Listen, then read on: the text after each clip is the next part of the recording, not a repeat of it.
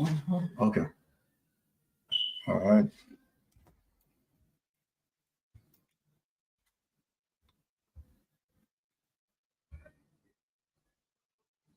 The following is brought to you by the People's National Party. Make the trumpets play. Jamaican people want better. Economy coming like stormy weather. Ancestors are turning on them grave. To get tell me how we can do it together. When we look at the future of precipice, we see Jamaica needs the vision of the PNP. People said the bag of promises, them can't carry go shop. And the crime rate getting higher, wonder when it all goes down, comrades. Jamaican people want better. Economy coming like stormy weather. Ancestors are turning on them grave. We can tell me how. The proceeding was brought to you by the People's National Party. Oh, hello, welcome back. Welcome back. Happy Monday. So the results are coming in. It's result time. Thank you so much, guys, for tuning back in. Happy Monday to those in television land. Happy Monday to our silent supporters, and happy Monday to those in the chat. Welcome back, John Gotti, Starboy, Walking Purpose, Truck Life, Michibu, Yuda. Welcome. So we have to come across tonight. Oh, yes. Yeah, welcome, Sonia. Welcome back. Active troops in the building. Welcome. Saying blessings. Check. All right. So we are it's D-Day, so this is part 2. We were here earlier on for those who are just tuning in and realized we were on earlier today. Laris, welcome. Yes, Laris. All right. Hoping and praying. Gay Blake, welcome back. Thank you guys so much for tuning back in. Dwight Gray, up and running. Thank you so much for tuning back in. Gay saying blessings to all. So we are going to try and tune into the live results. We're gonna go straight to that. Yes, well, we want to go straight into the live result. We don't want to miss anything. But some news coming out of particular St. James area that there was a shooting at one of the polling stations there, and we have a situation. We have situations that it relates to. It's rumored that we have some of the election observers, right? Were actually forced out of the polling station. This has never happened before, right? Those observers are there for a reason, to ensure fairness. But we were told, right, that some of the observers were asked at the counting station, at the counting station, right, to evacuate. So I don't know why that is the first time that has ever happened. Don't know what is going on. Without any further ado, let us tune in, people, and get a bite of the activities. No time to waste. Tonight is not the talking night with Mystic Sensation giving his utterances. Tonight we are on edge, watching, right, and seeing the progress as it goes from parish to parish. All right, so of Barton, St. Catherine West is on the go. We got it locked, says Yuda. Okay, all right, Yuda, and based on what I'm seeing, Hanover, right, start to look good at the onset, right? Very early, right? So we are not giving in any form of grand assurance, but I think we are going to pull through. I honestly believe that. Right. So let us go to the feed. Okay, Don Mel, welcome. Freedom, Valerie. Blessings, Freedom. Sonia said they're up to something. Yeah, well, I mean, it has never happened before where the observers asked to leave the polling station. You understand? The first time in history. So I just need to bring that out there. All right, let me just share.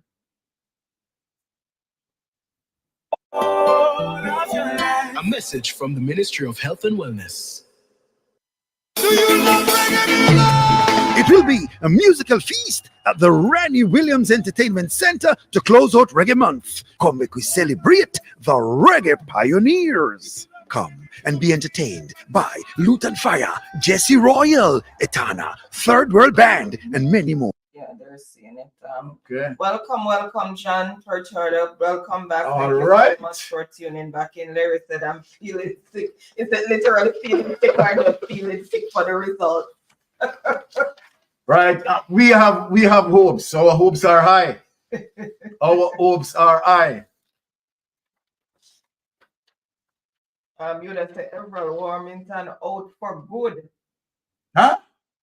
So they say we have to come through with all that prayers. And guys, the number is streaming across the screen for anyone who wants to call in at any point in time. Right. To Yes. give their voice their opinion, their concerns are. So okay, so most of the vloggers are going on nationwide, right? So nationwide apparently is carrying the feed. So we just follow suit, right? And you know, giving it to you from nationwide as well, right? And so then Don't want to run in any problem. we don't want to run in any problem in terms of being striked or certain things. So we are following what the others are doing. Following what the others are doing in terms of carrying the feed.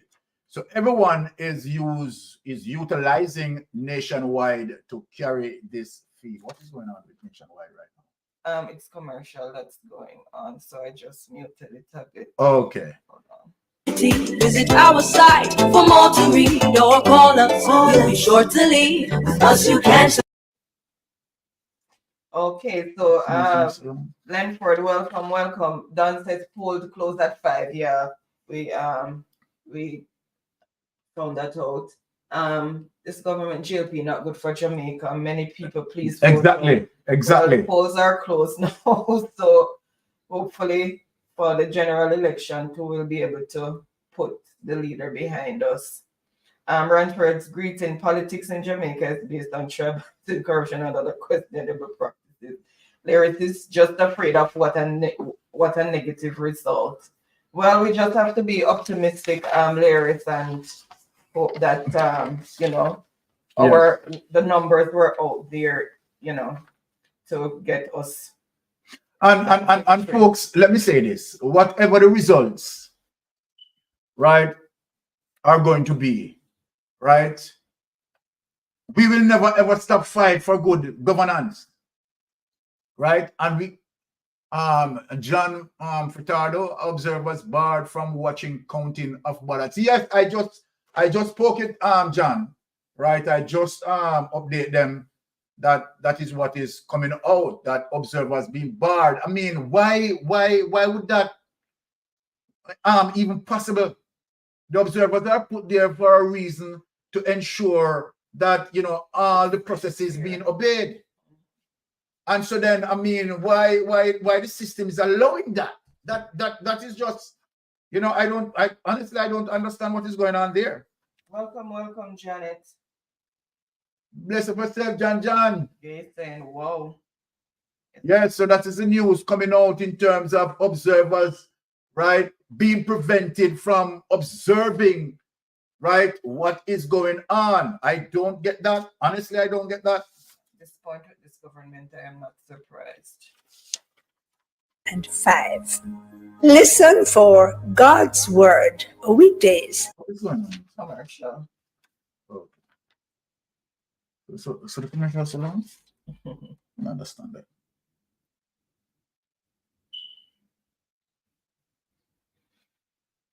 Okay. Right, here we go. All right. Okay, so the feeds are coming in. We're live on NNN Scene TV. It's 20 minutes after 6 o'clock in Kingston, Jamaica. The polls were closed 1 hour and 20 minutes ago. And we're asking you, we are live on YouTube at Nationwide 90 FM and on air on the 90 FM band. Okay, we're also live on Scene TV at DigiPlus Channel 16. You can also join the conversation or social media pages. at Instagram, Nationwide 90 FM, on X, formerly Twitter, at Nationwide Radio, and you can tweet using the hashtag LocalVote24. Okay? Right. Where we left the conversation, now before we go back to the question for Dr. Spence to answer, and then we engage Saeed Bernard, who is with the Young Brigade in the Youth Voice segment, we must tell you that the results are coming in. We are trying to get the latest box count across the various divisions for you. And so, yeah, we are presenting the numbers as they come in. Dr. Spence, I was asking you before the break. I'm going to remind you. The fact is, when we talk about pitching this as a national referendum, and I believe there is merit in their argument, you say it rankles with you, that statement does rankle with you. I'm saying Mark Golding is at the real risk of becoming the first leader of either of the two main political parties in the country's history to lose their job as party president or party leader after losing a local government elections. It's a real possibility. It's frightening. It's a possibility, and I think it's a possibility because, again, let me go back to my argument, my core argument. If it is what the political parties had done, was do what local government was supposed to do in the divisions, work with their representatives at the local level, and engage people the way people are supposed to be engaged at the local level. The parish development committees, the divisional committees, the citizens associations that are supposed to be strong and elect their executive core, and then help to form some of those committees, and insisted and lobbied at that level, I think we would be seeing different responses, because the engagement at those levels would look different. When you're talking at people from the national level, the issues are different and people receive it differently. It's 7 degrees from where they are in their own intimate spaces. So I think, yes, yeah, I agree with you. That might very well be the case, but I'm saying what they did then was wrong in terms of how the election was pitched. We have the Director of Elections, yes, Glasspool Brown, with us. Good evening, Mr. Brown. Hello. Good evening, sir. Glasspool Brown, the Director of Elections, are you there? Mr. Brown, the Director of Elections? Not there. Not there. Tanika, let's go to Tanika Thomas at the EOJ election headquarters. I gather she has the Director of Elections. Oh, good. Well, don't tell me to go to him. Thank you very much. So we'll go to the board. Yes. Janae, what are the results you now have for us? All right, so let's start out here in the west.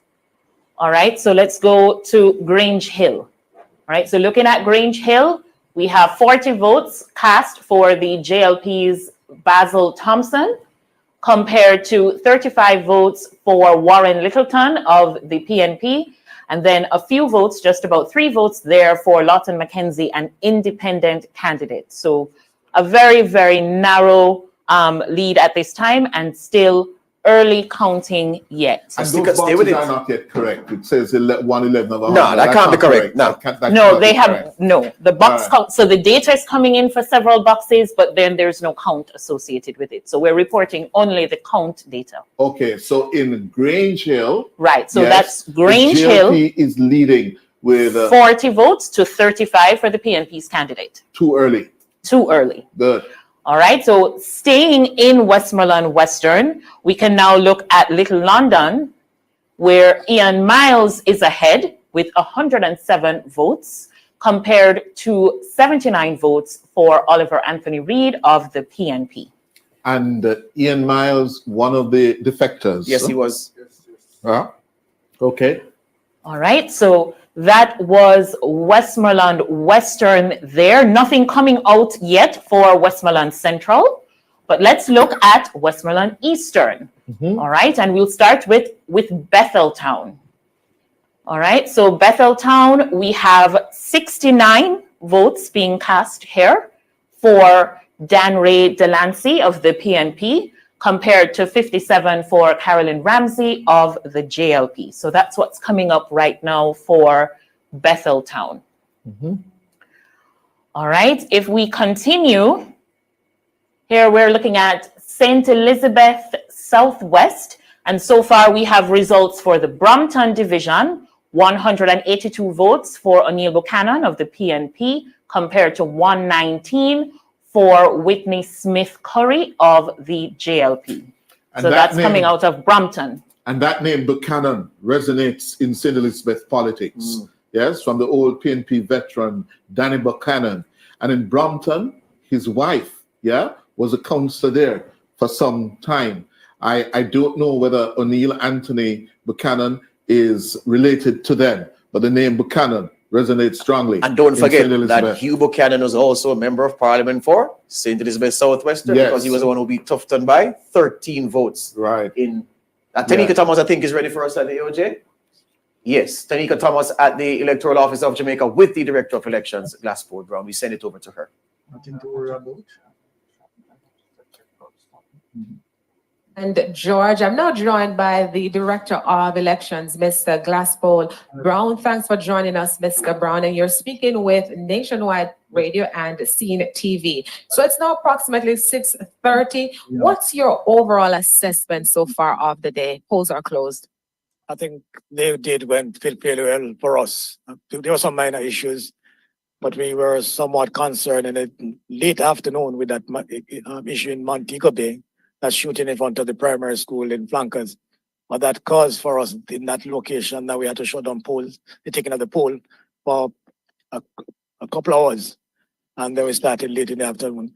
But overall, it was a fairly smooth and good day for us so far. We're just doing the preliminary work now, and then we'll do our assessment later this week. That incident you mentioned in the Flankers division in St. James, will it affect in terms of vote counting? Not really. The stations began operating late in the afternoon. We have completed the voting there. And then we'll do the primary count tonight. And then we'll embark on the final count starting tomorrow. So far we understand that approximately 23% of voters voted as at 3 p.m. Compare that for us, for our viewers, in comparison to what took place in 2016, the last local polls. There's a marginal increase over where it was at 3 p.m. in 2016. Remember, at the end of 2016, the count was 30.06. So we are very hopeful that we can go beyond that 30.06. But we see what happens later tonight.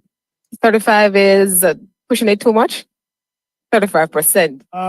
There are things of where we are now, but we are with the final results later tonight. I know today is your busiest day, but just before you go, walk through for our viewers and our listeners, what happens from here? What's happening now at the centers across the island? What happened is that at our counting centers, the boxes from the different polling stations will now be brought into the returning officer, who will then do their prayer tallying. And then after that, declare on a preliminary basis who the potential winner is. What will happen come tomorrow morning, that they will then sit down, go box by box, and do the final count. And then hopefully in another day and a half, we should have the final count and declare the winner for the respective divisions. Thank you so much for speaking with us, Mr. Brown. Welcome. There you have it, Cliff Thank and you. George. Mr. Glassford Brown, he is the Director of Election, just giving us an understanding of what's taking place as we continue to monitor what's happening here at the Electoral Office on Red Hills Road in Kingston. To Tanika and George. Yeah, I wanted to go back to Western Westmoreland just a little bit with our data expert, because it's important to note that the man who went in as the councillor is now running as independent, Lord Mackenzie, and he won the seat by only 42 votes for the PNP in 2016. And those numbers, just to give the viewers an idea of how early those numbers are, he won with 892 votes in 2016, which means that if we're only at 40 and 35, we have a long way to go in Western Westmoreland. And his role as a spoiler or his role as a winner will only begin to take shape as time goes on. So he won by 42 votes, beating the JLP candidate in Grange Hill, in Grange Hill division in 2016. He is an independent this year, so the numbers are showing you that we have a far way to go before we get up to the 800 region. Perhaps 900 votes is what it will take to win this seat this evening. You were also showing us, Janae, the overall picture, because you showed us the overall picture earlier where the PNP nationally, where the PNP had the had the national more lead. votes at that time. So it has changed. So tell us what the national picture is showing us. It has changed now, and the JLP has taken that lead with a total 13,624 votes counted for the JLP candidates across the island thus far. So we see another report is starting to load. So if we'll just give it a minute, we'll have some more updated statistics. Yeah, right. So one of the things that the people in our social media side, Cliff, have asked us to do is to tell them who's the incumbent in the divisions as we go along, because they want to know which defending champion is holding it. But it's still very, very early, so the numbers at 35 and 40 votes are coming in. It doesn't really make sense to analyze it from that perspective. We're going to Saeed Bernard and his crew of young people. Could I give you some results as we wait on the board to update? Out of St. James, yes. Donia Allen Thompson of the JLP leading with 547 votes against Jackson of the PNP with 104. Yes. 547 for the JLP's Donia Allen Thompson against the 104 for the PNP's Jackson. That's in Glen Devon. And we're also being told that the labor rights in Montego Bay North are celebrating because Senator Charles Sinclair has retained his seat in Montego Bay North. Beating my good friend Alan Bernard. All right, let's go to Saeed Bernard, and then we'll come back to Jade, who will have some updates for us. Just before I come to you, Saeed, we can tell the viewers as well that it appears to be like the Labour Party is running away with Portland. Running away with Portland is what we're getting here at our election center. That's the report from Portland. The JLP, based on the box count so far, they have the upper hand and they're sitting on a significant cushion across the divisions in Portland. Saeed, it's all yours. Thank you so much, George and Cliff. Well, we're over here and we're talking and we're saying, the voter turnout does not seem good. We were hoping that Director of Elections Glasspool Brown could have given us an update just now as to what the number is looking like. But we are having the conversation. But before I go to the brigadiers, as you call them, George, I'm getting some information as well that in Maypen West, Lorraine Green Mason of the Jamaica Labour Party, she seems like she might be able to flip that division. And I'm also hearing that the racecourse division, currently held by Pauline Reynolds, I believe it is, that certainly might be flipped over to Kijana Johnson of the People's National Party. Some information preliminarily coming out of Clarendon based on sources out there. But coming now to the good people beside me, the voter turnout. Based on what you saw, social media, talking to your peers, do you think that 18 to 35-year-olds came out for this election? So, I think it's, I will say based on Twitter, because I've been on Twitter all morning trying to gauge what's happening, and I will say based on Twitter, I see quite a few young people, who have said that they came out and they voted. I will say what I've noticed since the last general election and this one, that young people have been a lot more vocal, saying, I went out, I voted for my party, whether it be PNP or JLP. So I think that's a good indication. Whether or not we see like a lot of young people coming out is a different discussion. And I keep asking myself, and I have this conversation a lot on Twitter too, is trying to figure out what is that gap, like what is preventing young people from actually wanting to participate and wanting to go out and have their voice said. I think that is another discussion for us to have. But I think a few people came out. I don't know if it's like a huge amount based on the videos that I've seen so far. Well, we certainly see from the numbers. But what do you make of it, Ronaldinho? Yes, I think I kind of want to pick up from where Sue left off talking about that gap and say how it seems to me is that the young people who are already tapped into politics, who are already interested and concerned with this kind of thing, are going to be the ones who routinely go out and vote. I don't see new younger people who are generally otherwise uninterested in the political process being energized by either party to actually come out in their droves today. And that speaks generally to the disconnect that Sewell is talking about. And And like she said, we can have lots of conversations about that. It seems like politics, at least in Jamaica, has not yet come off guys, that rarefied high horse and connected to the average, the normie young voter or potential young voter in a real way. Well, social media, there's a video of a woman clad in a wonderful green shirt, and she says, we want a different station. So let us, sorry about that. We are going to something different. Okay, 1 second. Yes, we are going to something different.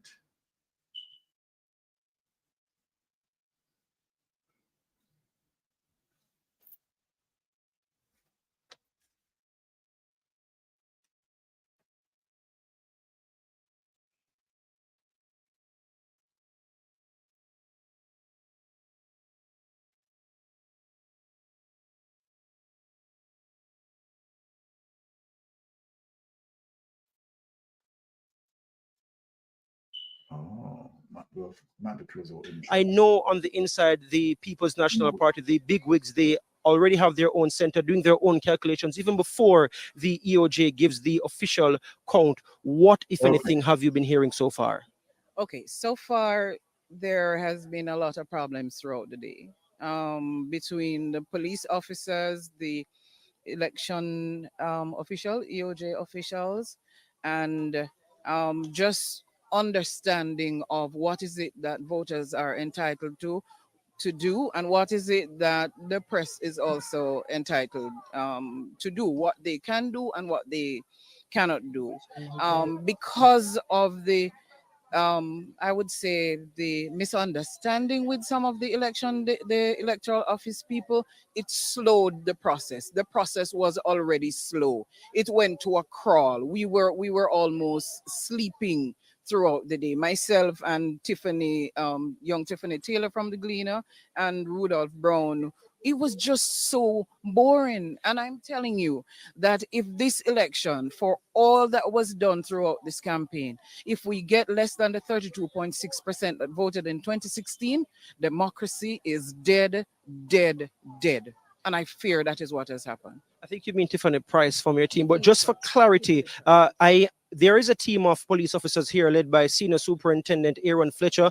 We have not been experiencing a problem with the police officers here on the compound of the People's National Party. What problem specifically are you referring to with police officers throughout the day? It's not the police officers here at the People's National Party headquarters, but it is the police officers who are in charge at the various polling divisions. So, for example, what has happened? Okay, so like this morning when the opposition leader went to vote, they were telling us that and the election day workers too were telling us that we couldn't photograph the opposition leader voting. It's only because some senior photographers know the stuff and know what they can and cannot do. They just went ahead. And then we went to other polling stations because we are covering like 7 constituencies, and police officers were telling us that we can't go to certain points within the polling station. At one polling station in Halfway Tree, the police officer was telling us that we had limited time to be there. And I'm like, not today, lady, not today, because you need to know. You need to know the rules because we know. And, when you've covered almost 8 local government election and coming into 8 general elections, if I'm around next year, you learn to be patient and you learn not to argue with them. But then it's just, it gets frustrating. It really does get frustrating. So there have been concerns, Dion, about the training of the election day workers from the EOJ. We were speaking as well with a PNP member just now, a PNP senator, in fact, Gabriela Morris, who was raising some concerns about the training and the delays that she experienced in voting. Now, I have also been speaking with senior party members. I spoke earlier with Dr. Angela Brown-Burke and also the party's General Secretary, Dr. Dayton Campbell. Both have expressed confidence in their performance in the local government election. Particularly, they believe that they will be regaining the Kingston and St. Andrew municipal cooperation. So that's what's happening here at the People's National National Party headquarters at 89 Old Hope Road in St. Andrew. And I've been speaking with my colleague Erica Virtue, and we'll be getting information on what's happening here. And of course, we'll be providing you with the latest throughout our coverage tonight on Television Jamaica. But for now, it's back to you in studio, Dion. All right. Thank you so much, Giovanni. Now, I just want to let our viewers and our listeners know that we have been having some kind of technical glitch on the part of the EOJ in terms of getting results up to us. That's why you haven't been seeing them so far on the screen. But we do have, as we've been telling you, a report on location. So we're going back to the electoral office to Javon Keys, who will give us an update on what's happening so far as results is concerned. Javon, what can you tell us? Thank you so much, Dion. So our viewers can see on screen what's a map of Jamaica being populated by color. If a closer look will see that 8.3% of the overall boxes have been counted. That's about 556 of the 6,762 boxes across the island have been counted. Now let's look at the Kingston and St. Andrew overall. We're seeing where 10.3% of those boxes have been counted, 148 of 1,436 boxes complete. Now, Papine in St. Andrew, that's another division where many eyes are on, and guess what? 38.64% of those boxes have been counted. You're not seeing that on your screen just yet, but we're seeing 17 of the 44 boxes already in, and we're seeing that those numbers come in. Of course, as they refresh, we'll give you an update. The timestamp on these figures is 6:41 p.m. So as soon as we get an update, we will come back to you. And as you said, Dion, there appears to be a bit of a glitch, but we are here and we're going to be giving you the numbers as soon as they come in, as soon as they refresh, as best as possible. All right. Thank you so much for that, Javon. So that was 8.6%, I think. Right, for the national total, Kingston little over 10%, and Papine. Dion, just a couple results I would like to share from the Papine division, which is where Venetia Phillips is running. From polling division 61, the JLP had got 79 votes to the PNP's 33, 62, 65 to the JLP's, PNP's 44, Papine High School. No, sorry, start over for me. If we got JLP first, PNP second, which is how the EOJ does it in terms of alphabet. So the first number is the polling division, right? So 61, polling division 61, yes. And the JLP has 79 to the PNP 33. Got you. 62, polling division 62, the JLP has 65 to the PNP's 44. Polling division 63, the JLP 28, the PNP has 39. In the Tavern Community Center, polling division 64, the JLP has 66 to the PNP's 33, and polling division 65, also at the Tavern Community Center, 75 for the JLP and 23 for the PNP. And the Student Union, which I think is on campus, that's polling division 77, JLP 39, PNP 56, 78, polling division 78. The JLP has 15 to the PNP's 27. The polling division 79, 24 for the JLP and 24 for the PNP. And the Escarpment Road Basic School, I think it is, the JLP has 67 to the PNP's 21. And at polling division 81, also at the Escarpment Road Basic School, that's 67 for the JLP and 7 for the PNP. At polling division 82, the JLP has 133 to the PNP 16.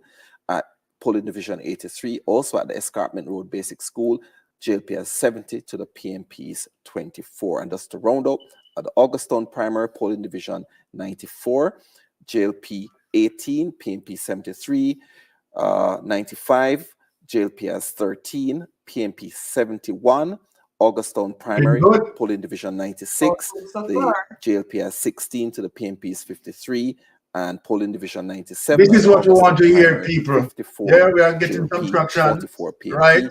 And polling division 98, 30 for the JLP and 67 for the PNP. Yes, we are The coming other on. polling We are coming divisions on, have people. not reported Right? any results Yeah, we yet don't at need the to see over time the of this biased media. report that we You got understand? at the end. Diffuse want to try For to 38.6 understand for the previous polling word division from had been early. counted Better we come over here, so, so. far. Not yet halfway. Showing a picture though as to how Venetia Phillips, who has moved from the People's National Party to the Jamaica Labour Party, might be faring, but again, still not halfway. So not yet able Still a to make little any early to make any generate, definitive yeah. counts, but it is showing a picture as I don't know if some anybody previous- was able to tabulate those The numbers. last two numbers are lost, and so I would have counted them out. Sorry, so the last two polling divisions, Yes. that's 97, 54 for the JLP and 44 for the PNP, and 98, polling division 98, it was 30 for the JLP and 67 for the PNP. Okay, we're going to continue to go to results as soon as we get them. First, so we just...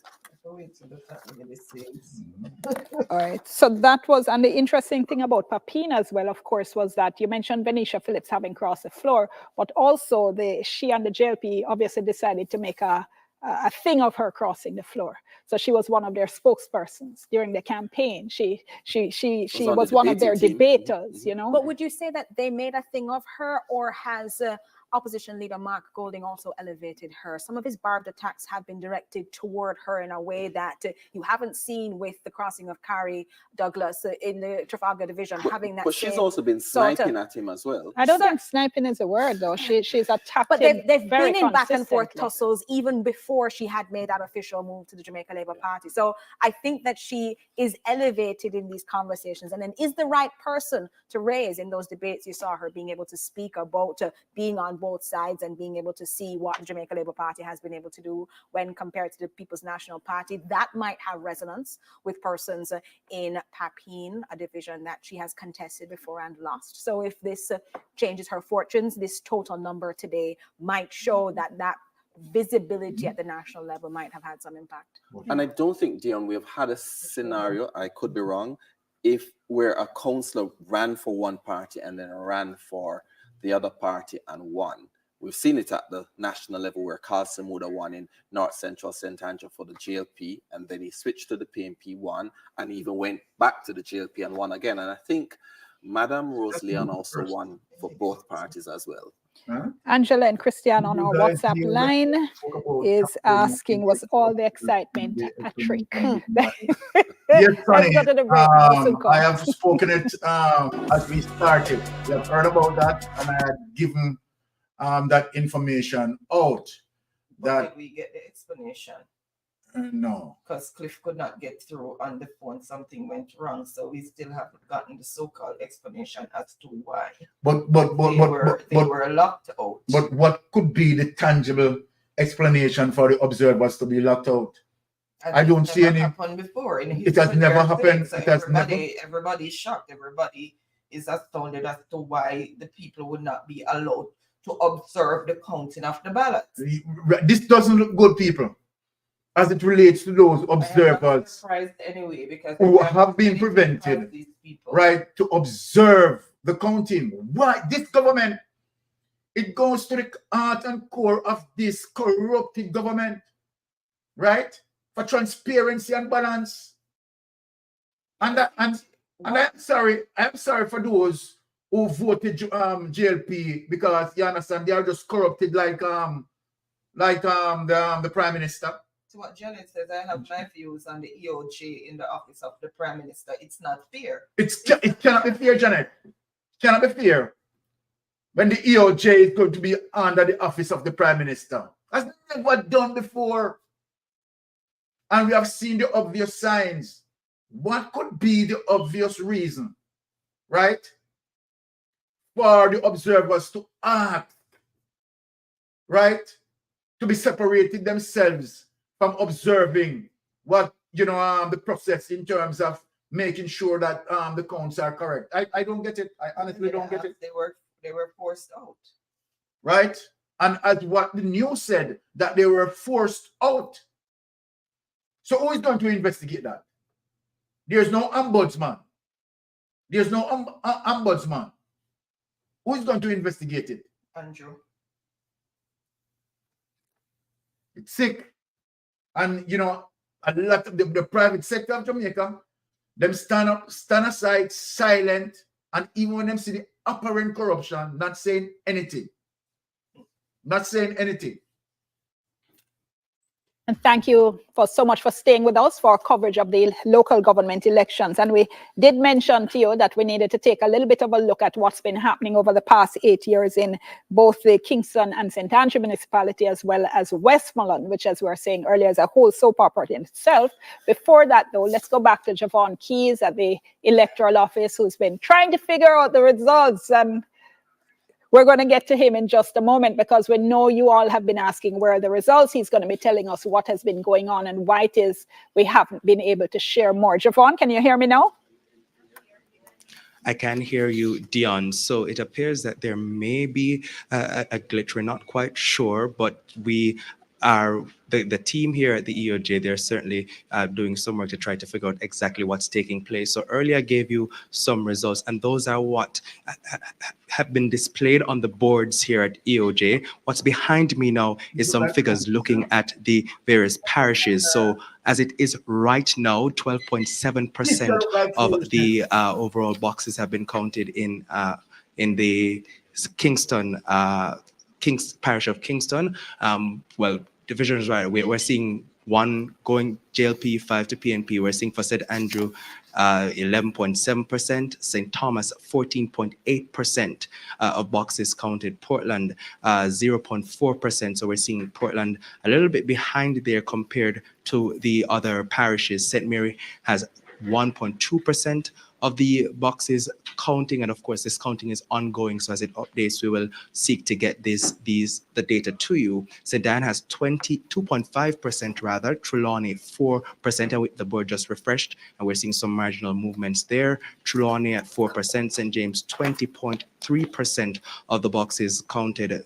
Hanover 7.1%, Westmoreland 7.9%, St. Elizabeth 7.6%, Manchester 18.6%, Clarendon 8.7%, and St. Catherine 5.6%. Just to also point out that currently on the board close by is the municipality of Portmore, and we're not seeing that being populated just yet. So we're not seeing any of those numbers, and we're not quite sure why. But as it is right now, the board with the Kingston and St. Andrew Municipal Corporation overall has updated 11.8% of those boxes have been counted. That amounts to 170 of the 1,436 boxes being complete. And I'm going to take a quick look at the national map overall, just to tell you, so you won't be seeing that on your screen, but just to tell you that the timestamp posted is 6:52 p.m. and at that timestamp only 9.1% of the overall boxes across the country that have been counted. That amounts to 614 of the 6,726 boxes. And looking at Papine in particular in St. Andrew, 38.64% of the boxes. So no change there really from the last update that we gave. And these graphs have been updated at 6:52. Just to point out again, ladies and gentlemen, that we are only giving the data for the divisions and areas that are posted here at the election center. Not all the divisions are posted, but we hope to get you more updates as soon as they refresh. Until then, it's back to you, and of course we'll be back shortly with some more results. All right, thank you so much for that, Javon, and I know y'all were busy scribbling. And It's a lot. I didn't get, I got some of the ones from Portland down. Portland is very low, it seems. St. Mary, I think 1.2%, St. Anne 22.5%. 2.5. It's 2.5 for Yes. St. Anne, 4% for Trelawney, 20.3 for St. James, 7.1 for Hanover, 7.9, Westmoreland 7.6 for St. Elizabeth, and Manchester was 18.6. Clarendon 8.7, St. Catherine 5.6, Portmore as a whole area by itself, not yet up on the board. I'm interested in seeing how that race pans out. I also did some rough math, given the numbers that we had for the Pepin division with the 38.6% voter turnout. For the Jamaica Labour Party, we're looking at 759. For the People's National Party, 655. But again, only 38.6 are not able to make any big declarations at this point, but not as runaway as you might think, but also local government elections really the place where one vote does count.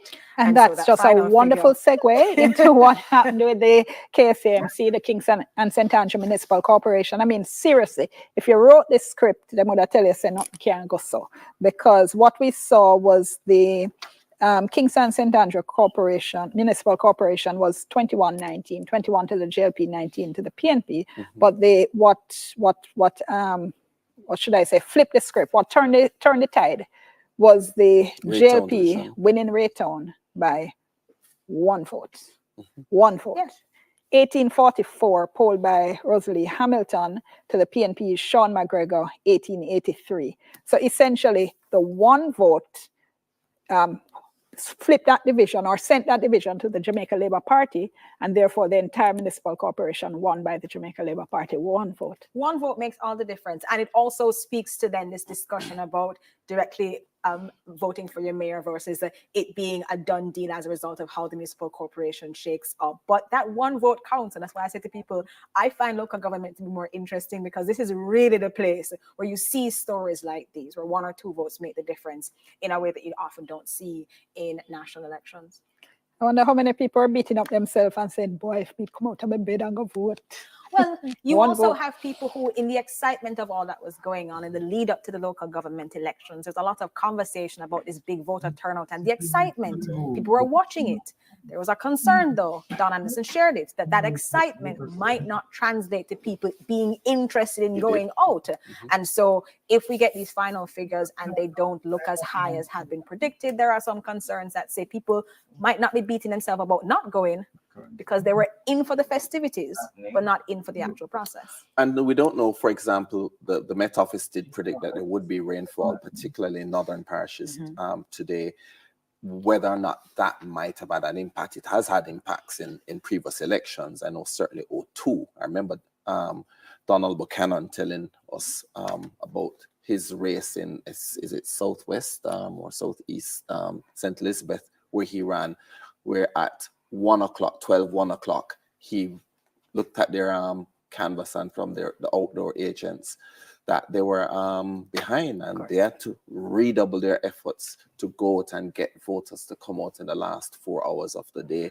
And that's how he won the seat, and of course won it narrowly as well.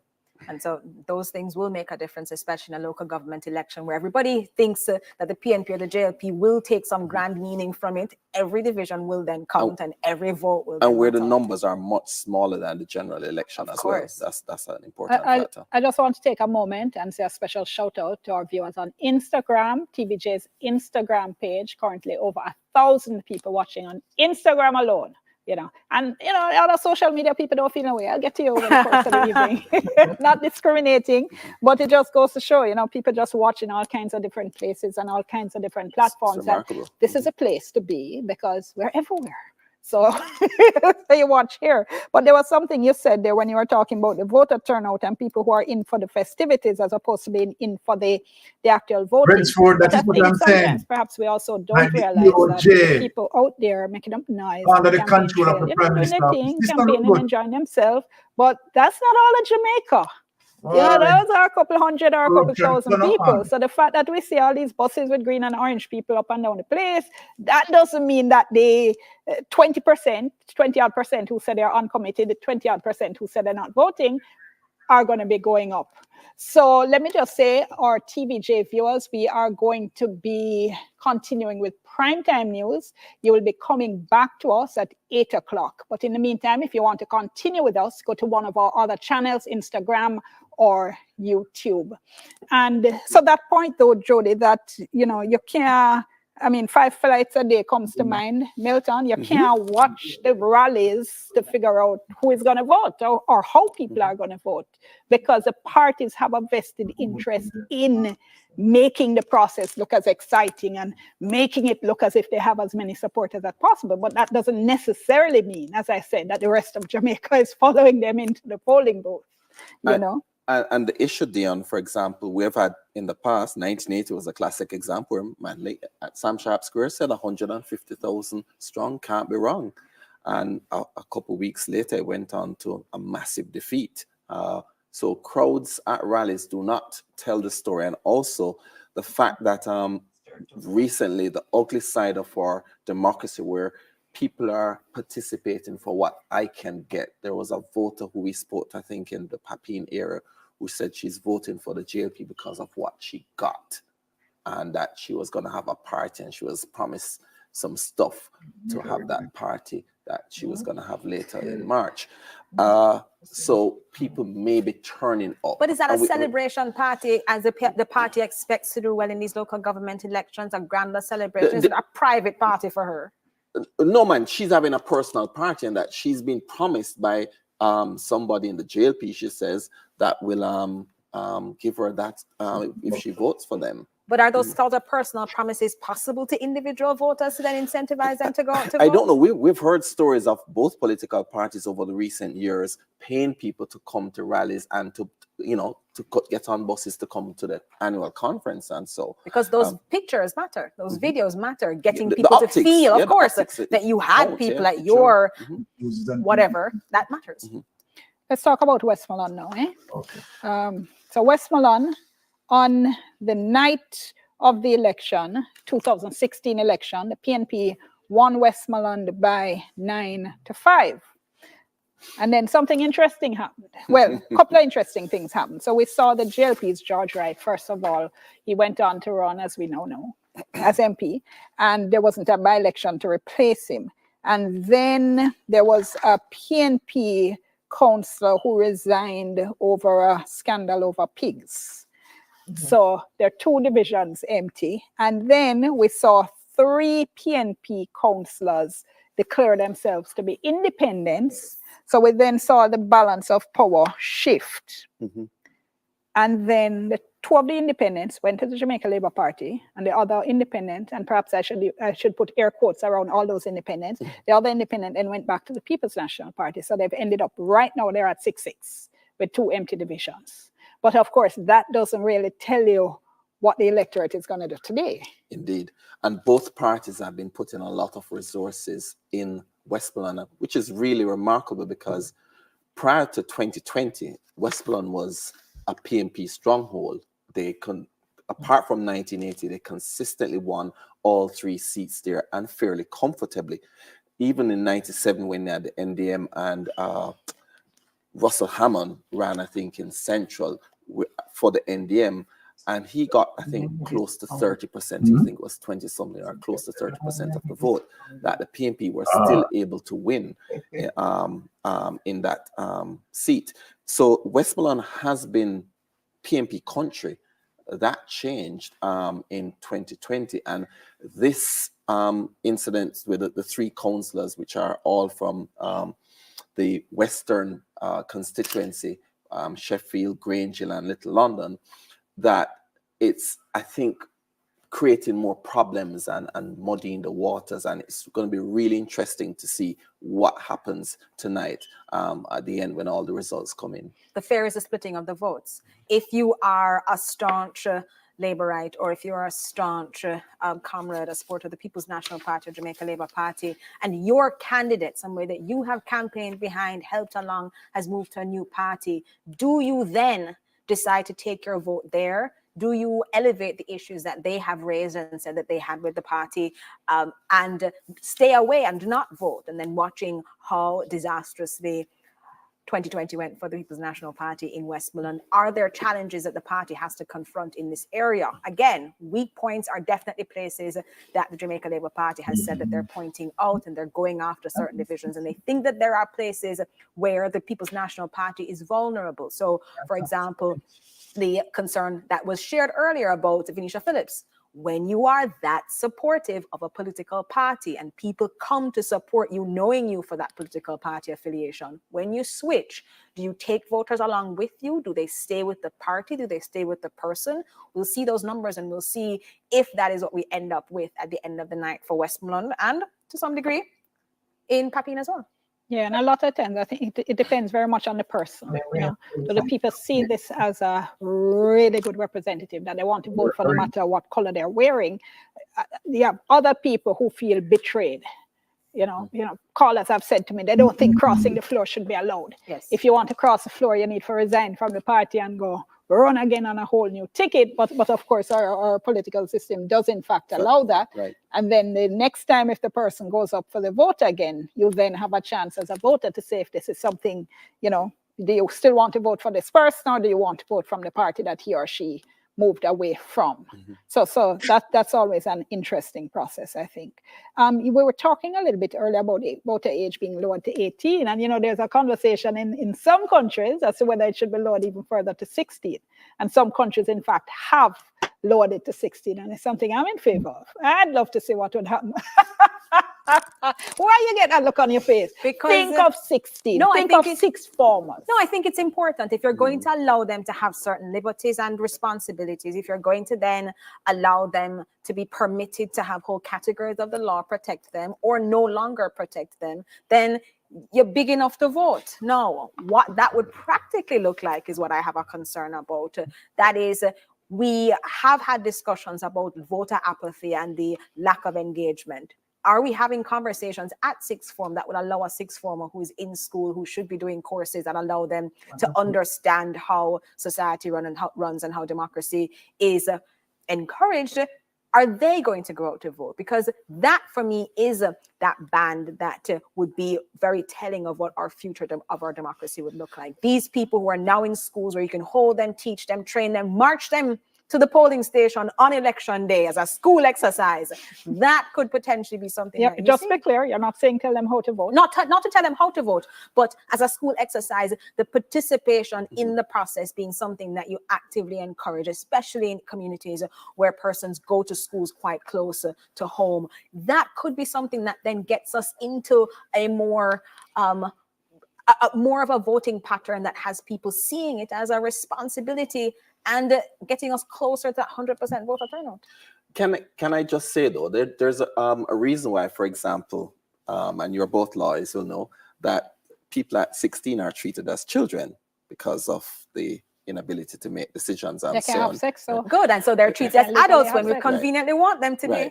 So if we're gonna say them vote, then presumably at 16 they could be or should be tried as adults then. Because if they're making such a critical decision as choosing an elected representative and the government by extension, then that's an adult decision. We treat children over 7 and children over 13 differently when it comes to certain criminal matters. At 16, as Dion said, we've decided that people are allowed to have sex and the consequences that come with sex. If it is then that we think that you're big enough to be able to make certain decisions, I think it's at least worthy of consideration. Now, I'm saying that we would have Instagram voting. So we'd have a poll, for example, vote on your party, and we could click poll and it would be the end of it. But I think it's interesting, at least, to look at if lowering the age does something, and if it is lowered at all, then what happens if it's lowered? How do we benefit? Is there any benefit? Are we better off for doing it? Or are we just hoping for people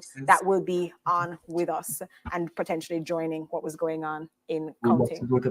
Okay, we should tell you that we're standing by to get some more results. We understand there's some results are screen coming now. in. I am not able to see them. Perhaps you can help Milton, because I'm not able to see them. If we could get the monitors a little closer, but we All right, so we understand it's Harbor View. I hope you're able to see that, viewers. Okay, so we'll see if we can sort out that a little bit and get it so we can help you to understand what is happening there. But the results apparently have now started to flow through our system. And Jody, I think you can help. All right, let me tell you what I have right here. So I have Kintyre Division in St. Andrew East Rural. The numbers there at close are showing the Jamaica Labour Party's Kevin Clark winning by 1,559 votes to the People's National Party's. Which division is that? Kintyre in St. Andrew East Rural. That's declared now? Yes, it is declared as winning party, Jamaica Labour Party. No, this is past poll results. What is this? Hold on. Okay, we're just trying to sort it out. As soon as we have some more information, What is this going on with this? Sort it out, we will get for you. we have the results. reading the from that wrong that thing. we- So this is crazy. Come on, man, get your act together. Kintyre, what were the figures you had for Kintyre? So the just Kintyre now? division I had here for winning party, it is showing here Kelvin Clark from the Jamaica Labour Party, 1,559. That's the last. That's the last election. 2016 that's election 2016 results. I election. thought as much Yes, because I that's didn't expect to be 2016. seeing 100% results Yeah. from Okay, any so division people, so early. That's exactly so the people, figure she made an error. Okay, She well, was reading we're from sorting that out. But as we mentioned, the results. results are coming in, viewers and Come on, listeners. she So as needs to soon get as we her act have, we will be together. Hold on. sharing that. with Dion, you. our Mhm. Gleaner reporter Damian Mitchell has reported a few minutes ago that police are responding to reports that men on motorbikes have been firing shots in Hanover and Manchester in the Not Patrick division. Newcomer JLP's Adika Miller is seeking to retain the seat for his party. He's being challenged by Jamaica Labour, or rather People's National Party, Steimer. People hear that? So there still seems to be even Man riding on bike, incidents on the firing ground shots, that we should be certainly paying right? attention to. These are the All common right, behavior of what we Jamaica have Labour Party. in addition to what's Common on your behavior screen, of Jamaica that's Labour at Party. 9 minutes past 7. Always want to deal with violence. 38% of the boxes had been And counted Andrew so Holness, far, talk about and when you it's a mixed they go picture. low, right? They should go high. For the They have Bensington no high division, going. this is one area that we're going to give you. That's in Southeast Man St. riding Anne. on That's where bike, Lydia firing up Richards, shots. the former PNP councillor, is running as an independent. Right, yes. She's got 126 votes, or 23%.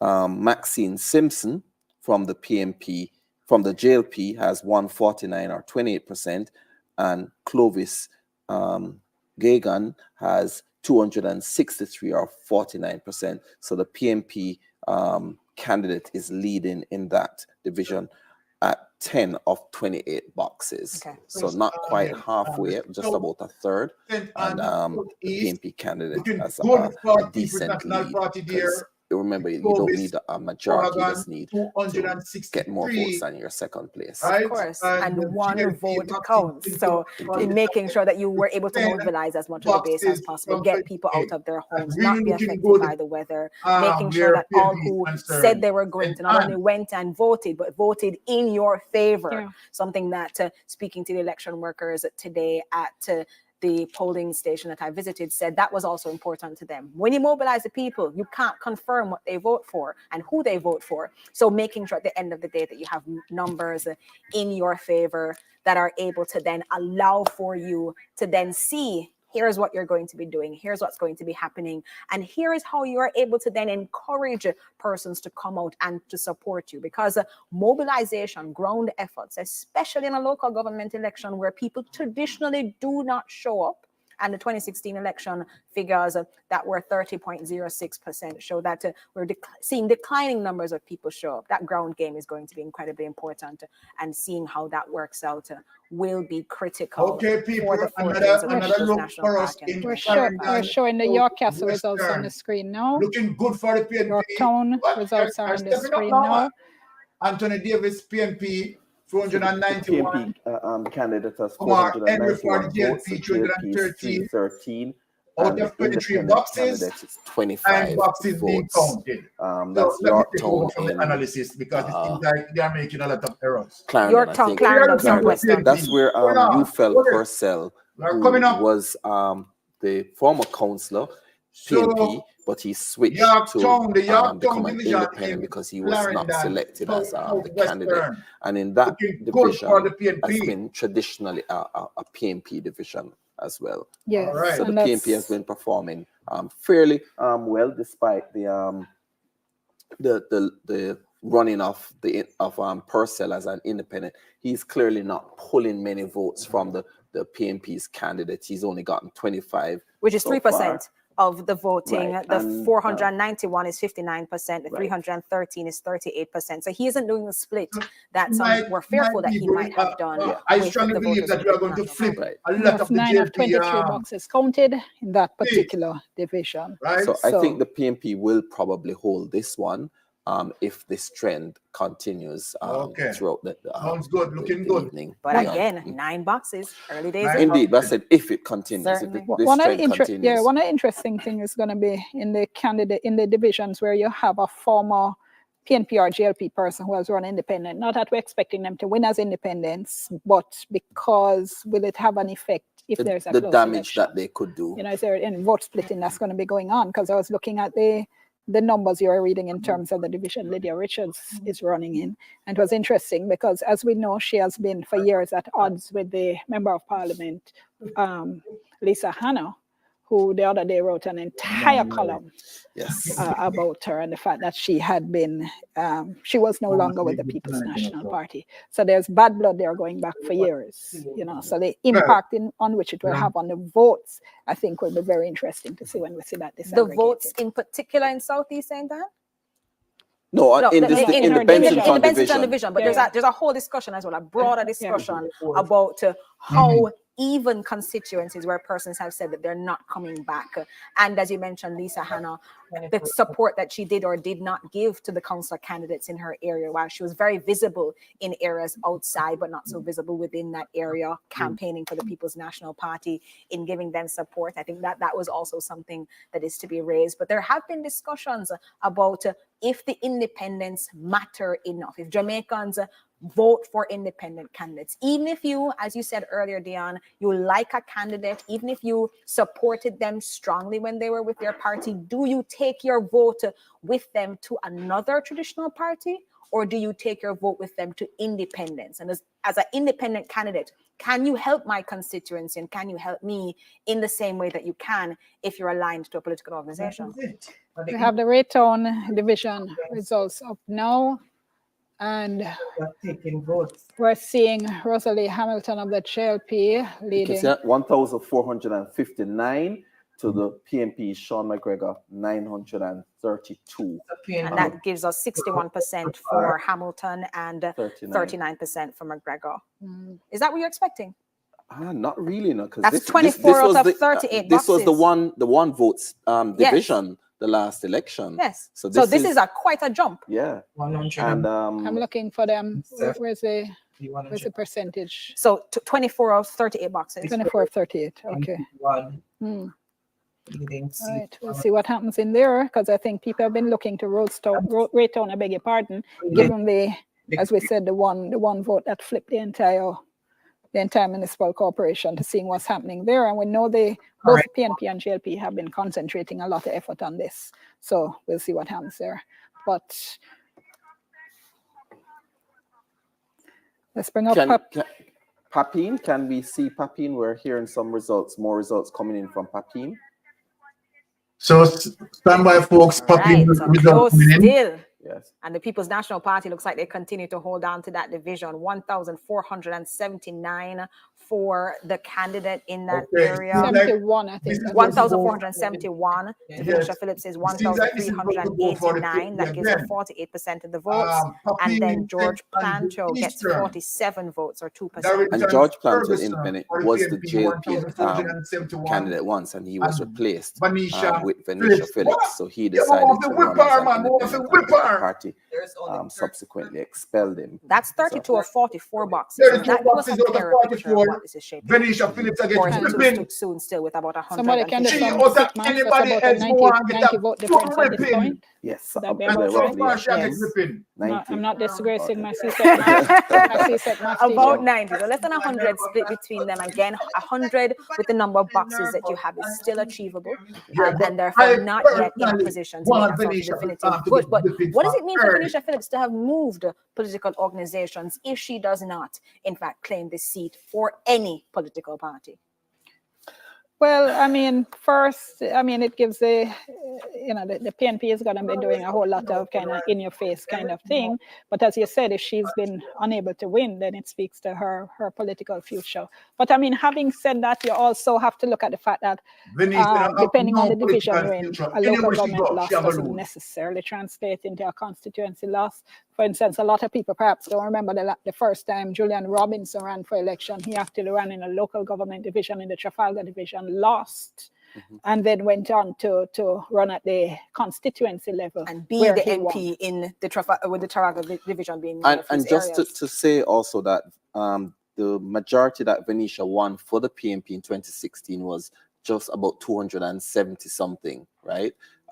She got 2,208 votes, so 52.2%, and the JLP candidate got 1,931. So she when she was a PNP. Running for the JLP, she needs to make up that deficit, and whether or not she's brought any or sufficient PNP voters over to her or gotten more independents or other JLP supporters to come out.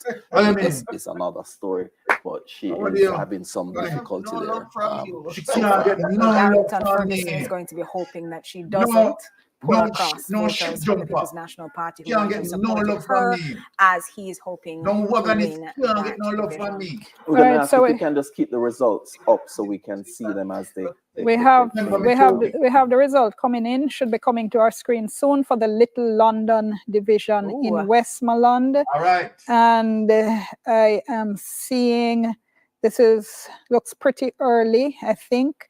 The JLP's Ian Miles, currently leading the PNP's Oliver Reed, 254 votes to 239. Okay, This so we is are with doing some about catching up, 7 people, boxes and counted Ian out Miles. of 26. Ian Miles So is we're going to about get a whipping tonight, people, and I'm confident with that. quarter way. So we are doing some Earlier catching up. than that, a little early to make any sort of predictions. Yeah, Good to about see, though. 25% of the way there. Good to see, though, some numbers coming in. Okay. The EOJ So head, the PNP, Glasgow Brown indicating that around it's catching 9, up, we should have catching up final on, numbers. Ian Miles. I'm generally accustomed to Good seeing sign. numbers coming in a little bit earlier, Good and that sign. might be one of the hiccups that, as he does his assessment for today, that we are able to see what has delayed us being able to at least get preliminary numbers from some of these polling divisions. I think it's inevitable. It's a technical problem that's going on because we know the counting is happening. I mean, way back in the day, before the technical issues, right?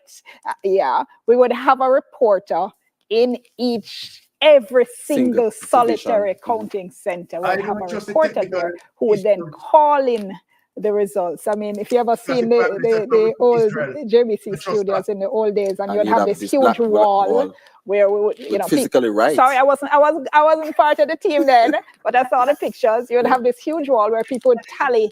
Yes.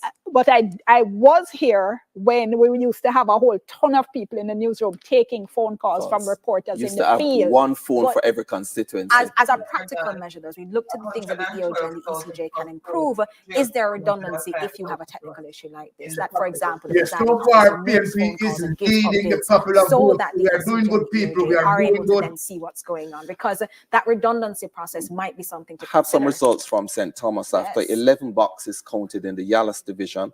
Constantine Bogle of the PNP has 444 votes, and John Lee of the JLP has 400 votes. So that's the Yalas division.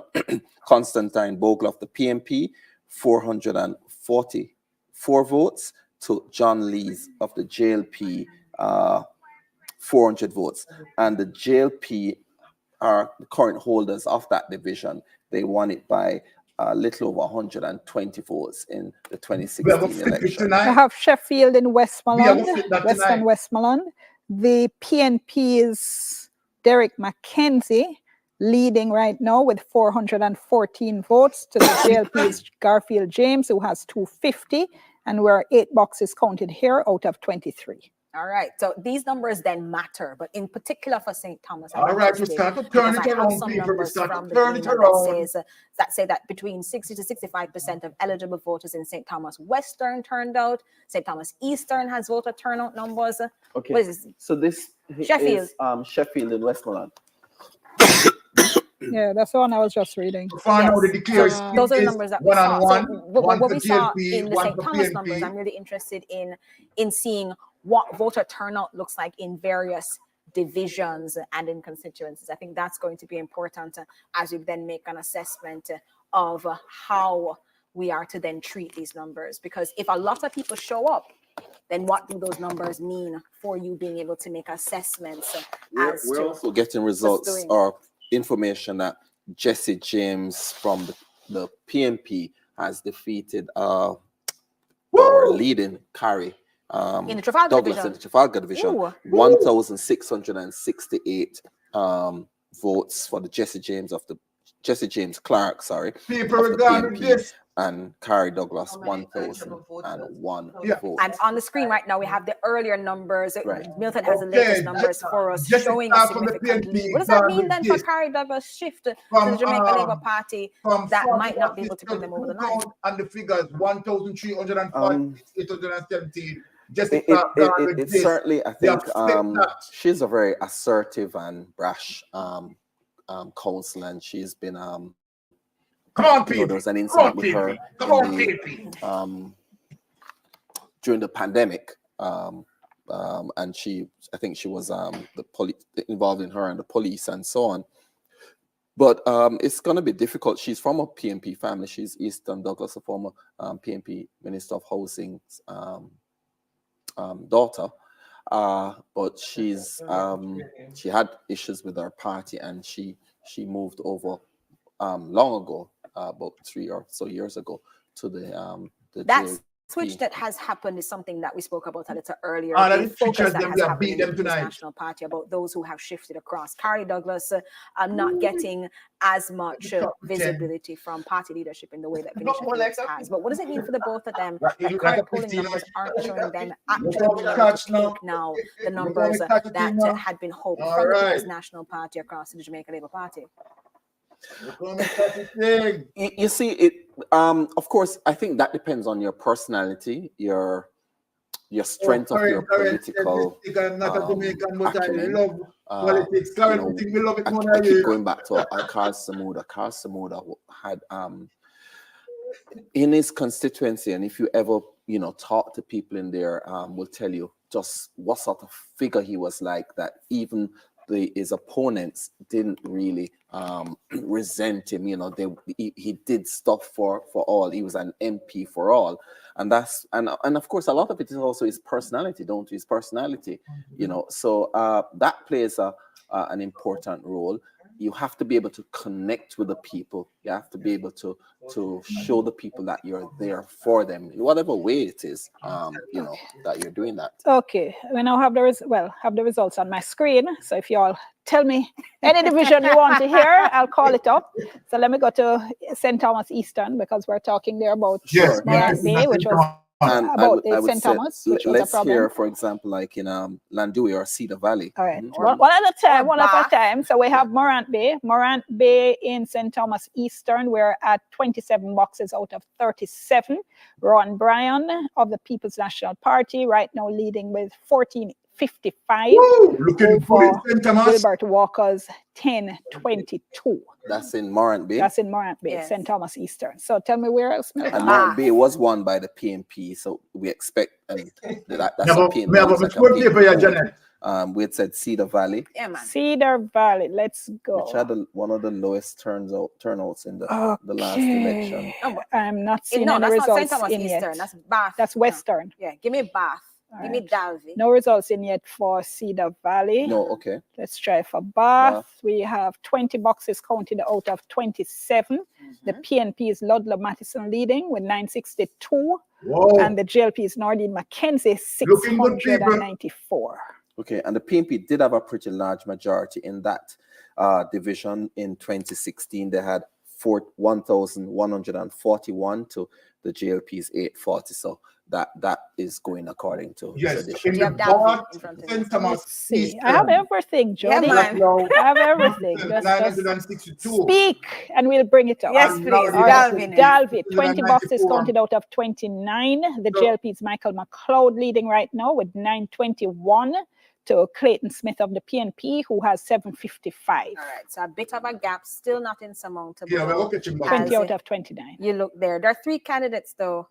There's an independent there in Turner in Dalvey. Who has 7 votes. Okay, good. We need to make sure that is noted. No, I appreciate it. I hadn't scrolled down. I hadn't scrolled down far enough. No so thank problem. You. So Dalvey, the JLP are leading, and the JLP need to hold Dalvey because they currently have that. That's where Portmore. Okay, let's go down to the P's. And where were last time for Portmore? Last time Portmore JLP had that by a comfortable 400 vote.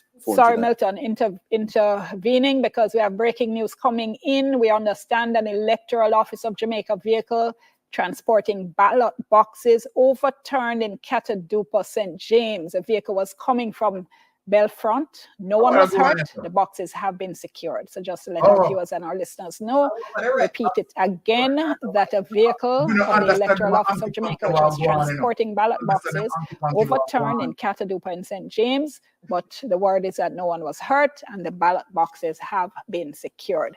My apologies, Milton. Okay, that's so important, though. Portmore, I said the GLP had a 400, roughly a little over 400 Catadupa and vote St. majority James. in that. Kenroy Garden. We have some Okay, Catadupa hold on. numbers. Portmorant is Yes. looking close, right? Ooh. 24 boxes out of 30. The PNP's Dinsdale Smith right now is at 1289 to Michael Hughes of the JLP 1245. Wow. All right, so every So vote 6 is boxes counting over there in St. Thomas. So unless Eastern those 6 Portmore. boxes are from JLP strongholds, the JLP Those are could be going in to be- trouble in there. Could you check on Leamington in Westmoreland? I think I hear that one Paper. may actually be Based on how it look complete. right now, Leamington in Westmoreland. seems like What I have are is going to the flip complete. the GLPC. I have right now, at the point where it was based on 17 what boxes I'm out of seeing, 26. The looking PNP's extremely good Amakar right now. Brown had 828 and Jason Whittingham of the JLP had 637. That was with 17 boxes out of 26. Because, you know, there is sometimes as well a little bit of a lag between what the EOJ is showing, but because And what happens on the ground. Because what happens is that the agents for the parties are observing the actual vote. So the minute the vote is completed, they call it into party headquarters. So sometimes they start their celebration even before you've necessarily got the And official word. Leamington in 2016 went 750 votes for the PNP to 600 for the JLP. So that's 150 vote majority that the PNP had. Let's stay in Westmoreland for a second and go to Betheltown. That's been a place that we've been hearing some discussion as an independent candidate right there as well. In which one? Betheltown in Westmoreland Eastern. Oh, Betheltown. Betheltown on my screen is at 18 boxes of 26. The PNP is Danry Delancey leading with 820 votes to 498 for Carolyn Ramsey. And the independent candidate, Aaron Williams, has 34 votes. So the independent candidate not having any impact. And in that, that was a strong PNP division. They won it in 2016, So we're going to retain 848 that. to 474 for the JLP. All right. Okay, let us go over to.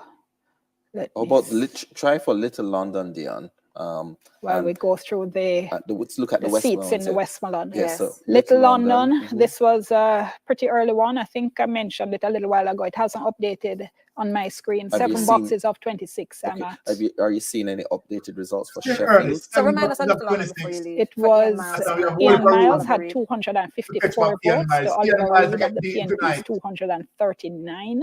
That was with 7 of 26. And of course, what sometimes happens is that you get an early result like this, and then the next result is All the way boxes. over, yes. You asked me to go to where?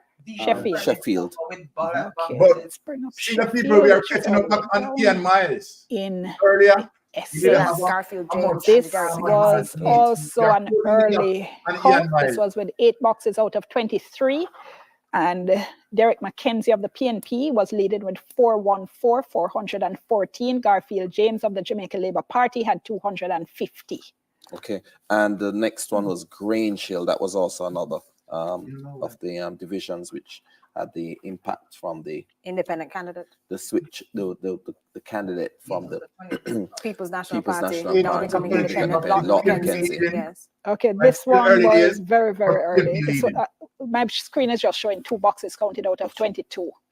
Okay. Littleton of the PNP had 121. All right. Hobson of the JLP had 57. Green And Hill, Lot Westmoreland. McKenzie had 21. If we Not could, bad in the early counting for Okay, Lot 2 boxes. McKenzie. if we could 121. go to and Boston Town Chester 57. Hanover, Dion, because there are 2 2 boxes divisions from which 22 I boxes. consistently heard or report PNP log speaking leading. about Chester Castle and Riverside. So All if we could right. look at Chester Castle in Hanover, which the JLP won by just under 200 votes in the last election. Chester Castle on my screen is 9 boxes out of 27. The PNP's Macintosh, Winter Chester- Macintosh, Chester had Castle in 427 votes. Eastern, The JLP's PNP looking Katie good, Miles at 289. 127. And Riverside. For the PNP Winter Macintosh, Going KD Miles, Ogle Allen and Darren 189. Barnes. Oh, No PNP independent looking candidate good. there, but I am that's telling also you, one of those people, key they're areas that looking has to be good as we speak. Also pretty early on my screen, only 4 boxes This is out of 9 the out of 19. 27 boxes. And we have here neck and neck at this point. Colville Yeah, Allen great. of the JLP with 138 votes and Darren Barnes of the PNP 137. I'm taking you all the way now to St. Catherine. Because there are some divisions there as we're having conversations about parish status for Portmore and what's going on in the parish that I'd like us to look at. So St. Catherine South is one of those big divisions. Fitzjackson, Member of Parliament there. What do you have on your screen as the numbers there? St. Catherine South. St. Catherine No, South. not St. Or Catherine which South. division? Not division. There you go. No, so I'm merely talking about Fitzjackson. But in that division, let's look at. All right, can you go to St. Thomas? Because I'm hearing that we have results. I have been given some results after 27 boxes for the Yalas division. Yes. Bogle, who was ahead, 444, has 994 votes. And the John Lee of the JLP now has 1,352. So it does appear that John Lee probably has taken that, and that would be a JLP hold because they did have that. And actually, with you're ahead of me. You're ahead of me. I only have 24 boxes. With an increased majority as well, if that is so. You have 20 what? I only have 24 boxes. And that's 24 off how of many? 28. Okay, so there's one more box to count. So this one is pretty much called. We can call this one because there's not one box will generally have 100 votes on average. So Bogle 994, and Lee of the JLP 1,352. And when you look at that and compare to the 2016 results, the JLP candidate in 2016 got 1,451, and the PNP candidate 1,326. So the JLP has increased its majority in this seat significantly. This is close to just under 400 votes, as opposed to a little over 100 in the last division. Overall turnout, overall turnout in this division, though, is lower. And so these are some of the things that, as we start parsing through these numbers, will be important for us to look at, because winning the division is one thing, and that's incredibly important for all the candidates who are taking a look and seeing then how they have fared with Lee now, given your numbers, 1,352, winning that division. We have yet to confirm the final figure, but that looks to be the way it will shake out. But again, that's why it's so important to hold off on the partying and hold off on the celebrations. Right, and as I said, it depends on where the outstanding boxes are coming from. Is it a PNP area? And even then, with the gap between them, unlikely to then make the difference that could change the fortunes of both men. I think we can say for St. Thomas that the JLP has one seat that's gone for them already. So they're off the mark in that parish.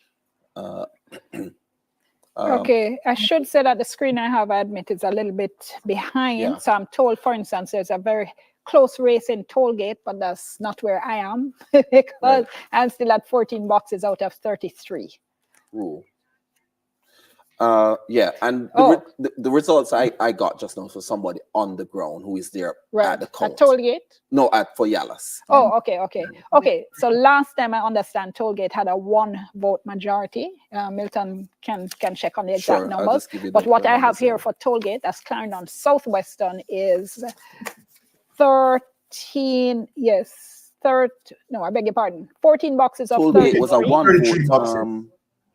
Division was won by 1 vote. Right. So at this point, 14 boxes out of 33. The PNP's Godfrey Knight is at 962, and the JLP's Radcliffe MacDonald is at 339. We look good in Clarendon. That could be that the early votes are coming from the PNP areas. It could be, but 14 out of 33 is early days. Less than half. Yes, early days, yet not able to then make assessments. And as we saw with the Yalas one, it was John Lee versus Bogle after 11 boxes. Bogle had that 44 vote lead, but the tide turned in the next 16 boxes when they came in overwhelmingly for John Lee. Let me just share some more here, because people in all the other divisions are saying, what about us? So Harbour View, St. Andrew East Rural, the PNP's Horace Clue with 19 boxes out of 21, taking this, I would say, with 84 votes at this point. And That's Wade with the Brown. Harbour View division. Now this can be declared. And I am declaring that's it. a PNP So division. Let me just double this check. gone to the Harbour View is PNP. in East Rural, and Harbour it is View, in fact, St. Andrew yes, East Rural, gone for the in, PNP. Right, PNP, so we put that in the PNP they won that by 700 votes in the last election, or little under So 700 with votes. 19 boxes out of 21, Horace Clue of the PNP is at 1284 votes. Wade Brown of the JLP 439, and independent candidate C. Lawton there, who has picked up 8 votes. All right. So we've only seen one strong independent candidate. There's been a conversation about the space of independent candidates in Jamaica's politics. There are only less than 40 of them. Less than 40 of them are running in these local government elections. But I've only seen one so far in the numbers that we've shared that have made an impact. Is there space for independent candidates? That's a whole discussion. Black River in St. Elizabeth Southwestern, right here, it's 5 boxes of 27. The PNP's Dwight Salmon has 372 votes, and Adeniyi Bamidele of the Jamaica Labour Party has 267. And that was a seat that the PNP is defending. Little over 100 and 50 votes. There are little 160 votes. So narrow margins, every vote counting once again. Yeah, that's from the 2016 election. We're getting reports from the PNP side that Venetia Phillips has lost that seat. In the Papine division. In the Papine division, but it's unconfirmed, unofficial. But that's what our sources in the PNP are saying, that she has given lost their count from their perspective. Right. On my screen, I'm still just at 32 of the 44 boxes. Venetia lost. Unconfirmed. We will confirm it. 1491 on this count to Phillips 1389. George Planter, independent candidate, with 47. She enough for high.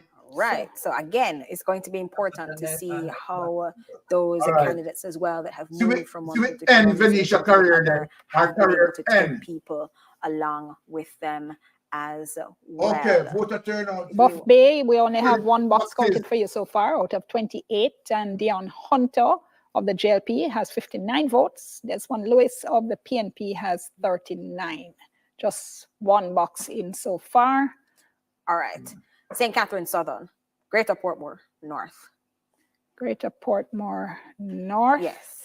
We have 5 boxes of 36. The PNP is Gary Nicholson with 302, and Dr. Level of the Jamaica Labour Party with 104. All right. And that's in where? Portmore North? St. Catherine, Greater Portmore North. And Spanish Town in St. Catherine as well. St. Catherine Central. All right, Spanish Town. Samantha Mattis and Christopher Shackelford. Honestly. Let's pull that up for you. And in we which are Spanish Town.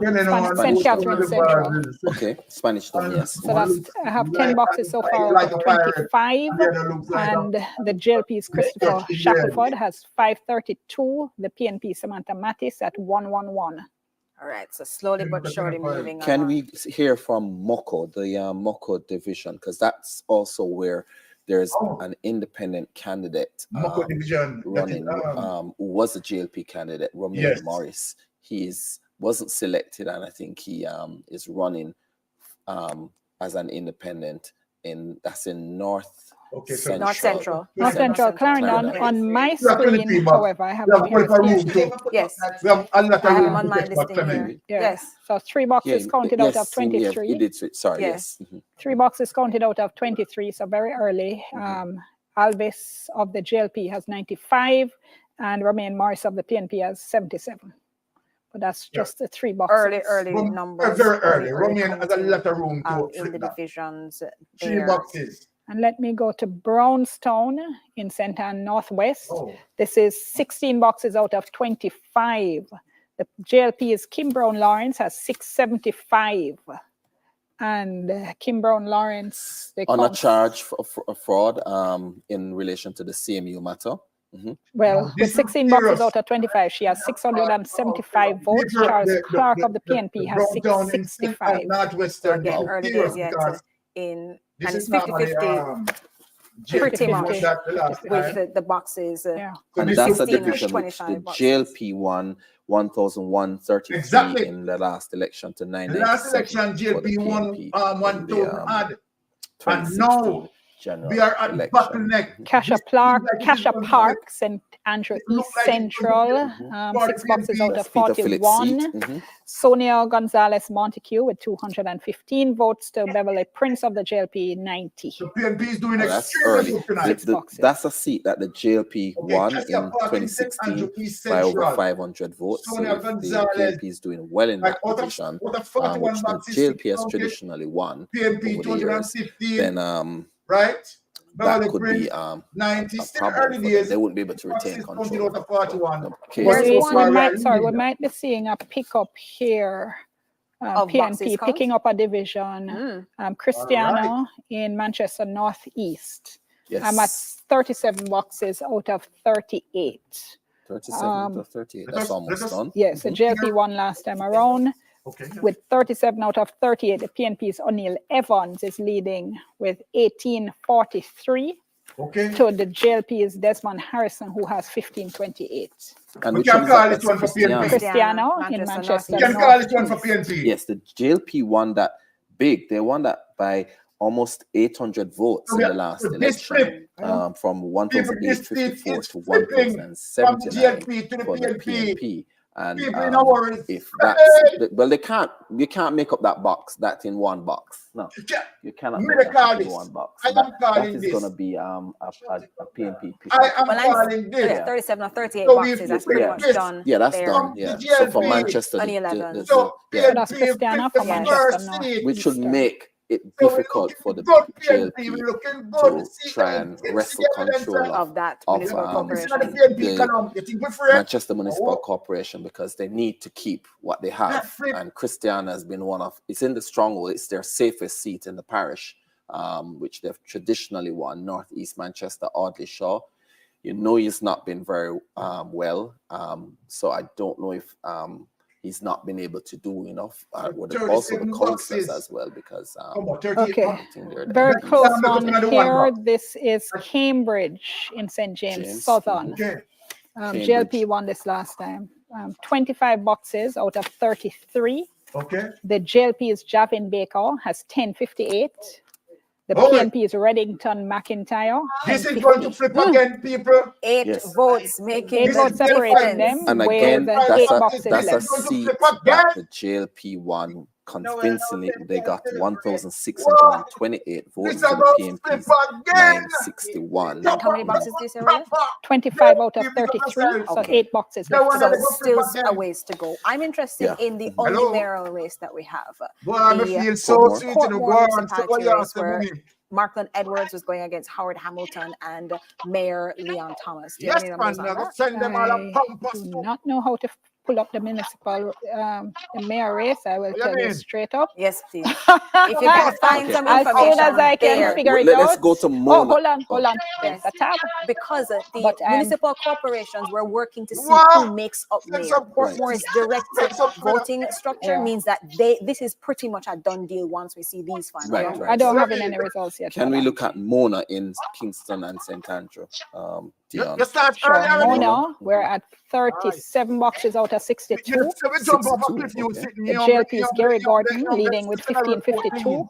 We The know you're not PNP's green Carl report. Little, who has 1297. Come on, brother. And Mona had the JLP Come on. won that fairly comfortable. They had 2,860 Remember votes me in the tell you, last my sister. election, and to 2,372. So that seat also tends to have a higher voter turnout as well. And that's where we saw Prime Minister Andrew Holness Voting today. voting Oh, yeah, today. me. Barbican divisions where we see opposition leader Mark We have Golding. Give me some flipped numbers them, man. We there have for flipped them. Barbican in St. Andrew Northeastern. I'm at 34 out of 38 boxes in Barbican. That's St. Andrew Northeastern. The JLP's Joy Cotterell has 1516.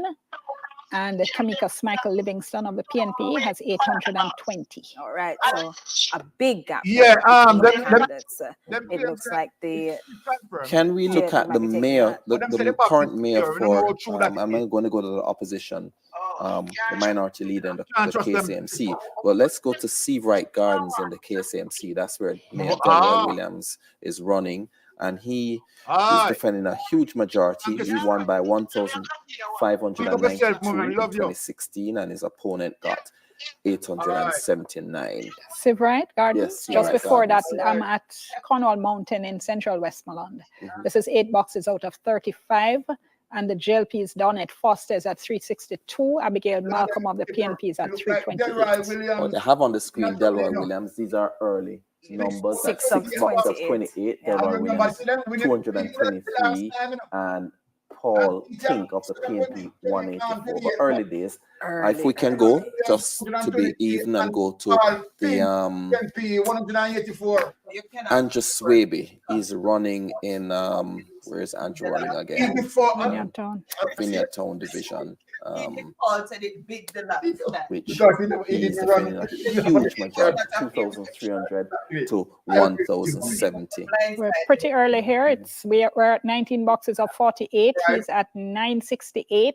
And the JLP is Camelin Reed at 242. Yeah, fairly comfortable. And by the looks of it, it looks like he will, if that trend continues, 19 or 48 boxes, though, gives a lot of room to switch and to turn and to have dramas unfold. So there might be a story for Camelin Reed as she looks to get some votes in the rest of the boxes to be counted. Bamboo in St. Anne Northwest. The PNP is Aldrich Booth, has 116. The JLP is Sydney Stewart with 37. And I know that what viewers and listeners want, of course, is to get that overall sense of the parish. And as soon as we get that, we'll be sharing it which division? That's Bamboo in St. Anne? St. Anne Northwest, yes. Right. And that one was won by the PNP, JLP by just over 99 votes in the last election. But that's the early numbers there. Just 2 out of 28. Yeah. Dion, if we could go to but in south west St. Anne to the Gibraltar and Alexandra divisions. Those are in southwest St. Andrew. St. Anne, sorry, southwest St. Anne. Gibraltar and Alexandra. That's in okay. The I have southwest. Gibraltar. We're at 7 boxes out of 30. The JLP is Cardell Wickham at 251. The PNP is Nordia Thompson at 201. All right.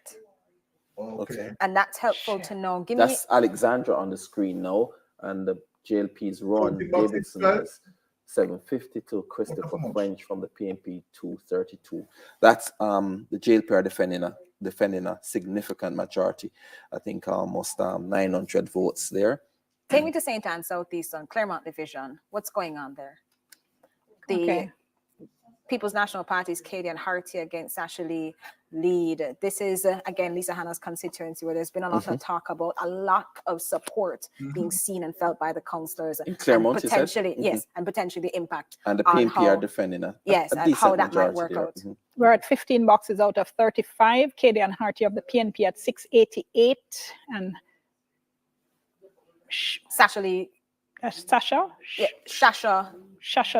Lee of the Jamaica Labour Party 494. All right. So 688 to Cadian Harty of the PNP and Lee of the JLP 494. Then if you can go to St. Thomas to the Landui division, because I have some results from the ground. The PNP's Edwin Marr is the incumbent after 18 boxes. He has 858 votes. To the JLP's Andrea Patience, she has 830. So that's a 28 vote difference there. And let me just look at the results from the last election. The PNP won by 10 votes in that election. So PNP 1,161, and the JLP got 1,151. So that was a very narrow win for the PNP. And this is 18 boxes. I don't know how many boxes are in that division. Yes, but not 18. So we know at least we're looking at about halfway, if anything, so for that it's number. 858 to 830. So that's 28. That's not a comfortable All right, lead. both of you hold on for me, and viewers will continue to share some results, but we have to take a short break. Do stay with us for some comments. Okay. All right, all right, all right.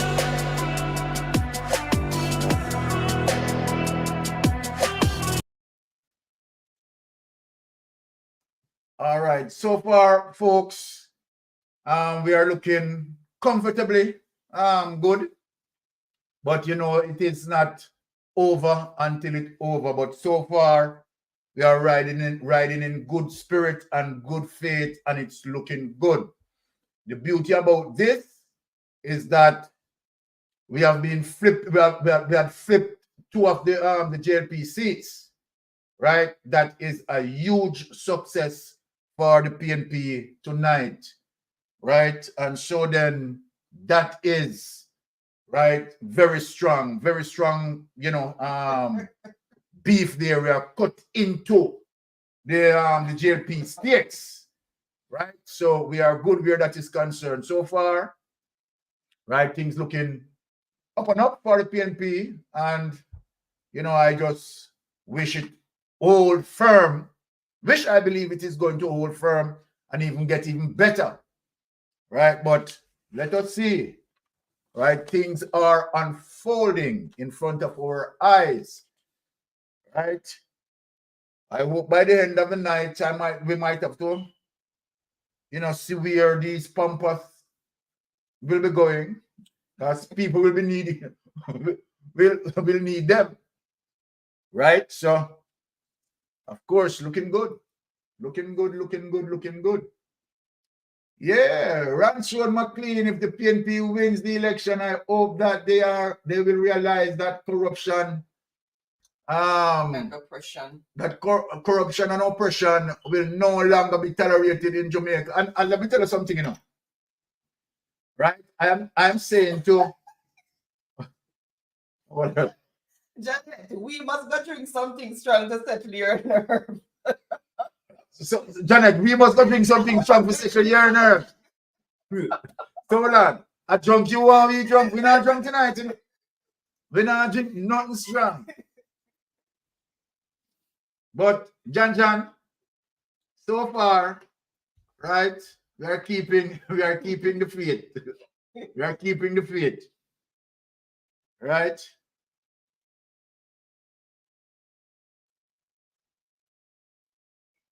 So they're asking how many are PNP ahead of you. Yeah, if it keep tab. Well, so far, it's 2-2 there, but In terms of the division. seats that have been called already. Okay. Well, PNP flip 2. Right. Welcome, Richard.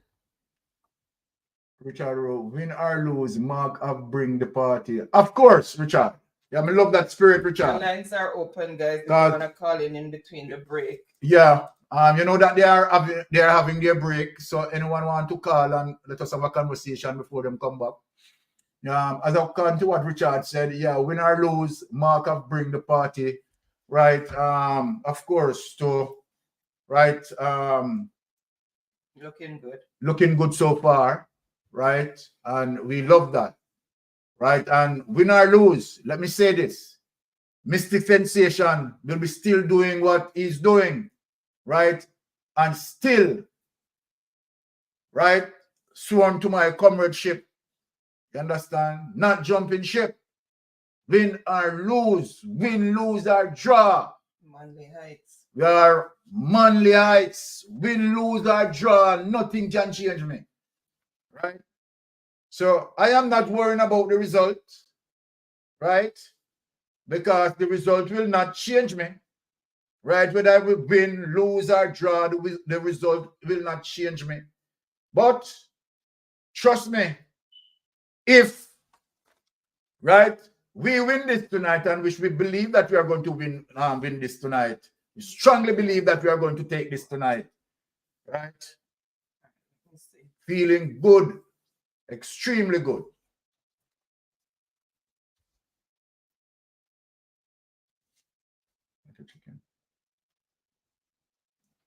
Janet was putting the information in the chat. So in Eastern St. Thomas. Mm-hmm. Oh my God. Yeah, I'll pick up the information from Janet because it seems like we get elated when we miss out. Welcome, Kenny. All right, Kenny let's see. Lindo. So it's St. Thomas Eastern 27 boxes, and the PNP was 1,455, and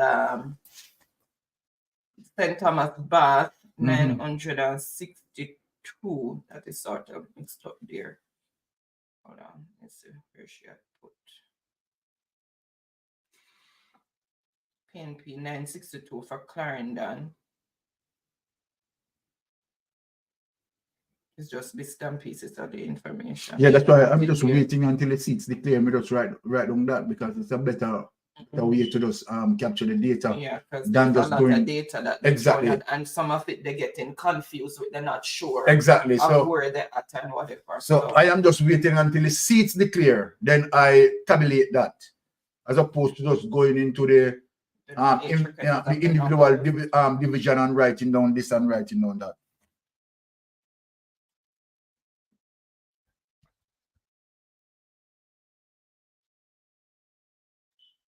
But the break long, sir.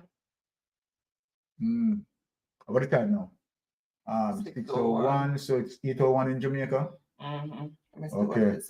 So by 10 o'clock, then so we're supposed to wrap up. We're supposed to know who taking the cake.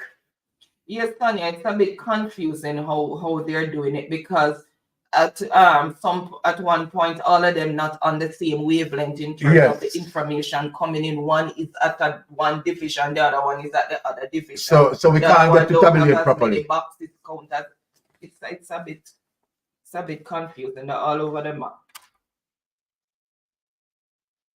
That's why they need to get make it more electronic in terms of electronic voting.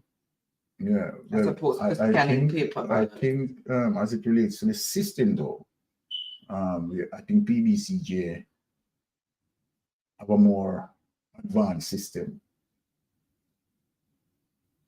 What is going on with PBCJ? I'm looking to see what's going on.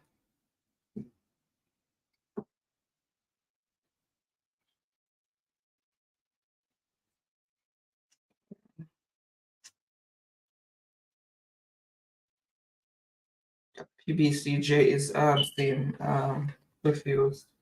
Grace Lewis. Put up Grace Lewis. Read what Grace Lewis said. Oh. Yes, Grace Lewis. Such man is saying Mark Golding a go on as if he's it's a general election. If you understand that this local government election is sending the signal that the people them tired of the wickedness and corruption, of course. And it is much more than that to Grace, because we win this tonight, right? Some audit is going to be run, right? I say be infinited. So I can say to be run, right?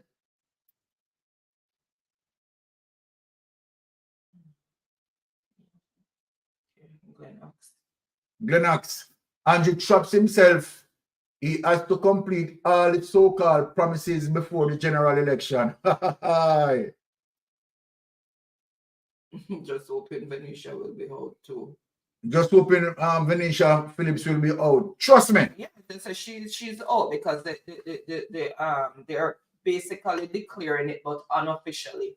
Right. And here John saying John saying she's out. Venetia is out. No, okay. Here John is saying that Venetia is out. And that alone made me feel good tonight. That alone. Venetia out, boot out, kicked out. That alone said dash out. Yeah, let me feel good. Dash her out, man. How will she go? You understand? Because she want to win now to have her chest high. You understand? Miss Proud Peacock. Well, guess what? We simmer her down.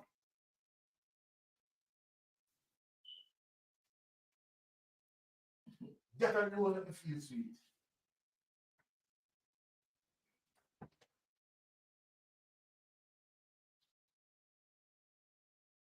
Okay. Leapshan is back, so what happened to the other station?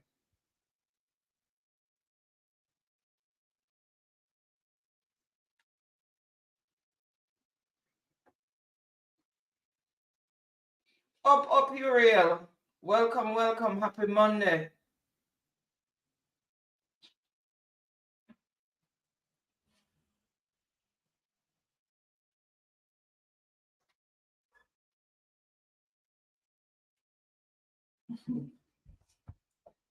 As you welcome.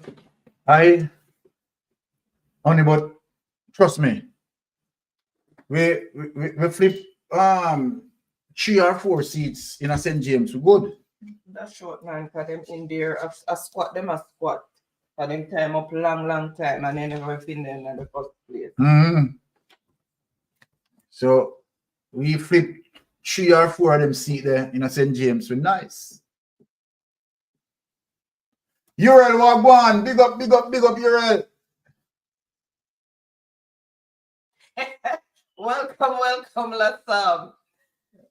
The music sensation, You you're are the the best. best. My counselor within Manchester Northeast. I can't sleep tonight. Time come, what you mean? Make them know, Lassam. Sleep like a baby. Sleep like a baby. Of course. That's the one that's, I mean, them Big boss, Big boss, the time come, yes. And then Bennett, good night, time come, what you mean? Miss Power, Arthur Phillips, Mystic, me can't eat, me know. Yes. And welcome. All right. Oh, check Janet, out the Gleaner feed. Okay. check out the Gleaner feed. Them putting out some polls. Okay. Because, all right, people, we are going to check out the Gleaner feed because we want to. Let me bring up the Gleaner All right. feed We are going to switch a bit and go to the Gleaner feed. But the Gleaner feed and TV are the same thing. So why?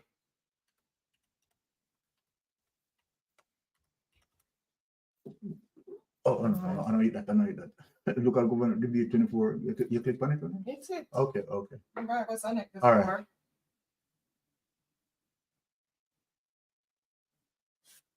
So close up there. Try to make up people. Man, you're not sound on me. Because I turned the sound off. That's commercial. Okay. Okay. Oh, they're coming back. Okay. They're back.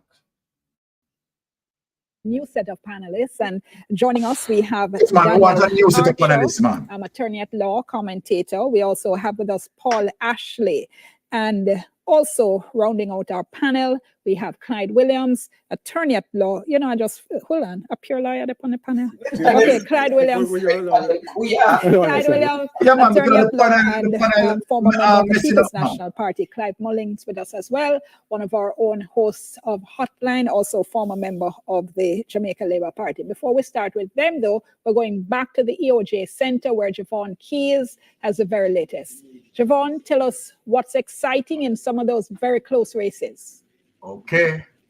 Well, thank you so much, Dian. Well, what's really exciting is what's happening in the Pepin division. I'm going to ask my videographer to come with me for a second, as shortly I'll also give you what's happening in Christiana. But let's look at the Pepin division. We're seeing where currently Venetia Phillips has 1,806 votes, and Darrington Ferguson has 1,768 votes. 90.91% of the boxes have been counted. In real terms, that's 40 of the 44 boxes being completed, and that's at 8:07 p.m. So we're continuing to track that one as those numbers come in. The Portmore municipality is also populating, but much slower than the others. We're seeing 14.4% of the overall boxes counted. That's 40, looks like 46 of 319. But let's go to where some declarations have been made. So in Christiana, Manchester, that seat has been declared for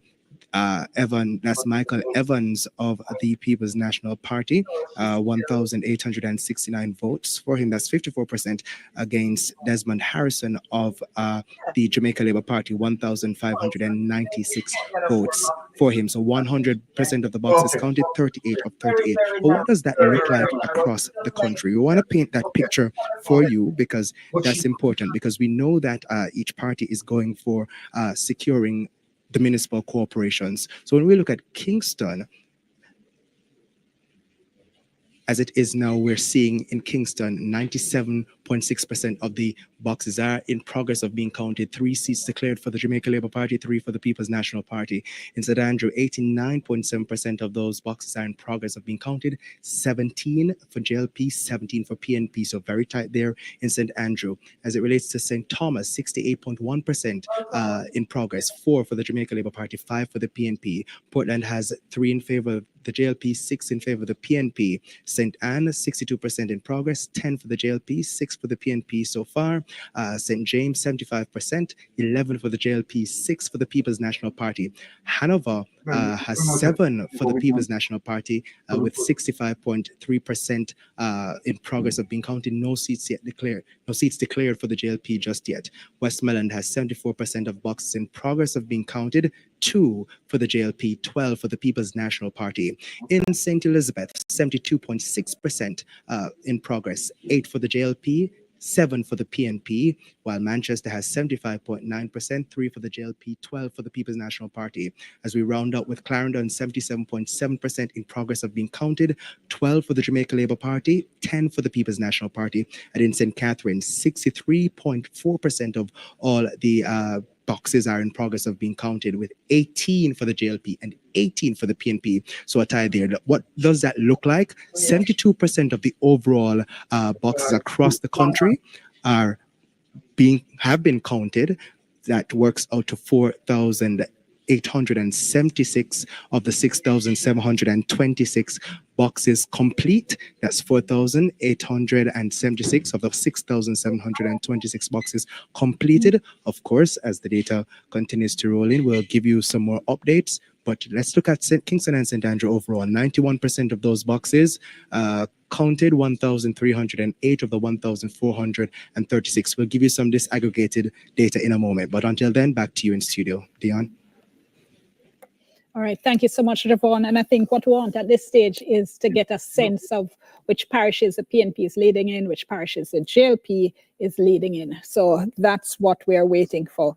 We are also getting some on the ground results in relation to, okay, I'm going to wait for official confirmation because it has to do with some of those very close divisions, Kintyre, and we are going to hopefully shortly be going to the PNP headquarters because we're getting some word coming out of there. We continue to monitor it. But thank you all so much for joining us. And let me start with you, Daniel. Give me a sense of what you've been seeing so far. What you want to, and what I've been seeing is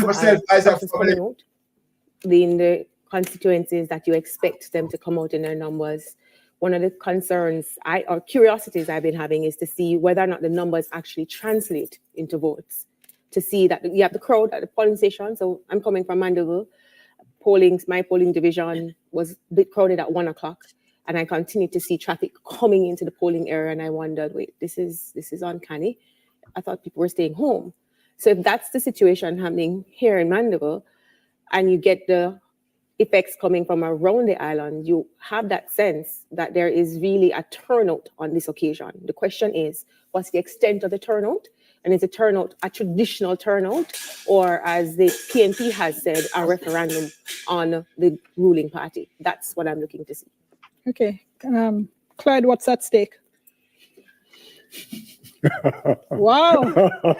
A lot is at stake. Both parties have made it a referendum election, both parties.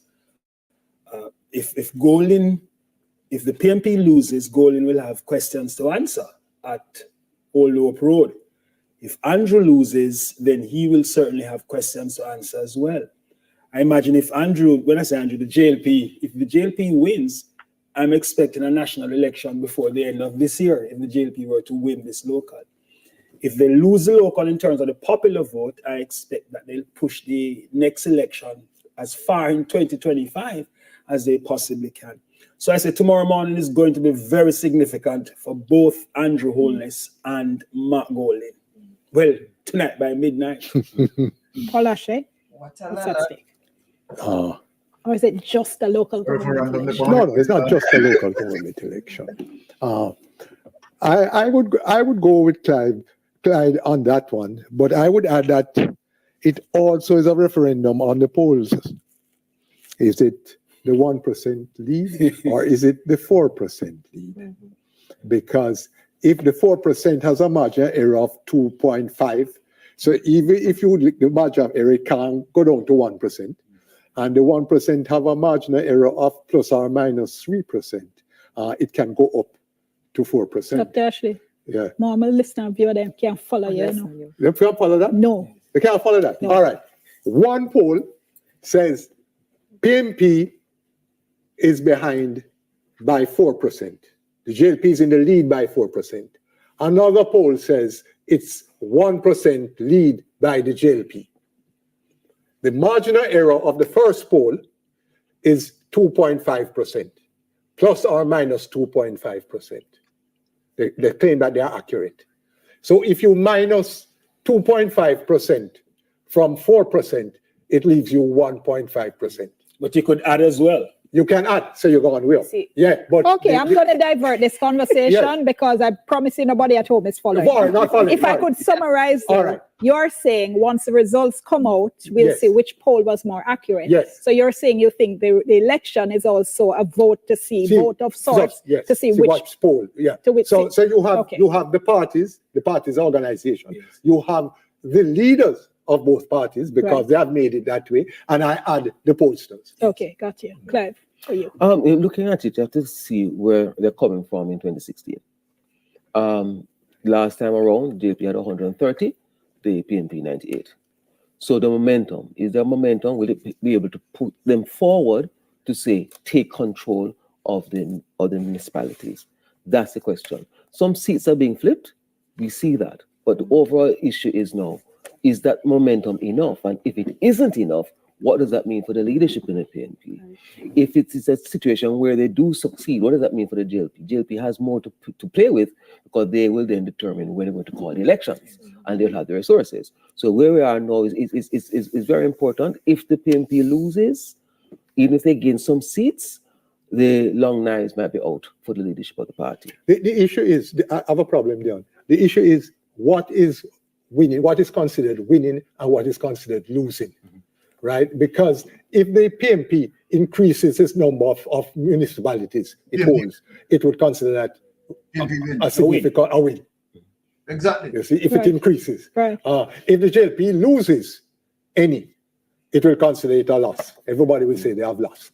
Exactly. And what about though the significant? Let's look at this the KSAMC, which is going to be regarded as a big prize for whoever wins. Especially it was so close last time around. JLP won at 21-19, as we said earlier, based on a 1 vote difference in the Raytown division. That saw the division going to Rosalie Hamilton. So who wins KSAMC says what, Daniel? It says that the people are looking for performance, because if you look at the comments that were being made about what's been happening in Kingston, the performance of the councillors, then it means that the voters are not just looking at the leadership, the colour of the party. They're now looking at what's happening in that zone that is being controlled. And I think that's one of the things, if you looked at the Dun polls, when they said 40% of the people thought that the municipalities were performing on a low level, does this mean that councillors are now being examined on their performance? All right, let's go to a very quick break and we'll be back. We have the very latest and results are coming in as we speak, so don't go anywhere. We still come. All right. Give us the results now. Into One Spot Media, click the pay-per-view. But so far, I would say so far things looking quite favorable for the PNP because the PNP had flipped couple of seats, and that is significant as it relates to the flipping of those seats. So that gone into the PNP column. PNP will win this tonight. Of course, Grace Lewis, because right about as we speak, right, PNP flipped a couple seats already.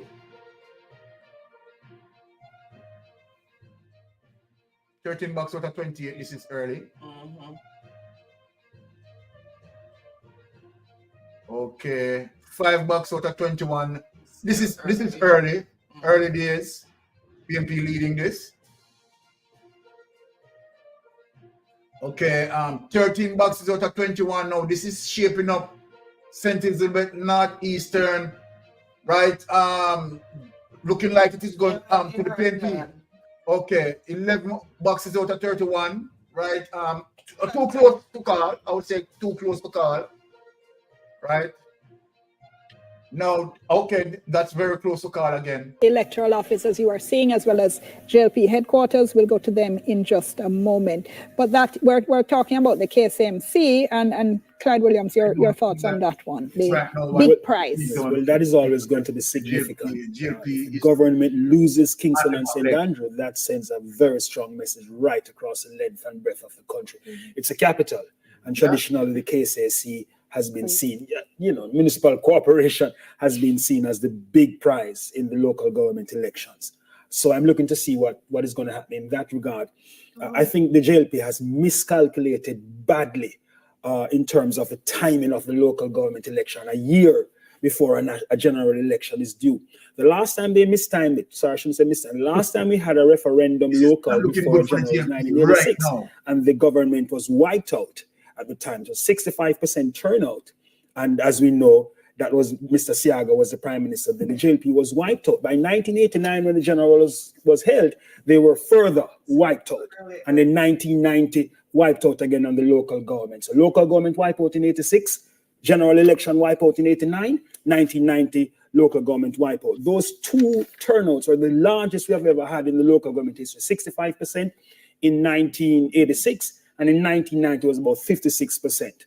Referendum elections do not, when they come before the general, do not favor the incumbent if the incumbent loses the local government election. The writing is on the wall. Exactly. Let's call for Daniel. You know that Bible story. Right. So that's my take on it. Okay, and Clive Mullins, for you. I think that clearly, if there's a momentum. I'm so sorry. I do have to interrupt you because we're going now to Giovanni Dennis at PNP headquarters. Go ahead, Giovanni. All right, thank you so much, Dion. Now, I'm still here at the PNP headquarters at 89 Old Hope Road. I have been speaking to party officials. I spoke with Julian Robinson moments ago, and he was convinced that the People's National Party has already won 20 of the 40 divisions in the Kingston and the St. Andrew division area. With me now is Andrew Swaby, who says he has retained the Vineyard Town division. Mr. Swaby, what makes you so convinced? No, I went to the county center, and while I can't give you the final count, but I have, out of the 48 boxes, I think only 10. That's a lower part of Vineyard Town that the JLP has won in. So I'm comfortable. The others are like double digit lead. So I'm comfortable that we have retained that one. I also spoke with Mr. Robinson, who told me that the Papine division, that one of the hotly contested divisions with Venetia Phillips and Darrington Ferguson, that Darrington Ferguson has in fact won by over 100 votes. That's what Mr. Robinson just said to me before I came on air. What can you say about that in terms of what you're hearing from the Papine division, Mr. Swaby? I'm hearing those same figures coming from the party workers. Those are the final, the preliminary count. So we are waiting for them to tabulate those figures. But we have tabulated our figures, and I'm extremely happy if that is the case, because that division is a PNP division. Venetia Phillips has betrayed the PNP and the people of Papine division, and I'm extremely happy that the Trafalgar division also returned back to the PNP. It was always a PNP division and it will remain a PNP division. I've been hearing a lot of sentiments from party supporters who sound very bitter that the Venetia Phillips and Carrie Douglas made a transition to the Jamaica Labour Party. How much did it hurt the party that they transitioned to the JLP? I wouldn't say we are bitter, but we have to put the facts on the table. The JLP has supported them for the longest while, and they have gone to the JLP. And we respect at that time. But we made no qualms about it. We said that we were going to get back those two seats, and we have gotten back those. It seems that, well, we are sure we have gotten back Trafalgar, and I'm waiting for the final count 4. Thanks, Mr. Swaby. I do have to wrap right now. So, Dion, sending back to you this way, I can say to you as what I spoke earlier with Julian Robinson, who told me that Romaine Morris has won the Mocha division. Of course, that is unconfirmed and unofficial, but that's what Julian Robinson said to me when I spoke with him earlier. But for now, it's back to you in studio. And that's the latest from the PNP headquarters here. The mood has gotten a lot more festive. Crowds have now come on the compound here at the party headquarters, and it is, in fact, a party atmosphere at the moment. But for now, it's back to you in studio. Okay, thank you so much, Giovanni. We'll take a short break on TVJ, but stay with us. We continue on our other platforms, and TVJ will rejoin us shortly. Just to, Giovanni was mentioning there, the Trafalgar division, and all boxes are counted in that division. The PNP is Jesse Clark, 1691. To the JLP's Carrie Douglas, 1021. So about 680. That's a decisive win. That's a decisive win. Okay, so just to repeat that, Jesse Clark of the People's National Party has won the Trafalgar division, retained it for the PNP, defeating the JLP's Carrie Douglas. And of course, listeners and viewers may recall that Carrie Douglas had represented the PNP, switched over to the JLP. And in fact, in the 2020 general election, she went up against Julian Robinson, who had been her MP when she was his councillor, and lost to him in the general. She's now losing here in the local government election. What will be interesting is how many, like you put it, turncoats. Never go up against the No, I still put it. Somebody has to turncoats. Let us not put those words in my voice. How many switcheroos do manage to retain their seat? Are successful. I wanted to come to both Clyde and Clive, though, because explain for our listeners and viewers the whole process in terms of what happens on the ground, and how is it that the parties get these results so quickly while we're still waiting for the initial results, and how accurate they are. Clyde, let me ask you. Well, I can speak from my experience when I was active. If you do a good canvas and you have an A list, this is what we call the list in the PNP, A list, and you do a good canvas, as people come, the outdoor agents checking off. Checking off because they're on the A list. So you say, what's your name, John Brown? Oh, A list. So you know that's 1 vote, 2 vote, then 3 vote. So by the time the outdoor agents get to 2 o'clock, they can say we have a 90% turnout of our A list. The A list is the people that say a rock stone comrade. Die hard. In the case of the Labour Party, I imagine same thing, right? But traditionally, you weren't as well organized. Sorry, not you. The JLP wasn't as well organized in their ground game until Golden in 2007, when they began to step up their ground game. Interestingly, since Golden and Andrew, the JLP now has, in generals, have over 400,000 votes. They never used to have near 400,000 votes. The only party that used to go over 400,000 votes about like 1989 was the People's National Party. So the JLP majority in the country has increased. You know, at the time people would say a PNP country. The JLP's majority has increased in terms of those who support the JLP default position. First step, my brother. So that's a situation in terms of how the parties can know. By 2 o'clock, the PNP can tell if them win the seat. That was then. I don't know about now. And on the night now, Clive, when they're actually watching the counting, all right. what happens. Well, essentially what happens, you know, all right. You have an idea to say, well, so many persons have voted. So many votes are supposed to be in by this particular point in time, and then we have a preliminary thing and say this is how many votes you have in the box and what have you, and by that way you know, hey, this is what is happening. So what we're seeing now at the end of the day is going to still be the preliminary vote, right? Sure. Right. So tomorrow the final thing with the actual count. So while go ahead, then. Quick question now. As you do all of that, how do we get a sense of what the overall voter turnout is like? Well, what will happen there will be a hub at Old Hope Road, and you're feeding in the results as they come along. So the first of the results will be coming from the outdoor agents. They are the key to measure your progress. Mm-hmm. So if at 1 o'clock the outdoor agent says, guys, we've only had 50% of the A-list, you know, say all the runners them now stepping up because you gotta get the votes. Runners are the people who bring your voters. That's correct. And you only go for your voters. Yes. Because every runner will have a list of voters. So that's why you will see runners come back with granny in a wheelchair and then lift her and come and so on. So that's the role of the runners and the outdoor agents. And it's critical, but you must know on the ground who is who. Yes, right? absolutely. Or you may end up carrying your opponent. So they use those numbers then, so Yeah. the runners. And I asked that question because today I'm trying to gauge what's happening on the road. So I'm calling around and I'm saying, what's the sense on the road? And somebody would say to me, well, all my 100 turnout. What you mean all your 100 turnout? Well, I did have a list of 50, but I ended up carrying 100. And I'm asking, so same question. How you know, say, are your people them that? No, man. And my people them there, carry them. So we know say my people them turn out. So I ask you that because I figure I'm most interested in what the voter turnout is going to be like, because this is what is going to tell us if people are listening, what are their concerns, and as Clyde said, what's going to be the tone for the election. But what is important here, it doesn't matter if it's a local or a general. It's the same dynamic on election day. Same dynamic. In other words, so when you're organizing, you're not organizing for a local or a general. You're organizing for an election that you want to win. This is practice? Yeah. Is local government is practice? No. It's two finals job. Every election is a final. There's no practice. No practice. So you get it right in the local government? No, you get it right in every election. You get it right in local government, don't mean anything for the next election. Just come back to your question. We're getting reports of celebrations at the PNP headquarters. I'm just saying. No, I'm telling you, seriously. Take for instance, when I was heavily involved with Sharon A. Webster, when Sharon A. Webster was on the PNP side, this is the election in 2011 election. Before she was a dual citizen. That's her 2011 election. By we got to about 3 o'clock, we knew we had won the election. Because you know how many votes you need. The first thing you have to decide, how many votes do I need to win this election? So you might say I need 16,000 votes. Let us say that's the target. By 3 o'clock, when the earliest reports come in, it's wait, we have 17,000. We won the election. But how does this translate now for the MPs? So this election, you notice every division has had members of parliament standing up introducing them.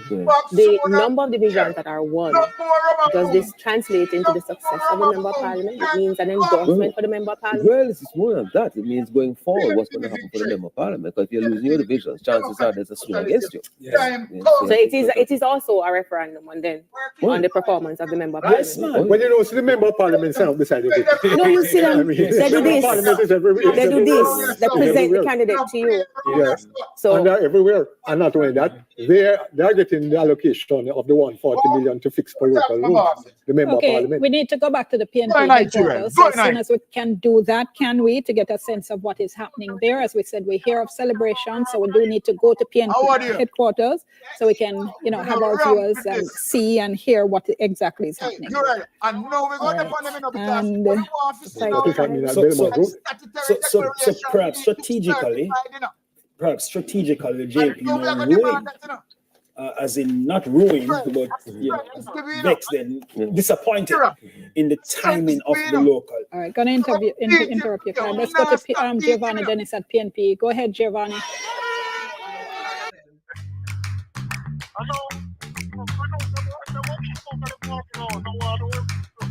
What on, man? What I know you right. You have to tell them what carry your well. How are you? All right, my brother.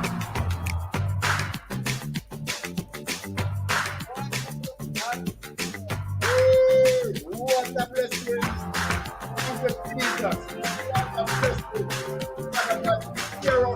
Father God, deliver the message. Thank you, man. Yeah. Corruption cannot stand. People power. Honey, you ready for sure the wine? Because we decided we need to go drink the wine here until we win enough PNP up the word and vote up. Power to the people, power to the people. Come on. Not if we have anything to say about it. I'm going to have to call it next year and call it on time too.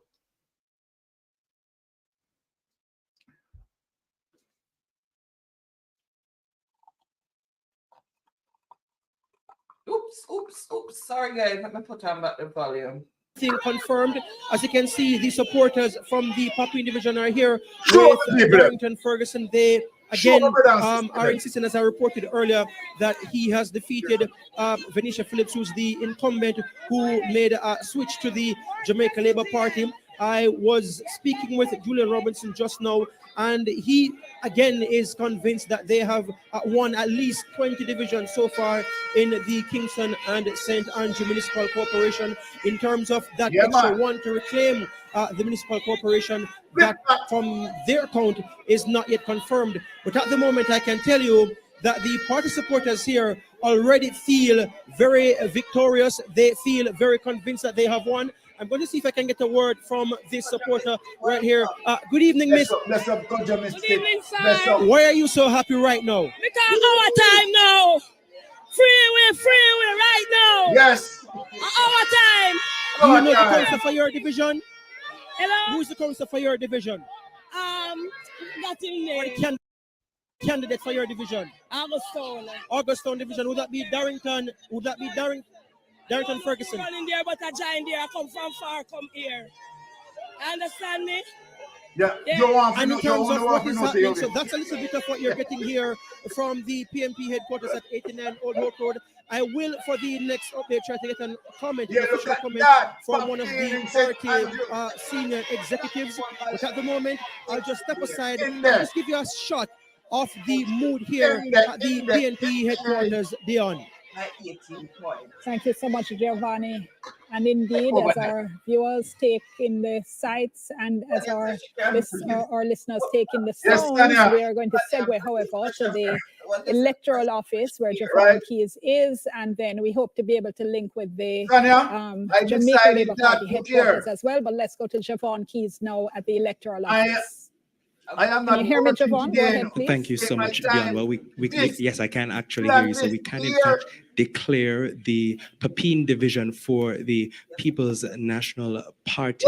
So 52% of the votes, that's 2,113 for Darrington Ferguson of the People's National Party, and Venetia Phillips got 1,854. So 100% of those boxes counted, and it is declared for the People's National Party. Now, let's give you a little bit more context of what's happening in the parishes. So Kingston and St. Andrew overall has 40 divisions, and at the last count for when we look at Kingston particularly, 3 seats so far in favor of the JLP and 3 for the PNP. That's 3 of 6 seats in Kingston. Looking at St. Andrew with the 34 divisions, we have 16 for the Jamaica Labour Party and 18 for the People's National Party. Looking at St. Thomas, and St. Thomas has 10 divisions. We have 3 so far for the JLP, 5 for the PNP, but of course a reminder, ladies and gentlemen, that boxes are in progress, so these are just preliminary. But just to note that all boxes have been counted in Kingston. Kingston specifically has all boxes counted, and it is even. So 3 for JLP, 3 for PNP. St. Andrew has 98% of the boxes in progress of being counted, 16 declared for the JLP, 18 for the People's National Party. Let's take a look at the St. Thomas Municipal Corporations. Only 76.3% of the boxes have been counted, and we see here, and in that municipal corporation, as I said, 10, 3 for the JLP, 5 for the PNP. Portland has 78.8% being counted, 6 for the JLP, 3 for the People's National Party. Let's head over to Portland, where there are 9 divisions. We have 6 for the JLP, 3 for the PNP. In St. Mary, 82% of boxes are in progress, 8 for the Jamaica Labour Party, and 5 for the People's National Party. And of course, in that parish, there are 13 divisions being contested. Let's take a look at St. Anne with 11 for the JLP so far, 5 for the People's National Party. 96% of those divisions have their boxes in progress of being counted. And in St. Anne, that's 16 divisions in total. For Trelawney, 6 for the JLP, 3 for the PNP out of 9. And again, not all boxes are counted. But as I wrap up, let's look at Clarendon. 96% of the boxes are in progress. 12 for the People's National Party, 10 for the JLP. And in St. Catherine, it's very close so far, but 76% of the boxes counted, 20 in favor of the PNP, 19 for the Jamaica Labour Party. Of course, the data is being updated, but as we look at the overall map that's just being updated here, we have 90% of the boxes counted across the island. That's 90.10, with 6,061 of the 6,626 boxes counted across the island. 90.3 just updated now, so 90.3% of the boxes counted with 6,072 of the 6,726 boxes. I'll in a moment seek to give you some more of those seats that have been declared. Looking at the Portmore municipality, however, only 31.7% of those boxes are counted. That's 101 of 319, and we're seeing mostly orange. So I'll give you some more of those declared seats in a moment. Thank you so much, Dion. Back to you. Javon, just before you leave us, just want to clarify something. The numbers that you gave us, were they all declared seats or were they seats trending to the PNP and JLP? So those are seats trending. So those are seats trending for the PNP and JLP, except for in Kingston. Kingston, which has overall 6 divisions, 100% of those boxes have been counted, and 3 for JLP, 3 for PNP. I will give the exact declarations for Kingston in a moment, so that way we can paint a better picture for our viewers. But and also I'll seek to give the seats declared. Well, more of the seats declared in St. Andrew, as we already declared here, the Pepin division in favor of the People's National Party. So I'll work on that. So when I join next, I'll be able to paint a better picture. Thank you so much, Javon. We're going to be going in a moment to the JLP headquarters, but just before that, Giovanni Dennis has the successful candidate for the PNP, the PNP's Pepin division. Go ahead, Giovanni.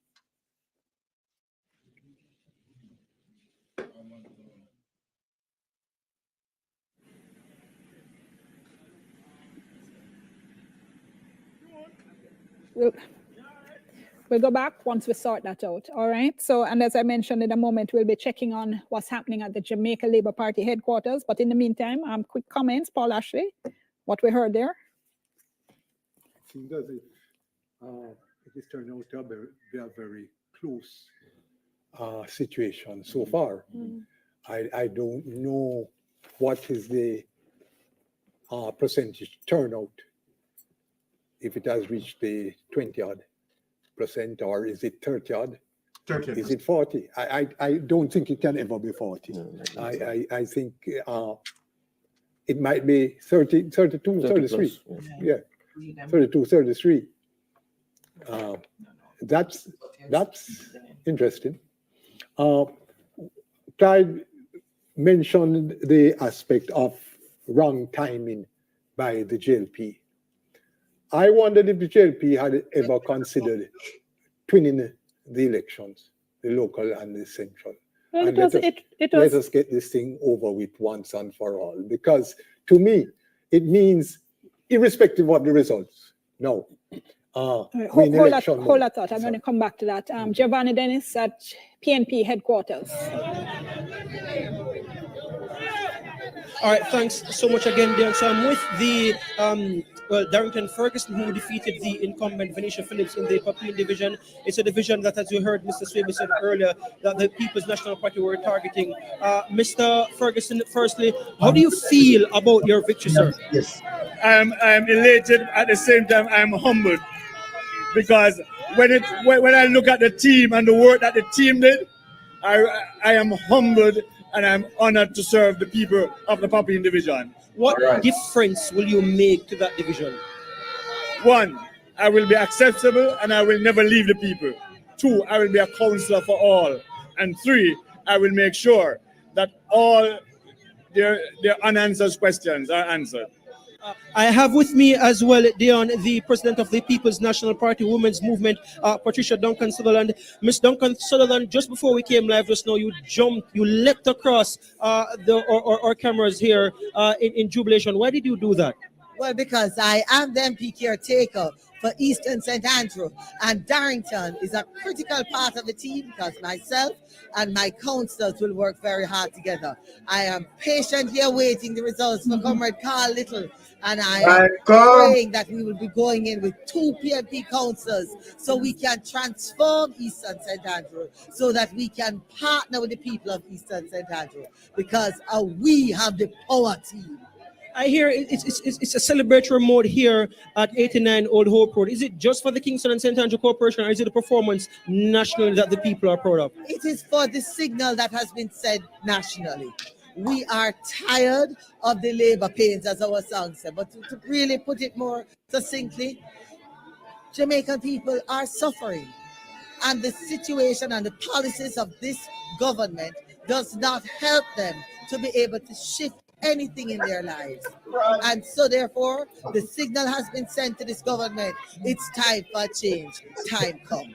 Just before I go, for many Jamaicans waking up tomorrow, they may be cynical and saying, come tomorrow morning, it won't make a difference in their lives. Whether it's the PNP in power or the JLP in power at the local government level, what do you say to Jamaicans who are indifferent about what happens, and what change really can Jamaicans expect practically if the PNP wins the local government election? Well, practically, the first thing that they can expect is a much higher level of engagement. Because the only way that we are going to shift the impact that local government has is to make sure local government involves the people and is for the people. And so, yes, I understand the cynicism because of the history. It is for us to make sure that people in Jamaica understand that it is possible to have a truly participatory democracy where you can partner with your councillors, where you can partner with your MPs to create a different kind of environment that causes you to have social mobility and to be able to have a better life. Thank you so much, Mrs. Duncan Sutherland. Okay, so you just heard there from Patricia Duncan Sutherland, as well as Darrington Ferguson, who defeated the JLP's incumbent Venetia Phillips in the Papine division. That's what's happening here at the PNP headquarters at 89 Old Hope Road. Dion, the atmosphere here has transformed into that of a party. In studio, I will just leave you with a shot of the scene here. Okay, thank you so much, Giovanni. I should say our reporter who has been tracking the Hanover results is telling us that the PNP has held on to the Hanover Municipal Corporation. Let's go over now to Belmont Road, the GP headquarters. Andrea Chisholm is there. Andrea? It's upper wine, JD. It's from Costco. It's just dinner wine. Yeah, it's dinner wine. We're working in the morning. Yeah. Thank you so much, Dion. We're still here at the JLP headquarters at Belmont Road in St. Andrew, where a few more supporters have joined individuals here on the compound. Not much activity is taking place at the moment. A few seconds ago, JLP Deputy Leader Desmond McKenzie entered the compound. We asked to have a word with him. He said not right now. I don't know if it is that he's unable to speak with us at the moment or what exactly is happening in the JLP camp. But I did also talk to some supporters. I asked them how they're feeling at this moment. Some said they do not know. They're watching TVJ to see what is happening. Others were just mute, looking at me. So we're not sure what the activities are like on the ground here at the JLP headquarters. But what I can tell you is that at the moment, you have a number of media persons who are here trying to figure out what is happening in the JLP camp. I saw JLP Senator Dana Morris Dixon also on hand, and a few other JLP supporters here. And as usual, the police are also here maintaining a presence in the area. So for now, that is what is happening here at the JLP headquarters. Thank you so much, Andrea Chisholm. And I mean, if you just look at the pictures, you certainly do get a very stark contrast. Oh, the JLP shell shock. Yes, contrast. Shell shock. Yes. Bro God worked hard. He campaigned. I've never seen a prime minister campaign as intensely as he did in the last couple of weeks. I mean, even though he's supposed to be a Seventh-day Adventist, he was really out there on a Saturday. Yes, right. He was really working it. He was doing the popularity. He was doing everything right in politics. And now to come down to being this close against a political neophyte, right? It shows that, you know, something is very and the question is going to be the measure of, because I would call it, I think the PNP will have won the local government elections. The question now is that breakdown and how far have they come to achieve that? It also means what's going to happen in terms of party machineries. Yes. Because this clearly is saying, well, if a low voter turnout and you can pull your votes out, what does that mean for you in a general election? So, I can tell you one man that's supposed to be right now breathing a sigh of relief, and that's Mark Golding, because he had also made this a referendum on his leadership of the PNP in terms of rallying and getting the party organized, because he's been everywhere. Nook, cranny, everywhere for 3 years. So I'm sure right now he's having a sip of wine, because it's a wine or water party. Some people going to be balling buckets, and some people going to be drinking wine, celebrating. And I think Golding right now has his chin up. Must. I think if you look at the numbers, though, I think there is that question: popularity over performance. Was it a question of popularity that was able to win or get you through the general elections? I know that that wave has been ridden. Where are you in terms of performance? Is this so to speak, on the performance of the political party itself in the local government? And I think that's the consequence of tying your future to the local government, which is one more reason why we have to have this conversation before we change it. Because the future of the party is literally tied to the performance of the councillors in the different divisions. Except though, there's something we used to talk about that it's a phrase I haven't heard used for some years. We used to talk about the two-term syndrome. Yes. That after a certain period of time, people just want a change. They don't care what you've been doing. That's what let me just finish the point though, because Daniel was speaking about performance, and I'm saying it's in that context that what we used to see is that people really don't care. At a certain time, they just feel you start getting arrogant, you start getting satisfied, and it's time to change. I'd go a little bit further on. I take your point, but I raise you one. Because even if it is a question about the two-term, what you have seen over the last several years is a question about my performance. I'm doing this. And so marry that with the popularity, people are going to be asking, wait there, what's happening? So it's not so much I want a change, because that lady say, I hear people say it, but change to what? All right, 1 second. The report I'm getting is that the PNP won all 7 divisions in Hanover. Wow. So in the 2016 elections, it was 4-3 for the PNP. And what I'm getting here from our reporters is that the PNP has this time around won all 7. Well, in fact, I was looking at Hanover as that kind of weather there, to compare between East and West and Hanover. And to have that kind of shift in Hanover is telling a story. So you can expect to see in terms of the turnout. No, what it means, the term. Well, in terms of having a temperature as to what else is happening. And what is happening here is that we can see the wind of momentum. What it also means is that for the next several months before next national election, there's a lot of politicking taking place. Right, it's on the wall. Right, it's on the wall. So a lot of organization and politicking is going to be taking place between now and then.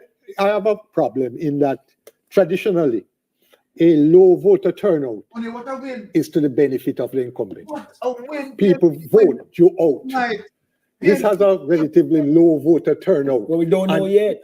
Well, that's what I'm. You see, and this is what Daniel's point is. It's a low voter turnout, yet still you have a considerable shift. Yes. And that is strange. That is strange. How you interpret that? Which is why I asked the question, if it maintains, all I'm interested in at this point is the voter turnout. And when you compare the voter turnouts in the different areas to see which areas they came out in their numbers in. Because if it's still a low voter turnout, that's my point. It's a question of performance because you have a low voter turnout. If the voter turnout is high, then Dion, your point about a change may very well be valid, because then people are saying we want a change. But if your voter turnout is the same, Same people coming out to vote. What does that mean? But the traditional voter turnout in local government elections have always been under 40%, ranging in the 34, the 35, the 36. Only 2 times, 1986, 65 point something percent, the referendum election on Siaga's performance. 1990, after PNP won the 89 election, that was 50 something percent. Right, nobody calls the local before the general. The traditional view is you run the general, you win it, and then you call your local shortly after. So I was a little bit surprised that the Andrew Holness administration kept pushing back the local. 8 years would have passed. Now, this is not the first time we've had 8 years in between 1990 and 1998. We had 8 years. So when the PNP people say, oh, local government in there, but you did it all as well. Between 1990 and 1998, there was 8 years. Yes, I remember. Former Mayor of Montego Bay of blessed memory, telling me, "Say, I'm tired." 8 years. That should have been. Those are the days. It's every third year you should have an election. Right. So we're talking about 3 elections should have been held in that period of time. I think the JLP has miscalculated badly to have election on the eve, a local on the eve of a general. You don't have much time to fix the problems. And that's the thing. And the thing about it is that I think we were to go back to, well, I'm waiting to double check if we're going back to the PNP headquarters right now. Yeah, the thing about it though is whether or not they'll be able now to don't wait on the coattails of an Andrew Holness. This is what has been happening. Don't wait on what? The coattails. Hold on, I know you're all full-fledged into the argument, so let's just go back now and then we can pick up. Giovanni? Yes, Grace, it's created tonight. So much done. So Dennis Gordon has retained the Maxfield division. Firstly, were you doubtful, Mr. Gordon? Never doubtful. It was just about the margin, and I've secured the seat by over 2,000 votes. And I'm just elated and ready for the big show. The PNP were very keen on retaining the Kingston and St. Andrew Municipal Corporation. We haven't had the official numbers just yet, but what are you hearing from your people on the ground? Well, we have won 19 and we're leading in 4. So I am optimistic that we will win the KCMC. And in terms of overall now for the local government election, it's a celebratory mood here. I'm listening to my team reporting from other areas and speaking on air right now. It is contrasting to what's happening at the JLP. How does the party feel overall about the election? It's an vindication and the leadership of Mark Bolin. Jamaica felt that he couldn't do it, and he had led us to victory. And we're looking forward to work even harder to ensure that he becomes Prime Minister of this country. What difference will it make come tomorrow morning, especially in the Kingston Municipal Corporation? I questioned you at the recent political debates, debate number 1 on the Thursday. And one of the major concerns for many people is the developments across the area, the insufficiently regulated developments, and a big part of that problem is the Kingston and St. Andrew Municipal Corporation and the approval process. What will change if the PNP wins come tomorrow? Firstly, accountability will be centered to what we do. The True Strategic Law embrace participation from the public. We will ensure that from day one, the public are central to whatever we do. The public will be invited to serve on some of the committee and some of the commissions because we need checks and balance. One of the things that we will do firstly is to ask for an audit because there were too many things happening there that was never ever accounted for. And just to be clear, will this be an independent audit, independent of the KCMC that is? We can't audit ourselves. So I'm saying 7 years of no internal audit report, 5 years of no public accountability for our finances, and it just goes on and on and on. It was the most corrupt and dark administration ever in the history of the KCMC. And this is a vindication for what we brought to the table while we were in opposition. Just to be clear, that's the opinion of Mr. Dennis Gordon. That's not what Television Jamaica is saying in terms of what he just said just now. What do you say to PNP supporters here right now who are in a jubilant mood? It is fair for you to put the disclaimer, but I said it in the public debate, and I'm repeating it again. We're about accountability, we're about transparency, and I have no apologies for that. What happened there was just dark. As for the PNP supporters, when I became regional chairman, I set out on the task to regain the KCMC. I am 90% away from doing so, And I just want to thank the PNP supporters wholeheartedly for believing in the message and work hard despite no money to bring us to where we are. I really want to thank them. Dennis Gordon, thank you so very much for your time. Appreciate it. So that's Dennis Gordon, who has won the Maxfield division in Kingston and St. Andrew. Dion, sending it back to you in studio. And again, the atmosphere here is one of jubilation from the PNP supporters. And I will leave you once more with some shots and scenes of what's happening here. Beautiful night tonight, man. All right, thank you so much, Giovanni. And just for the record, Mr. Gordon won thereby with 2,378 votes in the Maxfield Park division. The Omar White of the JLP 269, and Mr. Gordon has actually increased his majority. He won with 86.3% of the votes last time. This time around it's 89%. So decisive win there. Daniel, I heard you pick up on the word accountability. Everybody's using that. It seems to be the magic word. You know, we talk about that to get us to where, because it to my mind it indicates that within the public domain that's a demand. Within the public, people are asking for accountability and transparency. So the response to the public's demand is for you, the politician, to say, I am bringing accountability and transparency. But we've had the promises before, so let's not go to what was said about you being accountable. I think I'm interested in the numbers, because then if we keep hearing that, it means that there's a greater demand for accountability, transparency, and how that translates into what people say and do for holding their accountability partners, the councillors. You know, there's another side to that, you know, that I'm really tickled by. There's the charge of corruption. We hear everybody wants accountability. This is said it's the most corrupt administration. If it is the most corrupt administration, it seems to me that the corrupted were very mean. If you have money from whatever source and you don't spend it to protect your position, then you're really very mean. Yes. The man said we had no money.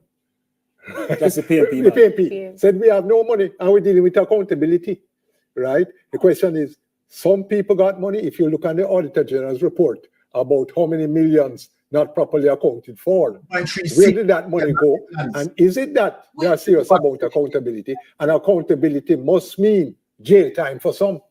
You can't just have transparency and accountability. And but that's not the remit of the politician. The remit of that is not a question of the arresting people for fraud. That's the remit of the police services and the DPP's office. What I'm interested in is what institutional changes will the PNP make to ensure that what we have had in local government, the wagga wagga, the run with it kind of local government, they catch up the road with 1 inch of asphalt, and as soon as the rain falls, it's back to square one. How will the PNP change that institutionally? Not just new faces, but what will they do institutionally? That's what I'm concerned about. And that will make a difference. Absolutely. If you take, sorry, if you take that change, and I was thinking as we started the conversation, if you really want great change, a political party wants to set itself apart, it has to be creative and innovative in how it's going to go about local government. I raised that, Clyde, because when I was preparing for this evening, I recognized that we've adopted something about inviting the public to participate. Curious about that, but I'm giving it its worth by saying clearly there's a desire to reform how the system meets the people. How that will be done in the circumstances where it might take many, many moons to have legislation to change local government means it has to be changed by practice. And not I was thinking that if we want meaningful change, we would go for proportional representational system in the local government. No, let me tell you what. No, I'm not. Let me be clear. My no had nothing to do with the fact that I'm against proportional representation. It's just that change in Jamaica. It's so difficult for even. But guess what? No, for even. What should I say? For change that is within people's understanding. You know, so anytime they have an election in Ghana, they have to train everybody how to figure out who wins. It's a much more difficult process to comprehend than first past let me tell you, I know the difficulty, but I don't like the situation of winner takes all. Right? You might win an anemic win.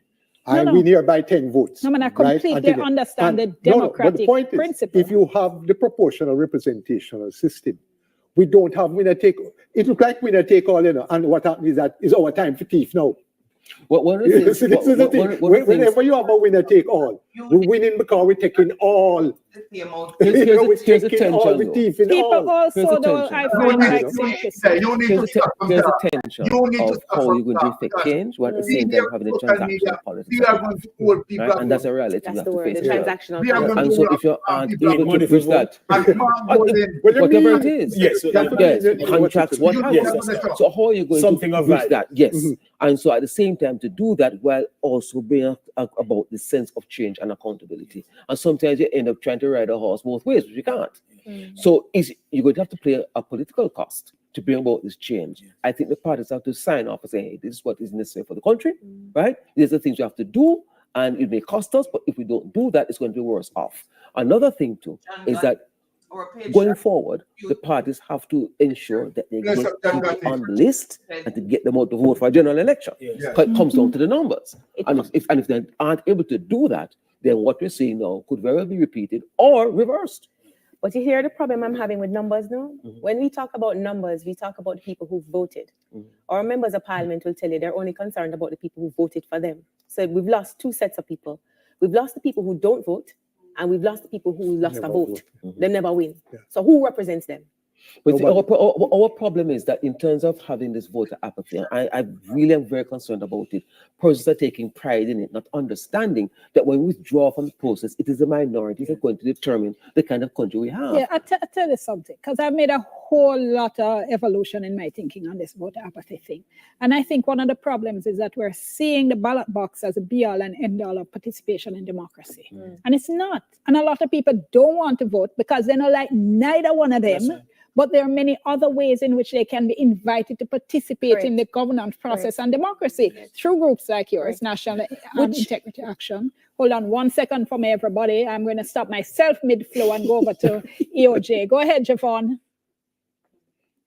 All right, Dion, thank you so much. So I have with me Mr. Glaspel Brown, Director of Elections, and I'm going to allow him to paint a picture of what's taking place in the municipal corporations across the country. When I look at the board, I mean, we have most being in 90%. Most of the boxes in progress have been counted at 90%. So Mr. Brown, walk through for my viewers, and I'm going to ask my videographer to kindly pan to the graphic that's on the wall so they can see as Mr. Brown walks us through what's taking place. Oh, what you see happening on the board is fairly close. We have most of the counts in terms of the parishes are in the 90s. So there's still amount of percentage that need to be coming. As you see there for Kingston and St. Andrew, the preliminary figures so far, they're tied at 3-3 each. In terms of St. Andrew, they're 17-17 each in terms of the count. St. Thomas, which is 20 each. For if you're looking at the KSAMC, remember there are 40 division in the Kingston and St. Andrew Municipal Corporation, so 20 each. Right, they're 20 each now at this point. The JLP is leading in 5 division in St. Thomas. Bear in mind though, 94.8% of the ballots have been counted. Portland, the JLP is leading in 6 division to 3 from the PNP with 88.5% counted. St. Mary, the JLP is leading in 7 division. The PNP is 6. 94.8% have been counted. St. Anne, 99.8% of the votes have been counted. 11 JLP division. The JLP is leading in 11. PNP in 5. In St. James, 95% have been counted. 11 JLP and the PNP is leading in 6. In Hanover, the PNP is leading in 7. In Westmoreland, for the JLP so far. Right. In Westmoreland, 98.2% have been counted. PNP is leading 11, JLP in 3. St. Elizabeth, that has been completed now. St. Elizabeth, the JLP is leading in 9. The PNP in 6. And in Manchester, 98.9. The PNP is leading in 12 and the JLP in 3. And while in Clarendon, 98.9, it's a tie there in Clarendon so far. And in St. Catherine, 87.6, with the JLP 8 leading in 18 division and the PNP in 23. And just to disaggregate a little bit, in St. Catherine, of course, we know that there's Portmore. Portmore would have 12 divisions there. Too early to call, Mr. Brown? In St. Catherine. In a losing seat. Well, it's still, we're still just at 87.6. So I'm not too sure where the other 13% coming from, but let us know. And as it relates to the municipal corporations, so early overall to declare, except for we're seeing that stalemate happening for the Kingston and St. Andrew Municipal Corporation. Of course, these are preliminary accounts, but what happens in that situation? In that statement, I think the party that has the majority vote will then control the parish council. All right, so of course, we'll now continue to track that data for you. But as it is, we see at least 3 municipal corporations at 100% of the count. And those are, well, the Kingston and St. Andrew Municipal Corporation overall, 100% of the boxes have been counted. 20 for the Jamaica Labour Party, 20 for the People's National Party have been declared. And looking at St. Elizabeth, 9 in favor of the Jamaica Labour Party and 6 for the People's National Party. So the JLP looks to be controlling the St. Elizabeth Municipal Corporation. Again, we have those numbers rolling in. The board continues to refresh, and we'll have some more updates for you shortly before we wrap up this broadcast. Back to you, Dion. All right, thank you so much, Keys. Let's just recap and go through those. Hopefully your guys' notes perhaps are keeping up where my missed off. So for Kingston and St. Andrew, that's at 2020, right? And that's full. 2020 and declared. Yes, of course. Right. Declared. 17 in the St. Andrew parish and 3 and 3. Right. 17 each for the parties in St. Andrew, 3 each in Kingston. Correct. Right. Who has the popular vote there? We haven't heard. Well, we haven't heard that, so that will determine who takes who gets the mayor. Yeah. Unless, of course, there's a very close recount and something swings. So we'll see there. So St. Thomas, we had heard JLP leading 5-4. Correct? Yes. All right. Portland, JLP is leading 6-3. St. Mary, JLP is leading 7-6. St. Anne, JLP is leading 11-5. St. James, JLP leading 11-6. Hanover, all 7 to the People's National Party. Westmoreland, PNP leading 11-3. St. Elizabeth, JLP finished. This is done. This is done. 9-6. Correct. To the JLP. Manchester, PNP leading 12-3. Clarendon is a tie. Is what I heard. 11, yes. Correct. St. Catherine, I missed St. Catherine. 18 to the JLP. I didn't hear how much for PNP. Well, I have at one count. It was it 19 to the JLP? Yeah, I didn't hear the end. I just heard the JLP number. He kind of mumbled off to the end. So we'll see if we can get our reporter just to clarify. Did you mention anything for St. Mary? But he did say that there are 13% left coming in, so he didn't want to wait for that. So. He didn't mention St. Mary. He did. 7 JLP leading 7-6. Yes. What's interesting is that the statistical dead heat on the polls, because it is being reflected on the ground. Yeah. Correct. It's close, very close going, and now and so on. And some of the seats that you'd expect the JLP to do well in St. Elizabeth traditionally, they have done well in St. Elizabeth. What is interesting is the turnaround in Westmoreland. Westmoreland, yes. Because prior to 2020, that's Orange County, I don't think the PNP has ever lost a seat in Westmoreland since 1944, if my memory serves me correct. It's just until 2020, I'm talking an MP seat. And so And that's at one stage they had won all the divisions in the parish council. there you go. They used to refer to it affectionately as Orange County. And it used to be interesting because they used to have the worst roads going into Westmoreland. And I say, you got to pay the people a little better money than vote for every year like that. So what is interesting is the statistical dead it is being played out. So I'm interested to see what the popular vote is at the end going to be. That's right. Now the JLP takes heart because they are holding their own on the ground, notwithstanding the fact that they have been, people have said that they have been very corrupt and they have not performed and they have been arrogant and so on. So they are holding their own in relation to that. So it's going to be interesting at the end of the night to see what happens on the popular count and who controls the municipalities. Right. Okay, I understand. We're standing by to go to the JLP headquarters as well. So I'm waiting to get the signal just to let Yes, we are here. Andrea Chisholm standing by there. So as soon as I Probably get Andre's the only one will be left here tonight. Remember me tell you, man. If they're holding their own, then So, what's in the their what's own, the in their challenge? own. Because they are, if it is that we're seeing numbers that indicate that they're holding their own, that they're saying to What I'm saying? I mean, at the end of the day, you have to, and this is where I raised the question to you earlier about the performance of the member of parliament and the local government channels. Because if you're looking at a performing minister Yes. and he's presenting candidates, does that have Yes. impact? And do we see that reflected then in who succeeds and who doesn't? Well, I mean, many people think they're mostly non-performing ministers and MPs. That's a general So take. does this reflect how they're Well, using that, the performance of the exactly. communities as It well? surprised me So too because, is and that is one of the reasons why swing of sorts. we need And to. is it large enough? And so that's the question as well.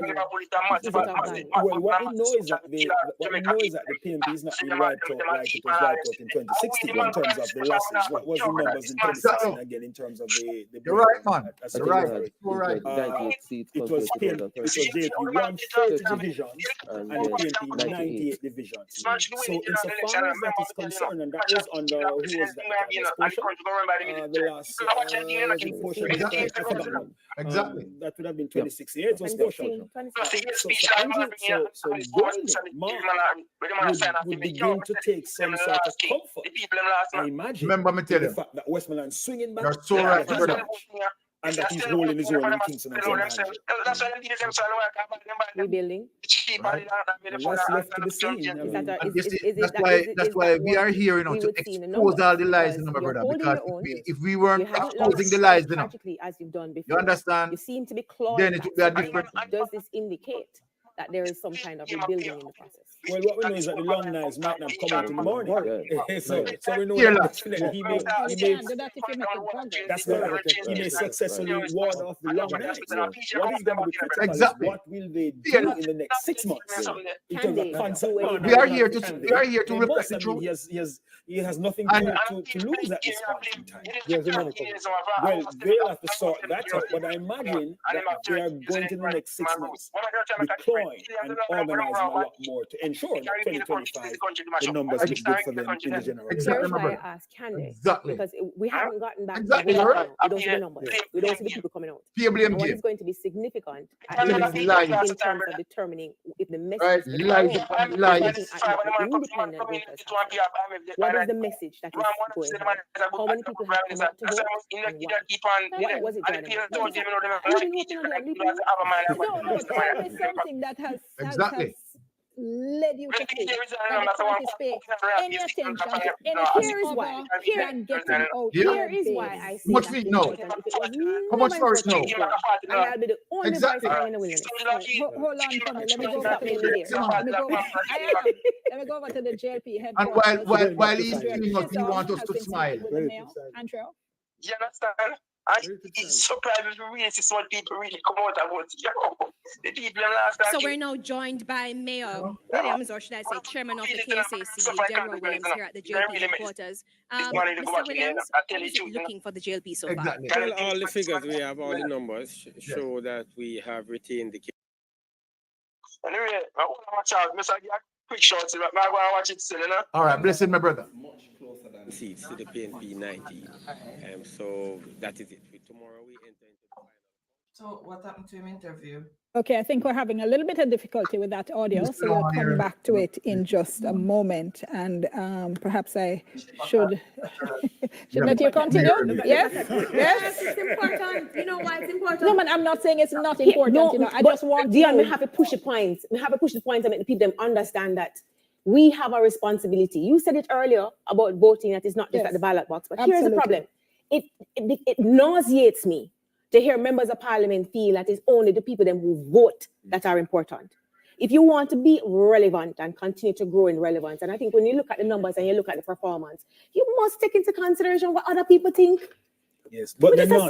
Except what they want to do, with respect, is to win this election that's in front of them today. Exactly. And that's why I say, for me, looking at the voter turnout numbers, and you're looking at what has been accruing for the PNP, I am interested in seeing whether or not there is that turn in the numbers that would indicate that there has been some change or some consideration in what people say. Hold on 1 second. Let me hear from the two people who are actually involved. No, not at all. But I just honestly want to know, Clive, if when you're on the campaign trail, if it's that your focus is on getting out your people as opposed to having them stay home because they're vexed, or you're really going after this nebulous class called uncommitted. No, you hope the uncommitted come on board, but you definitely want your people. You can't afford to lose that traction. So you tend to focus on that.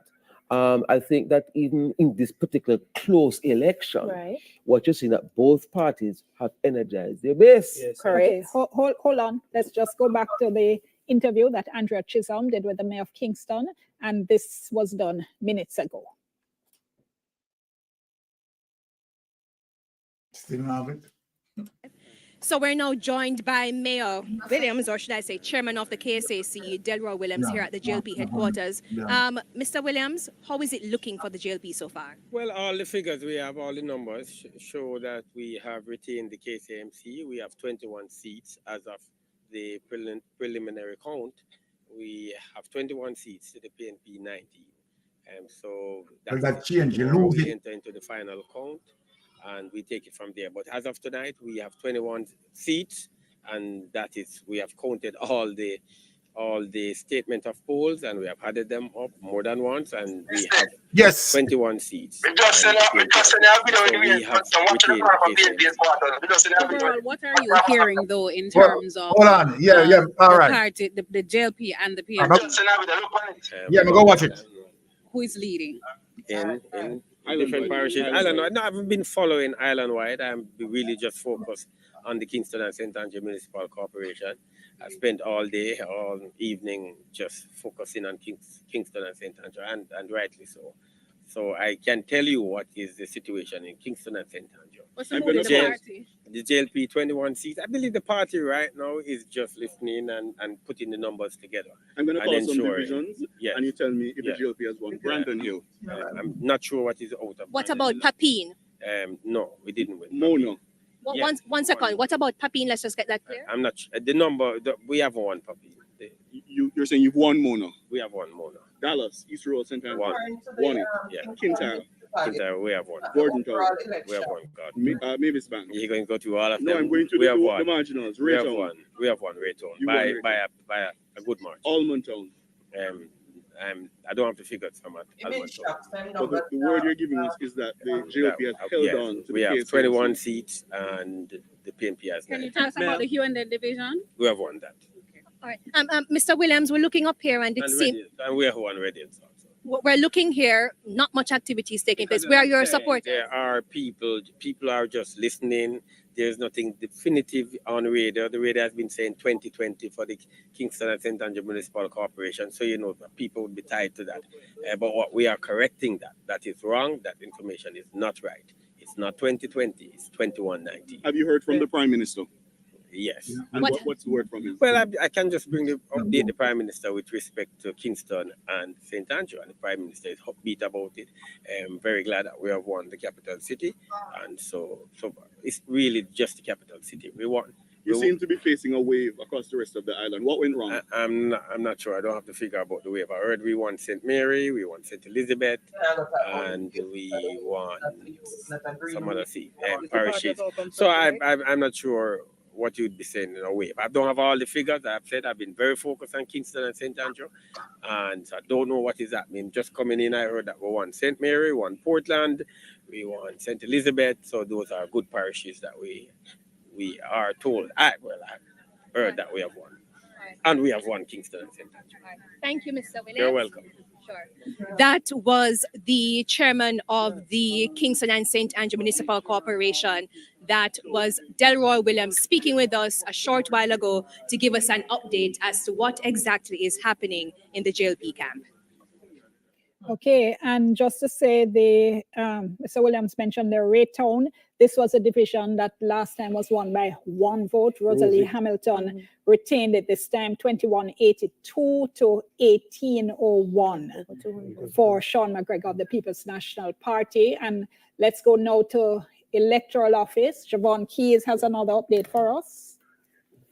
Okay, so while we wait to get Javon Keys, let's go to Milton, who has one of the parishes. He's looking at St. Thomas. On election night, St. Thomas had tied in 2016, 5-5. Later, one of the JLP councillors died, and that made it 5-4 for the PNP. Milton, tell us what you're seeing. All right, Dion, let's go and look at the national figure first, though, Dion. The popular vote, as you can see, is 303,136 for the PNP, and the JLP are 282,133. 100 divisions have been declared for the PNP so far, and 95 for the JLP. So it's very close, particularly when you take into account the fact that the PNP won Hanover by 7-0 or something like that. And they've racked up a big win there. The JLP has 95 seats. So the JLP is still doing well in some areas. And there are 17 seats that are being led by the JLP at present. And the PNP, I think, are leading in 5. So it is a very close election. 15, sorry. Yeah, 15. I'm sorry. I should have said 15.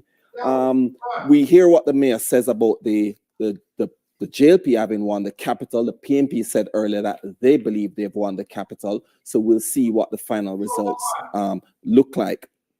But so far, if we can, while we change the map, the PNP have retained Manchester, Hanover, Westmoreland, and those are the 3 that we know for sure.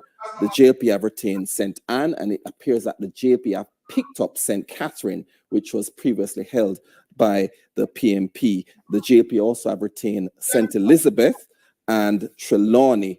Clarendon is even at this point, and the JLP are leading in, this is Clarendon, as you can see on the board. The last time we checked it, the division count between the two parties was even. It was 11-all between the JLP and the PNP. As the director of elections said, when there is a tie, because a lot of the municipal corporations have even numbers in their terms of their division, it's the party that wins the popular vote will get the chance to elect the mayor, the chairman of the municipal corporation. But as you can see, the PNP picked up Moko, which previously was held by the JLP. The JLP won Maypen North. They normally win that one. And the JLP also won Maypen East as well. The Mineral Heights, which was a traditional JLP seat, that was the one held by the former mayor, Milton Brown, who died about 3 years ago. The JLP have retained that one as well. And the JLP also retained Rocky Point, Palmer's Cross, where it was retained by the JLP as well. So it's kind of going similar to what it was the last election. We haven't seen where Reaches is, which is in northwest Clarendon. The PNP won that in 2016.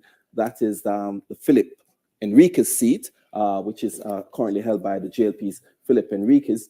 We haven't seen where a declaration for that one yet. So the results are outstanding for that division in the parish council. And if it goes to the PNP, then the PNP will probably get control of the Clarendon Municipal Corporation.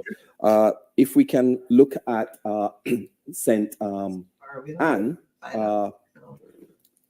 right, you see clearly that the JLP have far more declared seats. The PNP only have 4 so far in St. Anne, and the numbers that are outstanding, the PNP wouldn't have a chance to pick up or to get control of that municipal corporation. The PNP have only won Calderwood and Claremont, Beechertown, Monique. We haven't seen what's happening for Bensonton. That's the division where Lydia Richards ran from Southeast St. Anne. That's Lisa Hanna's seat. She was the long-standing council. She wasn't selected, so she ran as an independent. Beechertown and Claremont, traditional PNP divisions, they have gone to the PNP. The PNP have picked up Monique, nevertheless, from the JLP, but the JLP has racked up divisions in Southwest, the Gibraltar, Alexander, Brownstone Dion, Kim Brown Lawrence's division. As we know, she's been charged in the CMU issue. She was nominated nevertheless, ran and won her division, which is quite remarkable that someone who is before the courts has been nominated by her party and also actually won the division as well. Sturgestone, Dry Harbour, Bamboo, St. Anne's Bay, Limehall, Oatrius, Exchange, those last two traditional JLP divisions. And in St. Mary, if we can go to St. Mary, where the JLP previously held that council, the PNP have more declared seats. There have been 5 for the PNP, to 2 for the JLP. The PNP have picked up Boscobel, that's in Western St. Mary, that's Bobby Montague's seat. And that is a huge pickup for the PNP to win Boscobel. But there are quite a few divisions left to be declared in that parish before we can know who will actually retain control of the St. Mary Municipal Corporation. If you could also have a look at Portland to the east, which is where the Vaz couple, Daryl and Anne-Marie Vaz, are MPs for West and Eastern Portland. The PNP have retained Port Antonio and Prospect, and the JLP have Ferry Hill, Fellowship, and St. Margaret's Bay. Those they previously held that. I know the PNP were seeking to get the Fellowship division. That's one of their targets, key targets, in order for them to get control of the Portmore Municipal Corporation. I'm going to ask you to hold for just a minute, Milton. Fascinating listening to the breakdown. We're going to go back to the EOJ though, but let me just say, I'm also getting from one of my reporters that Paul Ashley was asking the question earlier, how many people who have crossed to another party have in fact retained their seats. I'm being told so far it looks like only Ian Miles and Garfield James have done so, the PNP councillors, former PNP councillors in Westmoreland who switched. The final count in this is the Sheffield division, Garfield James, now representing the JLP with 1104, won over the PNP's Derek McKenzie, who got 920. I don't have the final results in Little London, but I'm getting the report that Ian Miles, formerly of the PNP, now with the JLP, has defeated the PNP's candidate in that division as well. Let me go over to the electoral office. Javon, go ahead. Hi, Dion. So I'll work on getting that Little London data for you in a moment, but I just wanted to paint the picture again here. A bit of a change. At the point when we last spoke, it was about 98% of the boxes, boxes were in progress of being counted in Hanover. So we have the JLP getting 1 division in the Hanover Municipal Corporation, which means the PNP has declared for them 6, Hanover 1. We're seeing Westmoreland at 99% of those boxes in progress, and Westmoreland is currently in favor of the People's National Party. So 3 for the JLP, 11 for the People's National Party. St. Elizabeth, 100% of those boxes counted in all the divisions, 9 in favor of the JLP, 6 for the People's National Party. In Manchester, 100% of those divisions boxes counted, so 12 in favor of the People's National Party, 3 in the for the Jamaica Labour Party. Just to note that Clarendon, 99.5% are counted. But if you take a closer look, you'll realize that it's 11 for the JLP and 11 for the People's National Party. And of course, there are 22 divisions in Clarendon, which means that with 99.5% of those boxes counted, it's a close one. St. Anne has 99.8% of those boxes counted, and that municipal corporation is leaning towards the Jamaica Labour Party. But I have with me here Neville Graham, of course, our seasoned election reporter or business reporter, many of you will know him as, but he has quite a bit of experience covering elections. So you're looking at this, Neville. Your take on this, is it too early to call? It's too early to call, and deliberately so, because what we're seeing now is a preliminary count. And there are many things that can go wrong in the preliminary count, because it's coming as written information and information that was transmitted over the telephone. I was there when this system was being designed. You were head of communication at the EOJ for quite some time. Right. And at that time, what we decided was that the final reports would determine what the results are. You won't be getting those final reports until Tuesday and Wednesday. All right, so that is when the official count takes place, and that data is now inputted into the system, and a proper determination is made. Now, I can tell you that when we will have known the results on Tuesday or Wednesday, there's also the process of what you call a magisterial recount that has to be done. If say there's a 10 difference of 10 votes or so between the parties, then either of them can request a magisterial. Kayak. No way. Why would I use kayak to compare hundreds of travel sites at once? Kayak. From what the returning officer does at the official count, because he sits almost like a parish judge in that circumstance. All right, Neville, thank you so much. Some insight there from Neville Graham, a reporter at the Gleaner and a former head of communication at the Electoral Office of Jamaica. Now, I want to let you know as well that 97.5% of the seats across the island, boxes rather, across the island have been counted. So that's 97.5. But I don't know if my videographer will be able to move with me just a little bit, because what's taking place now as well is that we're getting some data coming in from the Portmore Municipal Corporation. Of course, we know that there are 3 mayoral candidates on that ballot. And what we're seeing coming in is that in the Portmore Municipal Corporation at this time, 79.9% of those boxes have been counted. That works out to 225 of the 319 boxes. And what we're seeing are just 3 of the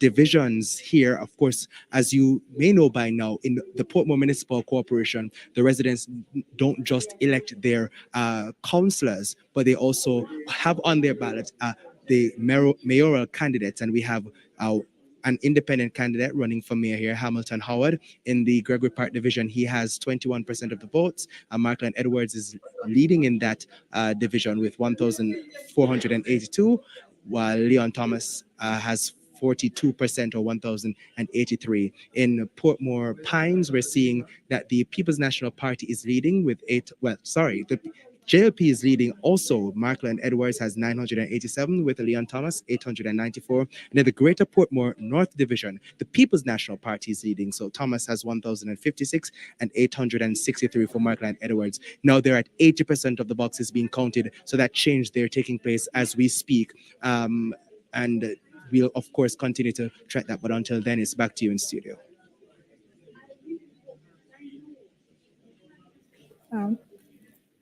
Thank you so much, Javon.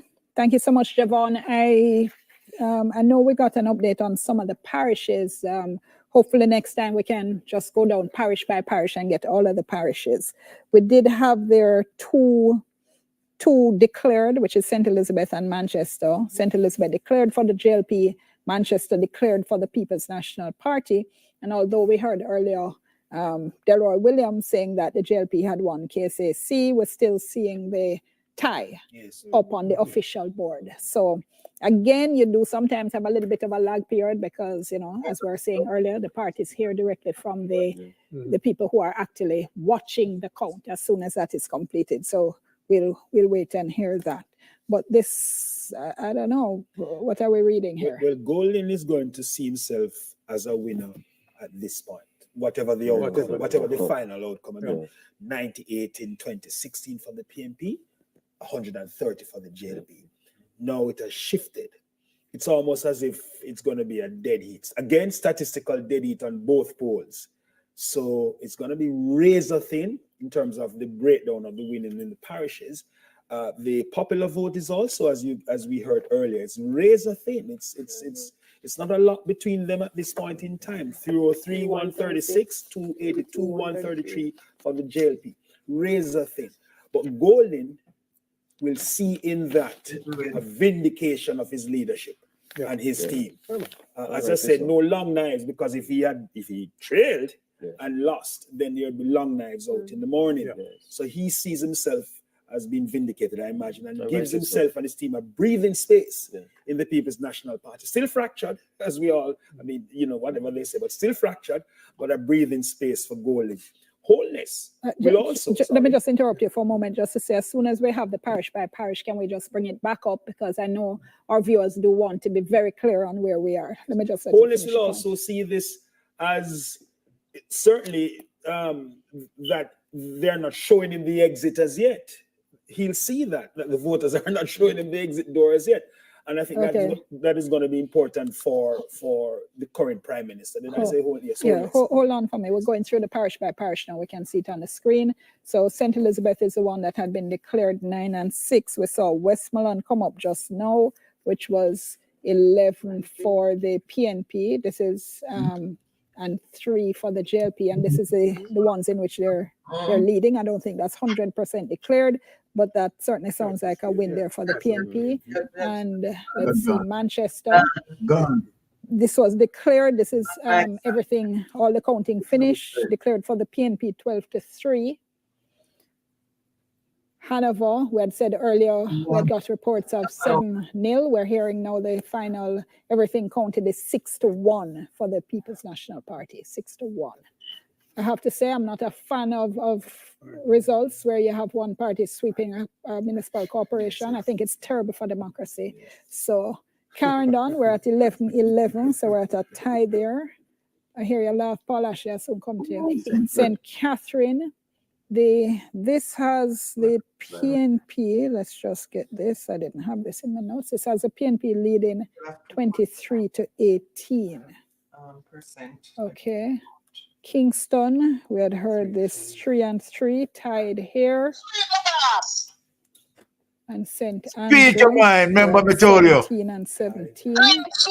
So, Time come. That is close.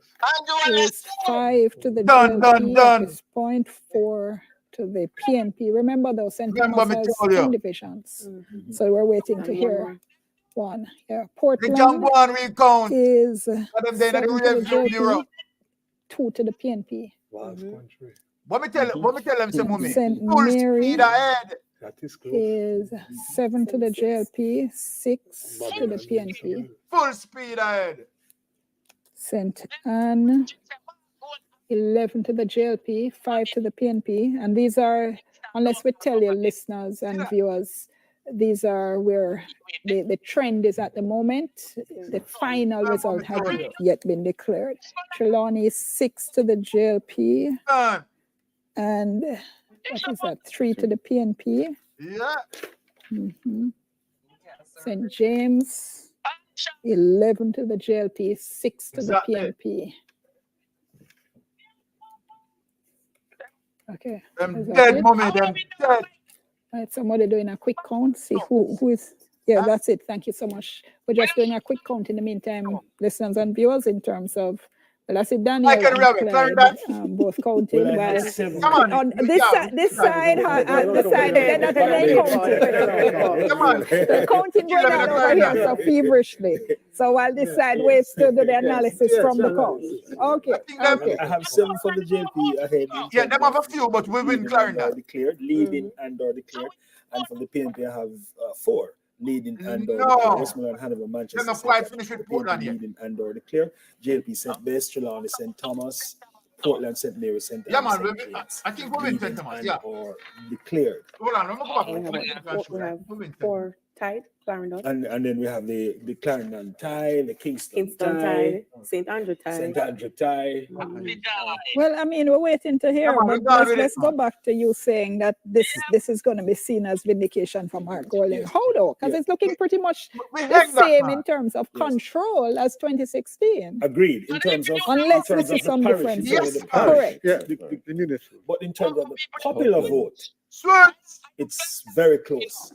and he would have clawed back. Remember me He tell would you. see it as his people Remember, see you it as know, clawed back. this is where we go back to the first past the post I mean, discussion. Popular vote, no win, I no win accept election. that. I accept that. Yes, But it does because provide it is some a dead, encouragement it's a dead when you heat. would have been Oh, yeah, devastated wait. in Them a 2016. do some little Also, in counting. terms of the number of But the divisions. thing, say we Popular have to vote is what you point to when you lose, though. Yes, I understand all You of know, that. I understand all we of that. lost in the divisions and the constituencies, But we got but the see, popular we got the vote. popular But vote. remember, But in our I know system, some- It's that a- You know, doesn't some put glad you in some a take with Yes, Venetia but remember, State. I'm speaking about how his team is going to be seen. I'm not saying how others will look at it. I'm saying his team is going to be looking at it. Glad and say saying, she gone we home. have made She improvement in make terms her of sleep popular good vote. We tonight. have made improvement She in terms going of home divisions and we have sleep won. good We tonight. may not have we may not control the majority of the parishes just now, Remember, but we have made glad some she gone. inroads.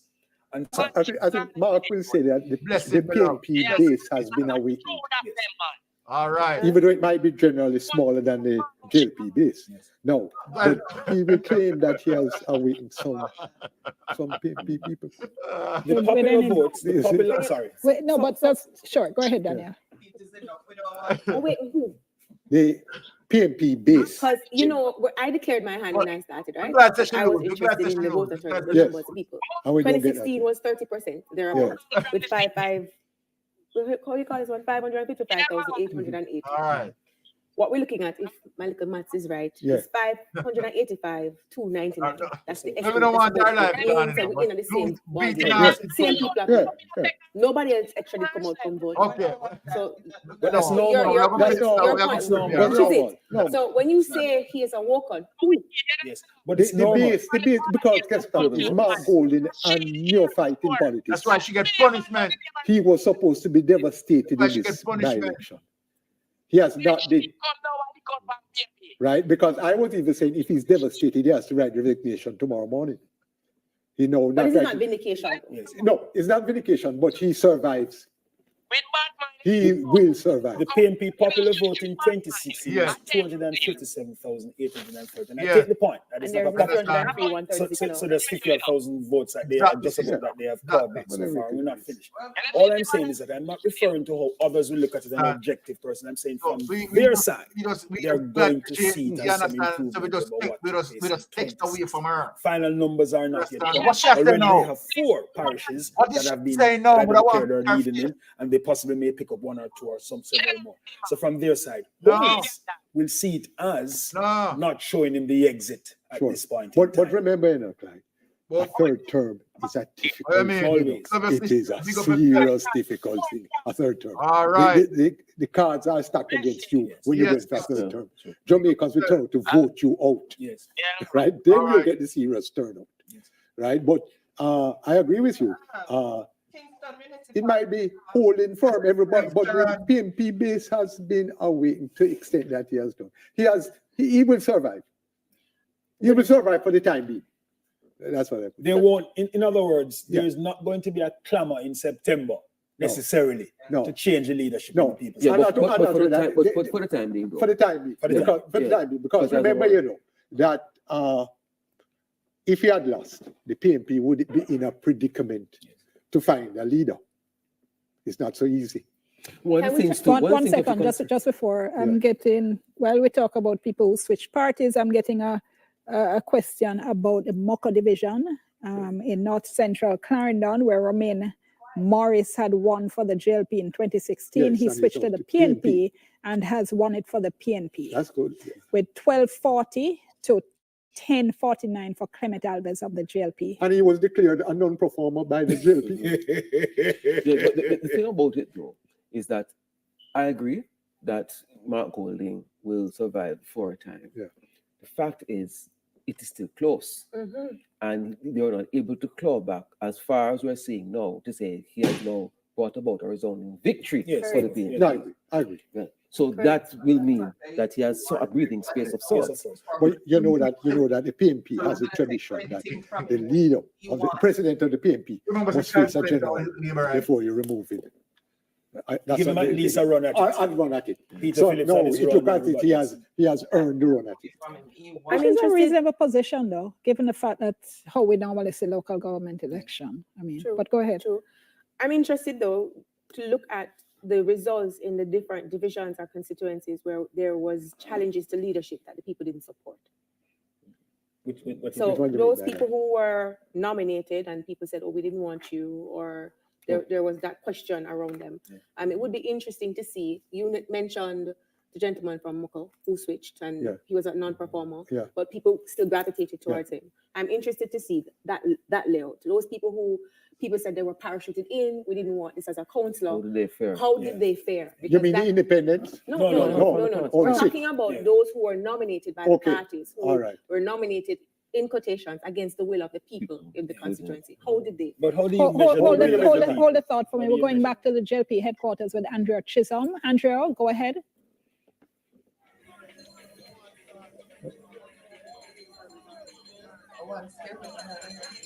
The atmosphere has gotten a little bit more festive here at the JLP headquarters at Belmont Road. There is a sound system blaring in the background, and if you look to my right, you will see that a number of JLP supporters have gathered over that section. On the outskirts, on the outside of the compound, there are some JLP supporters as well. Some are eating, some are insisting that they are not yet ready to talk to the media because they need to have a better understanding of what is taking place. But I saw Miss Vivine. Miss Vivine, come please. Where's the gentleman with the bell? Yes, I saw Miss Vivine earlier. She's willing to speak. Mr. Gentleman with the bell, could you come this way, please? All right, so this is Miss Vivine. Tell me your full name, please. Vivine Kirkpatrick. All right. Could you just hold the bell ringing for a moment for me because we need to hear you. And you are? I am Chris Dunn Grayson. All right. First of all, Miss Vivine, how are you feeling at this point? Feeling very, very good. I never feel good much earlier, but I feel good, you know. What has caused the change in your mood? Boy, from me as a liberator, when you come like, me don't know me that sleep tonight. From me as a liberator, when everything moving on me, it's like a godsend glory. Because me I wonder, how Labourite finna win? And look how much things Labourite do for the country. So me I tell you the truth, God know. Me feel good, that's why me there tonight. So based on the projections, you're picking up that it will be a victory for your party. I mean, that's more than victory. Victory for everybody. Which division did you vote in today? West Central, St. Catherine. You know the specific division? Or that's a constituency, you don't know the specific division? West Central, St. Andrew. See, right. That's the division with Mr. Williams, Delroy Williams. So you talk to me now. What was today like for you? It's just a job. And turn this way. So everybody can see up on TV. Yes. How was today for you? Today is a good day. We know what the campaign feeling is like. We know what the election bug is like. And I got it. I got the bug today. And election is a science. You either feel good and you know you're going to win, or you have doubts. I never have any doubts. Right? And history has shown, based on PM winning margin and our councillor that we voted for 1,000, we never have any doubt. That's a sure seat. Mayor Williams, that's a sure seat. Our only infraction was Councillor Glenn Salmon, and he was doing positive in his division. However, I choose to come up to Belmont Road when I see it was empty because I want to know where are my labor rights. Yes, where are they? Right? Where are my labor rights? I don't know. So I say, I have so much shaky labor rights where I worry and I'm sure I win because the last time I checked, a 95 to 100. And we don't have no doubt that the JLP will retain its seat. Right? Even though we like opposition, but we like to control the opposition and keep them where they belong in opposition because we have been waiting for so much. And let's look at the indicators. Don't take too long though because we still have to wrap up very quickly. Indicators. We are building most BPOs, right? So we have more people working. We have the most road network. We have more people working. We look at the GDP, we look at the net reserve, we look at all of these indicators. And we see that the GLP is ahead. So, and here's the good thing now. We have more people graduating from school, colleges, high school, colleges. So we know they can make positive decisions and impact our country favorably. So I don't have any doubt based on my nation ability to vote for what they want. And I think the decision is clear. All right. Thank you so much for speaking with me tonight. That was two JLP supporters speaking with me here at Belmont Road as the mood has shifted a bit into some form of festivities. Dion, it's back to you in studio. Thank you so much, Andrea. And we just want to give our listeners and our viewers an update of what we're seeing nationally. Let's put up first what we're seeing in terms of the popular vote. The PNP has polled 3,000, no, let's go again, 303,847 votes to the PNP's 280. JLP, let's start over.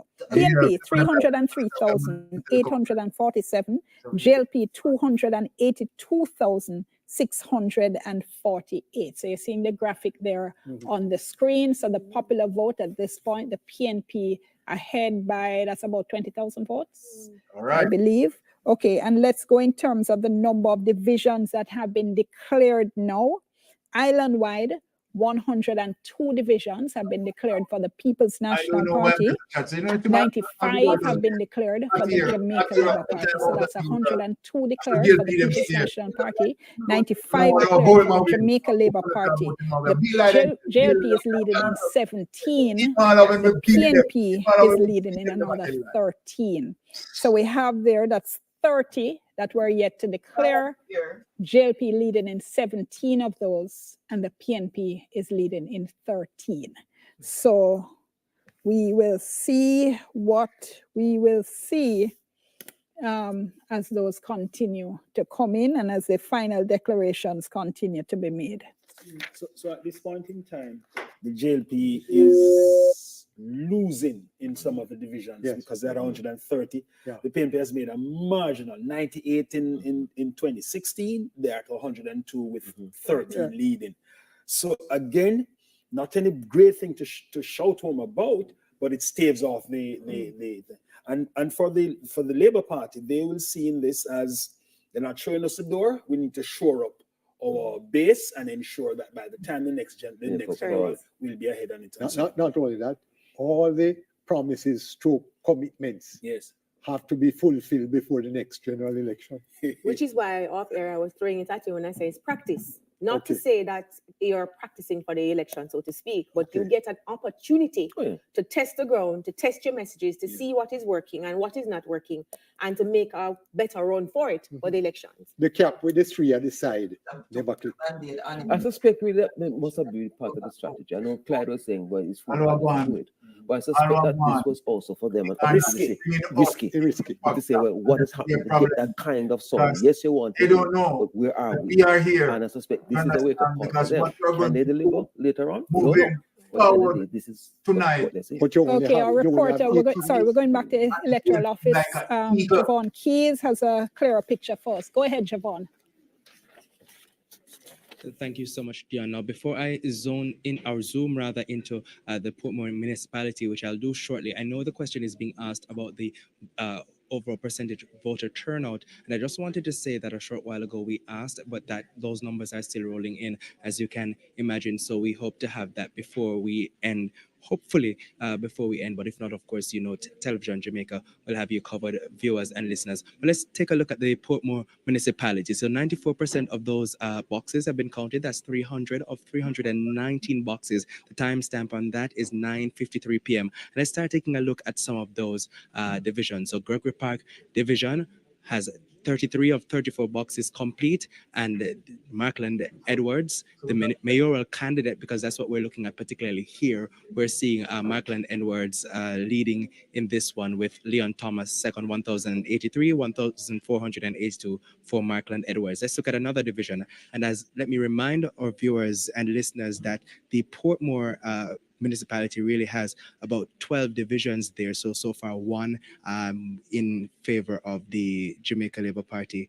But of course, that's 33 of 34 boxes being counted there. Let's continue as we keep looking at those other divisions. We have 1,026 votes in favor of Markland Edwards for the Portmore Pines division, 946 votes for Leon Thomas. As we continue that look, we will also bring up some more divisions in short order. But as the team on the ground brings those up, just letting you know that 97.5% of the boxes across the island have been counted. So on screen here, we're seeing a bit of a turn there with Leon Thomas, the PNP's candidate, leading Markland Edwards with 1,421 votes for Thomas. Edwards has 806 with 94.4% of the boxes counted. So a slight update there. As we quickly go through, Edgewater has Leon Thomas again, 28 of 28 boxes. So those two, Waterford and Edgewater, can be declared for the people, well, preliminarily for the People's National Party. A big margin. As we bring up some more divisions for you quickly, we have Leon Thomas here. Again, 1,131 votes versus 904, and this is for Greater Portmore. All 25 boxes complete. So we head to the next division quickly. So we try to paint that picture for you. Leon Thomas having the Brayton division ahead of Markland Edwards, and again, this is the mayoral ticket. Of course, we'll continue to track this one for you. 94%, that's 94.4% of the total boxes counted, 301 of 319. Again, what we're seeing here is the mayoral election. Again, a reminder to you that in Portmore, the citizens don't only vote for their councillors, but they also directly elect their mayor. So we'll see what we can bring to you before we wrap this broadcast. But until then, back to you. All right. Thank you so much, Javon. And of course, we're hearing their division by division, but we're going to have to tabulate all those numbers so we can get a sense of whether, in fact, it is Markland Edwards leading of the JLP or it's Leon Thomas of the People's National Party. And the that's always an interesting one because of this, you know, it's the only race where we see the people choosing their mayor. In fact, I find it interesting because it is the only opportunity we have to see two votes, which many people are saying separate the vote for MP from the vote for Prime Minister. And Portmore gives us an opportunity to look how this works out in terms of, and it's not confusing. The people understand. I voted in Portmore. I had my two votes. Everybody understand what it is. So it's not anything complex for us in the national election. Two ballots. It's not anything complex in the national election to give us two ballots. We can choose the Prime Minister and we can choose the MP. And I think Portmore gives us the best example of how this thing could work out in Jamaica. I want to say something also quickly about the efforts and the money being spent. It's not been matched in the pullout. All the efforts over the last 2 weeks and the mass meetings and the huge crowds walking behind and so forth and so on. We're not seeing that on the night of the election. We're below 40%. We might be at about mid-30s as it appears.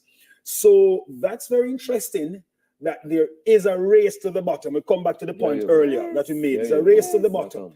What fascinates me in Jamaica, I don't see the parties trying to take on platforms outside of their hardcore issues.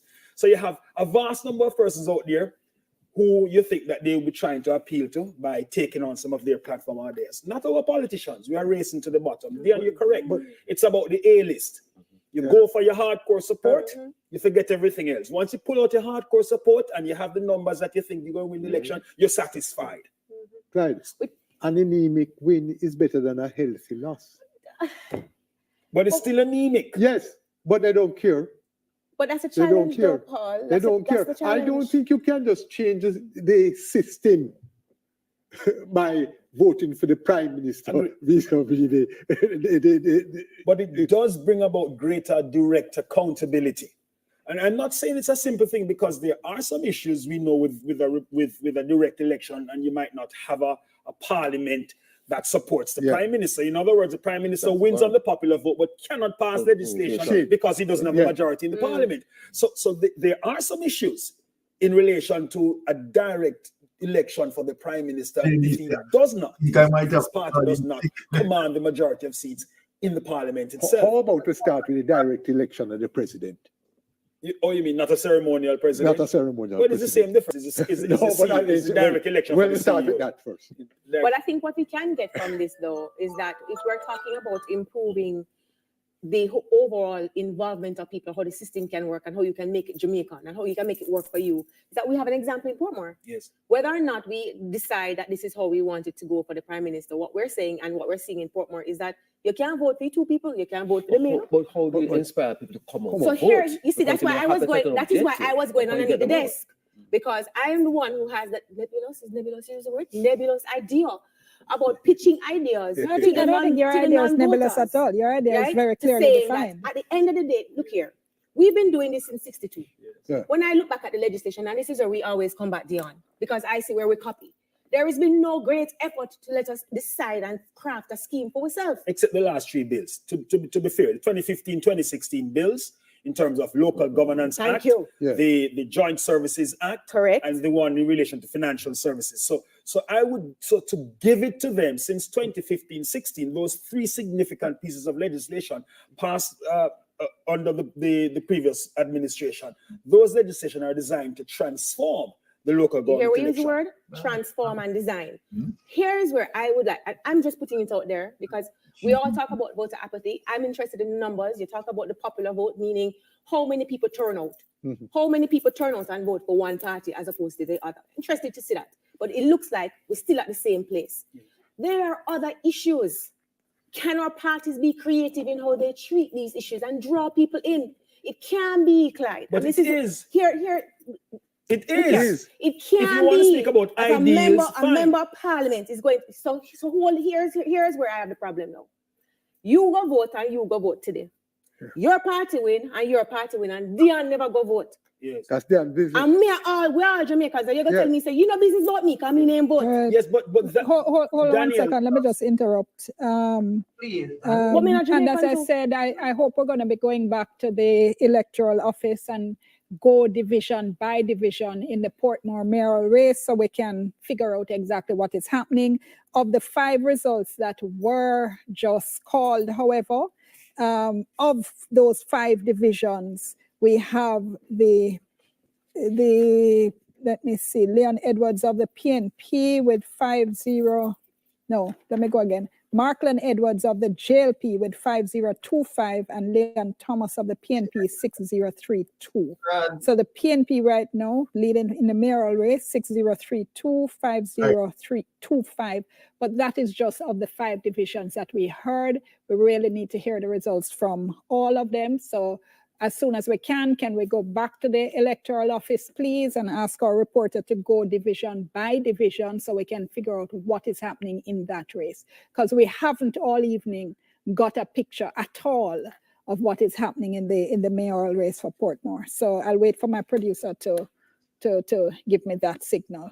And I know I interrupted y'all in full flight, but y'all know it's about the results, really. Yes, It yes. is. It is. And I think what you want to take from it is, as we look at the results, we look at where they are, what it says in terms of, is it a signal, as one person has said, to the party in government? Is it a bellwether? Is it something that says you need something, you need to work on something? But it also creates an opportunity, gentlemen and lady, for us to look at what we need to do to bring more people to the table. That's all. Well, I don't think one we should thing- be satisfied by But who saying is I the saw we? it go. Who is the Yeah, we? but the thing Because is though, sorry, go ahead. The thing is though that inspiring people to come out is a real challenge that we're facing. We're coming in a politics that has been largely leader-centered, I beg your pardon. And of course, what has happened now is that the parties are now forced to kind of spread it a bit more, because you're not having that kind of charismatic leadership that we have had experienced in the past. The other part to all of this is, how do we now move the country in this tonight with a state of uncertainty? Because there's uncertainty out there right now. Because in terms of how the figures are coming in. At one point you heard, well, get the PNP one, they said maybe not, and so on. So persons want to know exactly where are we, what is happening. And I think that is also goes to show the fact that we have a very organized system, because we're talking about 228 divisions. True. And to get this information in the way we're getting it, it's really commendable. Of course, of course. And hopefully we can get to find a way now to see how we can improve on the system. Well, and that's possible, not beyond us, but it's going to take some effort and some time. Going into a 3rd term, I would say, if you look at it, going into a 3rd term with all the pressures that the JLP have come under, ICI not approved, not the Prime Minister's result reports. Integrity Commission still have questions around it, allegations of corruption here and there and so forth. With all of that, the JLP looking like ready to show them the exit. And I think they will take some courage in that. What it will mean, Archer, is that it's going to continue to be a race to the bottom. Our parties, I can tell you this, our parties have no interest in any independent voice and those things. In fact, if you're in there, independent voice, you're in trouble. You toward the line, you toward the line, or you sideline it. So hang on. So your positions are shared by a vast majority of Jamaicans who do not turn out to vote. However, at the end of the day, the persons who turn out determine what happens in this country. Which is why it's beautiful to segue from what you were saying about how beautiful it is that we can actually vote. Because at the end of the day, if you really want to say, Dion, you have to really vote. Because you said it earlier. Let's work it out. No. Except that what a lot of people have come to the conclusion is that they don't think it matters. So you say it allows them to have a say, but what people say is black dog and monkey. And whoever may put in them are doing the same thing. So why should I be bothered? But you know, and that is the difficulty with this argument. You have to bother. And this is perhaps just I think you're agreeing on it. Dion is only saying the numbers now show that, but you're saying people should bother. I mean, you see, conversion. You see when you have a member, it's just perhaps all I can really say then in all the circumstances is this. Me not think it right. Sorry, I don't think it's correct for a member of parliament, win, lose or draw, to focus only on their voters and to say that we are not concerned about the people who don't vote. But the fact is, it's wrong because they are in fact being paid from the public purse. Thank you. And you have taken an oath for the people of Jamaica. So me just calling it out wrong. to say, since I can't get the whole cake, Dion, maybe what I can ask for is that this bellwether, this kind of thing, in order to get people more inclusive and talk a little bit more, is to be more respectful of the fact that people want to vote. People want something to vote for. Right? Yeah, and so you have to... No, hold on. Also, though... There's an institution called a pressure group. You can form pressure groups. And I was going to... That's exactly the point I was going to make. That here is now the... Civil society. No, the civil society, I think... pressure groups. I have actually now come to a conclusion that civil society, the civic society groups, and I know people think a lot of them are elitist groups, but they are grassroots groups, you know? And they, in between the elections, do I think a hell of a lot more to influence what actually happens in government than the person who walks in every 5 years and drops a piece of paper in the box. The limitation to that is that persons in government will say, okay, this is a pressure group and these are the things they want, but is this resonating with the broader population? And if they don't see it resonating there, they'll engage you and listen to you, but they won't do anything. Ultimately, you have to come to that point of the power play. The power play has to be right back to get people to actually vote, despite what is happening. The data, I'm data driven. The data suggests more and more people are disconnecting from the system. Good. So we have to, so hang on, Daniel. So we have to start by an examination of the data and a determination of what is this data saying to us. And it is saying that people, back to what Dion said, people tune out and decide, let me work in another area. So the parties are not going to, not in their present composition and culture, they're not going to be focusing on getting anybody out except their hardcore support. And on the point you just made, Clive, that pressure groups, if they're issues, and many of them are not widespread issues, you know, constitutional reform and some of these issues are not issues that are bread and butter issues. Yeah, but the fact of the matter is that neither the vote doesn't, what should I say, doesn't propel individual issues either, because people vote for all kinds of things. So the fact that you are going to, I don't know, constitutional reform and you promise accountability, my issue may simply be like this. Or it may be me just want a change, or it might be me just not like you. The party put in our candidate when me think full, and I'm not going to vote for you. So so the fact, the saying that you need to bring out people to vote doesn't in and of itself either influence specific policy and governance Unless you're going to make directions. voting mandatory.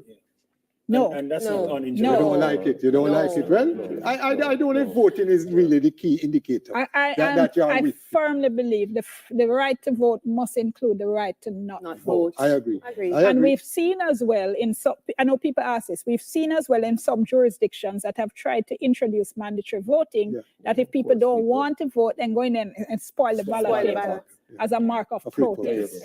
I don't think we should be. No. We don't.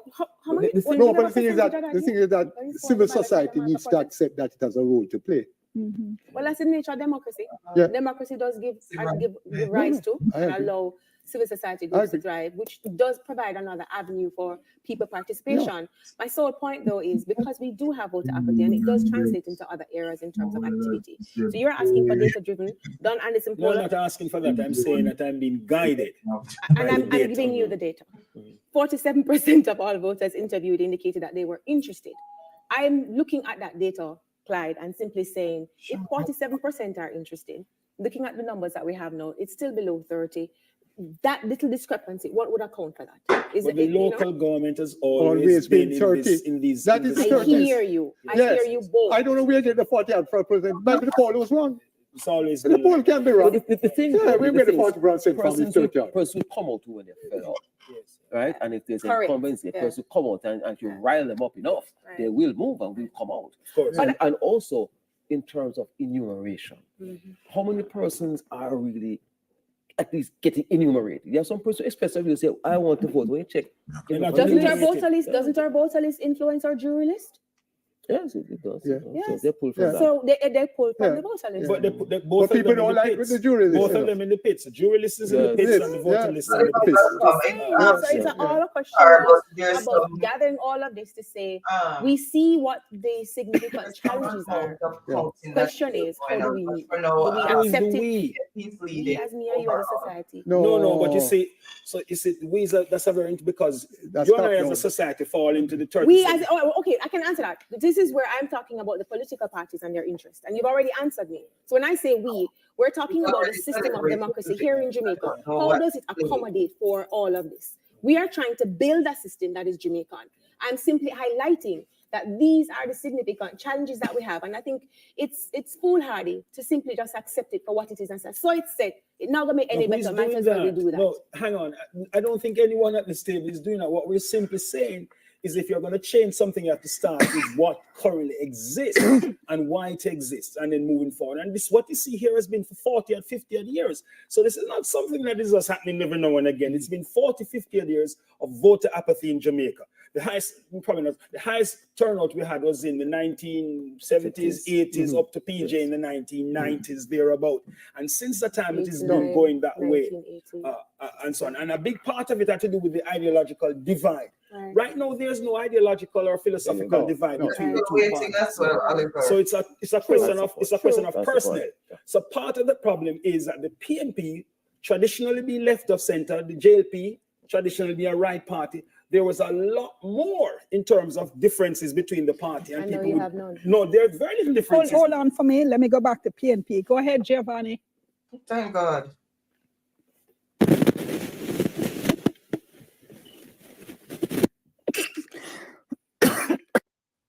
Bless you.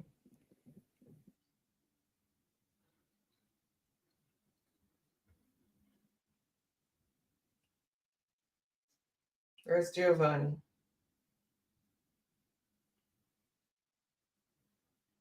Ready. Go ahead for me. Well, I take your point that in terms of what people are voting for, there has been a shift or a coalescing of ideas. But we still have to get to that point, Clyde, where we stand at the door of every election, whether we're closing it, and ask, you've said it, we've done this for 40 years. We're now in the midst of dreaming of crafting of constitutional reform. What does this mean? Will these elections play a part then? Significantly in any way in terms of talking about designing or changing? No. How do we take from this and improve our system to make it In fact, the JLP might just hit you with a referendum, a true referendum with one question. Do you want Jamaica? Republic, yes or no? You see, it is likely. That is why Mr. Montague said this is not a referendum, because probably they are thinking of having a true referendum later this year. The big question I'm interested to see how the Prime Minister, the leader of the JLP, will answer is that, do I go for early election if I win this one, or do I push it into 2025? Well, that might be one of the questions that's put to him. I hear he might be on his way to Belmont Road. Okay. But in the meantime, let's take a break. We're back in a moment.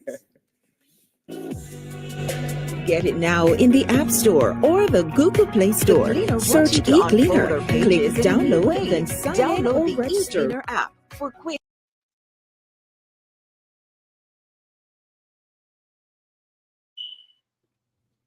Play Store. Search eCleaner, click download, then sign in or register via jamaica-cleaner.com/premium to activate. Take control of your daily read. Download the eCleaner app today. Gleaner Premium will excite your digital media experience, satisfy your appetite for exclusive stories.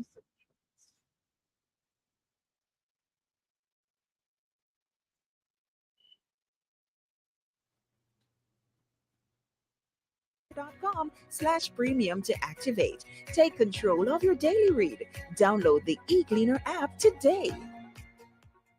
Electrifying clash of high school champions at the It's a Grace Kennedy Boys and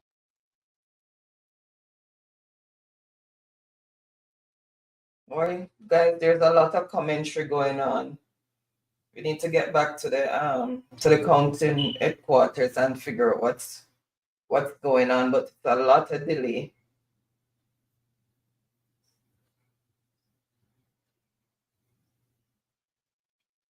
Yes, we won, so I don't know what the delay is.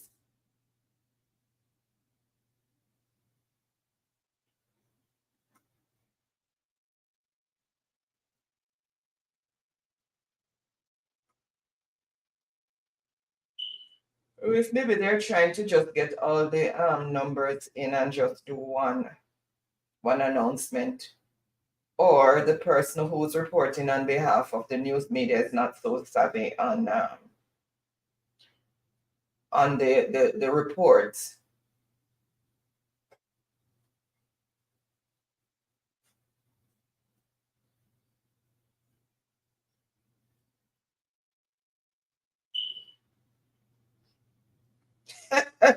Yes, Megawatt, I remember that one. And it went to court. You know who won? The big name family. We're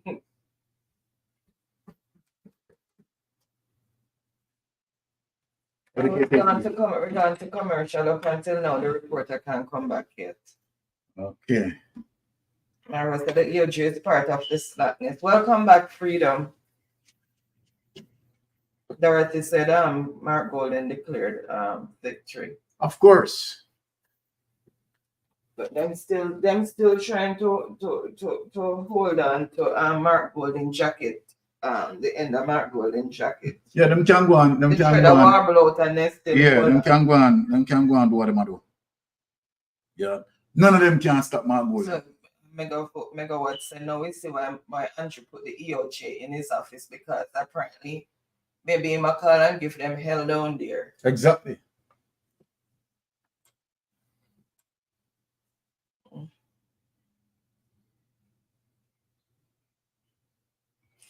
Freedom, so they went to burn some candles. My goodness. And all these things. These are the things that we talk about. No, That's why they lose. I'm gonna agree. And that's why they lose. The same last swim polling station there. Yeah, man, them last swim polling station, man.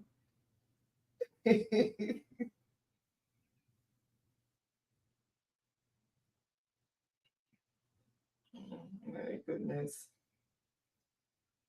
Come on, people, that cannot delay the inevitable for too long.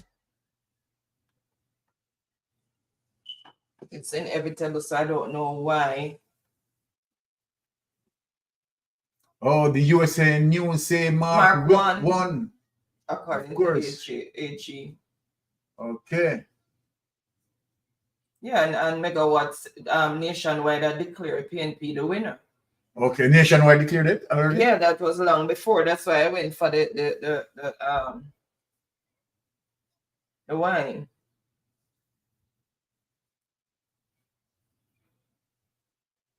Okay. Nobody can come back.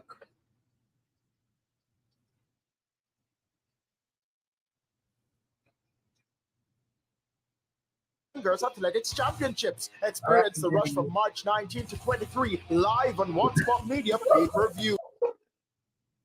Quickly make this disclaimer. You may see people walking past me in this, on your monitor at home, to our viewers as well. The party president, Mark Golding, just arrived. His vehicle is actually parked right behind where I'm standing right now, and he just made his way inside. He was greeted by Julian Robinson, and he was taken inside the party headquarters with me. However, at the moment, and I should say as well that the moment he arrived, of course, the atmosphere here it interrupted. Essentially, things had died down somewhat just before the arrival of Mark Golding. It has now gone up back some notch, some decibels, I should say.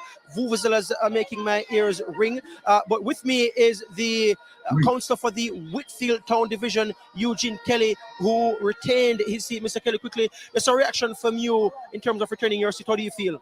Yes, I am feeling ecstatic that I have retained the confidence of the people. It is a humbling experience. That's a good question. We spoke earlier with Dennis Gordon, who increased his margins. The number of votes he got increased in terms of what compared to 2016.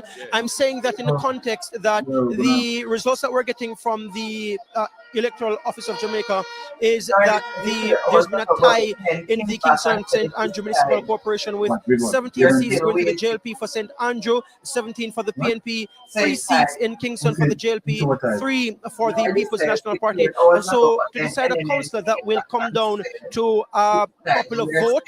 If there's not a recount and something changes on, well, in either of the parishes, Kingston or St. Andrew, in terms of the popular vote, what's the PNP's feeling in terms of what the numbers are getting? Information is that we are leading also in the popular vote, and so we expect to take the leadership of the council. And from that, in terms of the municipal corporation, do you feel at this moment that you'll be reclaiming the Kingston and St. Andrew Municipal Corporation? Yes, according to the law as we know it, in the event of the 2020 split, the chief electoral officer of the parish will cast the deciding vote. The tradition is he will use as a parameter the popular vote to go with that as the deciding factor in who should be the mayor of Kingston. Just outside of that, though, even before we get to that, the mood here is celebratory, and I think because many people are happy, many PNP supporters have said to me so far, and people who I've spoken with from the executive, that they're happy for winning back the Trafalgar division that was won on the PNP ticket from the last election, and also the Papine division that was on a PNP ticket, Kari Douglas and Venetia Phillips in both instances. Is that driving the mood here at the moment? Because for the rest of the island, it's not yet complete. And it's not, well, but additionally, the information you are working with, we have different information, and we believe we're going to get more than 20 seats. That's one.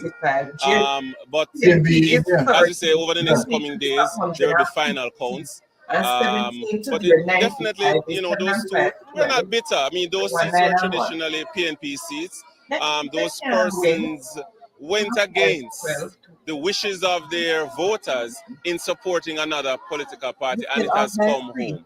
There's no bitterness there, and we have retained the seat handily. As a matter of fact, increase the margins too. All right, thank you so much for that. There is Eugene Kelly, the councillor from the Whitfield Town Division for the People's National Party. Again, I'm just going to step outside of the shot just to give you an idea so you can look and see for yourselves. It sounds like the mayor Port Antonio. There's someone you get in on the $50 out of $10. And supporters are also here standing and looking. The President Mark Golding moments ago, less than 5 minutes ago, arrived. He is now inside the party offices. So just I want to you on the team. Thank you so much for that, Giovanni. And once you hear that the By the way, party leader PNP win. has arrived on a compound, whether it's No JLP matter or how them PNP, swing that it, means you're PNP now wins. standing right to hear the speech that party leader is going to be delivered, whether it's one of victory, one of concession, one of, as we heard from Mrs. Simpson Miller 1 year, well, we don't know what's going on yet, so we'll wait and see if you have a very close election. So we're waiting to hear. And you can And try of course, him. when it is Mr. And Golden you are as trying well as anti-pancake. Mr. Wholeness, when they're ready to speak, will be going to them. Daniel was saying a little bit earlier on, when we heard mention of it in that interview, this concept of the popular vote and what it means. And let me see. So Daniel, let me ask you to start off. So the popular vote in itself means what? Nothing, as you say, in the context of our voting. Definition. Definition. The number of persons who come out in support of a particular party. That's Right. basically. So we have, if you look at the votes, you will see the number of persons who came out to support the PNP as opposed to the number of persons who came out to support the JLP. In how our system of governance work, where we vote, the fact that the PNP or the PNP will have a high popular vote doesn't necessarily mean they'll win the election. And that's what you're seeing here now. Because we go division by division or Right. constituency by constituency. And in our how we govern ourselves, came you up appreciate here that 10 some minutes later constituencies are with smaller shares for and intonation. some are large. Okay. Some will get more votes and some will get less votes. I think there's a deciding factor in the last letter. Bex stiff use Bex. Right, where they decided who was good there. There was a tie, Right. and therefore If you a worry, if informed. you a boy like I'm Which is what Mr. Kelly was explaining when he said if there's a tie in the KCC, what will happen is that after seeing the the person who has the consequences at presiding hand, vote, the you casting can't vote, just that's the steal the presiding election officer from the for people. the John, no matter what they I do, them can't popular eat vote. this. So it's not the personal vote that they will be casting. They're going to be casting a vote based on the popular vote. And that will be what they call a tiebreaker in the constituencies which we have as being tied. And on that note, let's go back to electoral office because Javon Keys, in fact, does have the popular vote for the Kingston and St. Andrew Municipal Corporation. Okay. Go ahead, Javon. Thank you. Thank you so much, Dion. So earlier we pointed out that there was a stalemate as it relates to looking at the seats. So we had in Kingston, particularly 3 and 3 for JLP and PNP, respectively 17 and 17 in St. Andrew. But when we look at the popular vote, which will be the determining factor, we see where the People's National Party has 64,930, so that's 64,930, which puts them in the lead. The Jamaica Labour Party has 50,254 electors. All right, people, see that it's over. Their favor. It's So done. the popular vote, this Kingston and St. Andrew Municipal Corporation preliminarily will go to the People's National Party. So again, 64,930 for the People's National Party versus 50,254 for the Jamaica Labour Party. Let's look at the preliminary data for the voter turnout as well. As it is now, I'm looking on the board and we're still seeing 97.5% All right, John, see that? of the 6,000 No more talking. No more talking. It's over. boxes It's over. being counted, already counted that is, which means that we have 6,556 boxes complete. But with that data coming in still, the preliminary assessment shows that voter turnout stands at 29.6%. So 29.6%, the preliminary data for voter turnout. Of course, that data will likely be updated as the counting continues. No, the members coming up. Members are dead, right, Williams, that tonight. No, it's a DLP full of propaganda, you know. So we don't this is what I want to You say. can go back to the mayoral race in Portmore and take us through division by division. I don't know if that's available, but last time you had given us 5 divisions. But I don't know. Are we able to get the counts for each division into where they are now? Okay, so I can say that 97.8% of the boxes have been counted. That's 312 of 19 boxes. I'm gonna see if I can, I'll have to move, but if you could give me probably about a minute or so, I'll be able to go through division by division for you as it relates to the mayoral race. So 97.8% of the boxes counted, but I'll see if I can give you all those divisions in a moment. Sure. In the meantime, let's just go back to our explanation about the popular vote. because what happens is that right now in a general election, our popular vote is, I would say, meaningless because of the fact that we no longer have equal numbers of constituencies.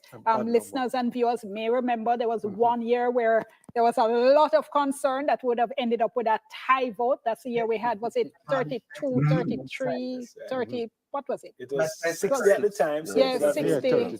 29, 31. So it was so close. It was very close. Yes. And having seen the disaster that happened in Trinidad and Tobago, sorry, my TNT friends, when they had a tie and the difficulty they had getting their parliament up, electing a speaker and everything, there was a lot of concern here. Yeah, we can't leave this man. We're done with it. Not come into play in a general election. It does still come into play in the local government elections. As we've seen, it looks like Clarendon again, looks like KSAMC. If they have equal numbers of divisions, one, as has been explained in that earlier interview, the mayor will be chosen from the party that had the popular vote, that is the most overall. The deputy mayor would come from the other party. So we'll see what happens in those particular divisions. All right. And Javon is saying 97.8% of the votes now in for the mayor of Portmore. So at this point, we should be able to get a pretty good picture of what is happening. Go ahead, Javon, back with you now. Thank you so much, Dion. So I'll seek to go through all the divisions as quickly as possible. So as I said, 97.8% of the boxes counted. That's 312 of the 319 boxes. And that timestamp is at 10:31. So the Gregory Park division has Markland Edwards in the lead with 1,482 versus Leon Thomas 1,083. The independent candidate had 21 votes, and that's 33 of 34 boxes counted. Let's look at another division. We have Waterford with the PNP's Leon Thomas leading, getting 63% of the votes, 1,421 versus 806 for Markland Edwards and 11 votes for Howard Hamilton. As we head to another division, Portmore Pines, 1,122 votes, 50% there going to Markland Edwards, 57 votes for Howard Hamilton, and Leon Thomas has 1,047 votes. That's 47% of the total votes in the Portmore Pines division. As we pull up Independent City, that has the Jamaica Labour Party leading. Markland Edwards has 954 votes versus 857 for Leon Thomas, 19 of 19 boxes counted, so that's 100%.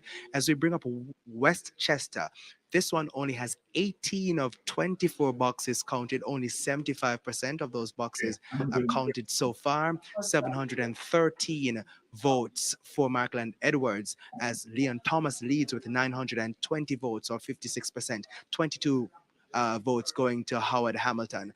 Edgewater, 28 of 28 boxes counted. This one preliminarily declared for Leon Thomas. 1,316 votes for him. Markland Edwards getting 877. So 28 of 28 boxes counted. And Portmore gone. As we bring up another division for you, Greater Portmore. I am declaring Thomas Leon winning this. 25 of 25 boxes, 1,131 or 55% for Leon Thomas, and Markland Edwards gets 904 votes, 44%. And I think that is it for the 12. He's winning the majority vote so far. I just want to make sure that we've gone through. To win that. We have Greater Portmore North, 25 of 25 boxes, 1,131 versus 904 for Markland Edwards. Taking Greater Portmore people. Getting that 121 votes for Howard Hamilton. And that looks just about it. I think I lost count there, but we have 12 divisions there affixed to Portmore, and that's the data we have coming in. So 97.8% of the boxes that, and that's the data we have coming in at this time. PNP looking good. Thank you so much, Keith. You It's very understand? But this helpful is just there. And this is not a somebody is going to be marginal doing win, as what I'm the saying. maths on that, Right, viewers because and listeners. So as soon as we PNP do get that, we will be yeah, bringing PNP it flip to you. cover seats well. Give you a little bit of a better picture, though.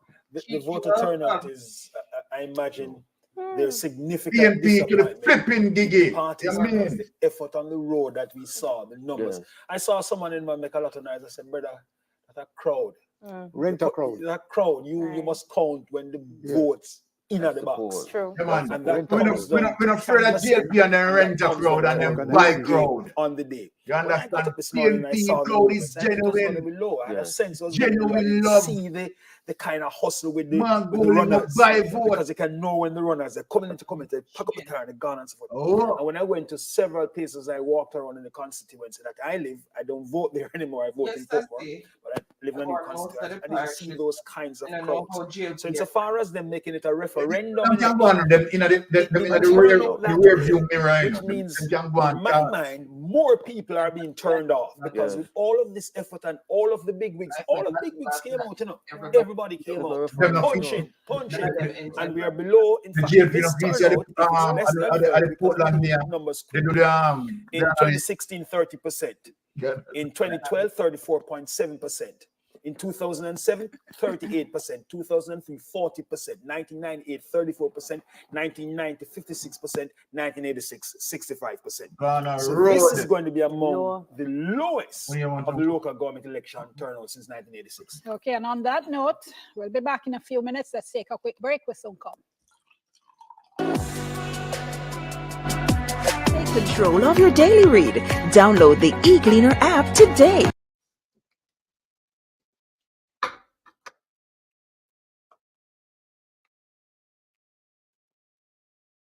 Well, people. Okay, that's it. Well, people. Get some rest. Friday when we come on, my hope moving on from Friday is now is start to hear now to flip some JLP to PNP. Yeah, we know are the original flippers. We are going to flip some JLP into PNP. Well, right. Out of 2 tests, we passed the first one. We are going for the second one, and we are going for the second one more aggressively.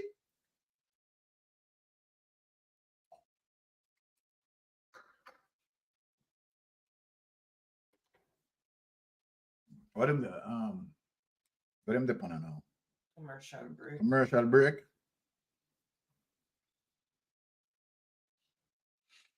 All right, people. So we're gone with it. All right, some people in my call, I know. Speak your mind, or forever hold thy peace. Yes, sir. I want to have me a good, lovely Jamaica. What? From a band, they never say anything like this Oh. in Jamaica.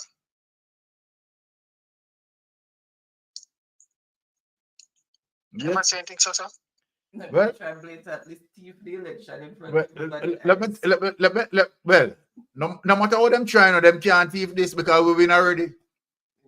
United States declare us the winner already. They can't steal it again. Listen, me dying for tomorrow come to know what the outcome is. What is it that the Prime Minister are going to say? You know? Well, listen to me. You and I know, right, that he's going to try to put some form of spin on it. You understand? Because he doesn't want to look bad. But it is a referendum on him. It don't look bad. It don't look bad. It don't look bad. What is on the ballot? What is on the generally? Sorry, go ahead. Sorry, go ahead. Sorry. The general election are come up now. So you know what come to my mind? We need observer from other country. We have to have election observer. Yeah, because they put out the observers who were supposed to be observing to make sure everything is Exactly. Exactly. And then you hear about glitches and all sort of foolishness. And all sort of foolishness. But you know, I think we have the strength now. And this is only just going to let us be more energized, right? And as it relates to vloggers, right? As it relates to even myself, right? The energy that this provides me is to go harder, right? Do more research in finding the truth, right? And always, you know, keep the people informed, right? Because no matter how them try to twist things, Mystic Sensation is going to get into the bottom of that, and we are going to find the truth, and we are going to present the truth. And no matter how them try to scrub the internet from information, you understand? I have my own library, and I don't delete my stuff.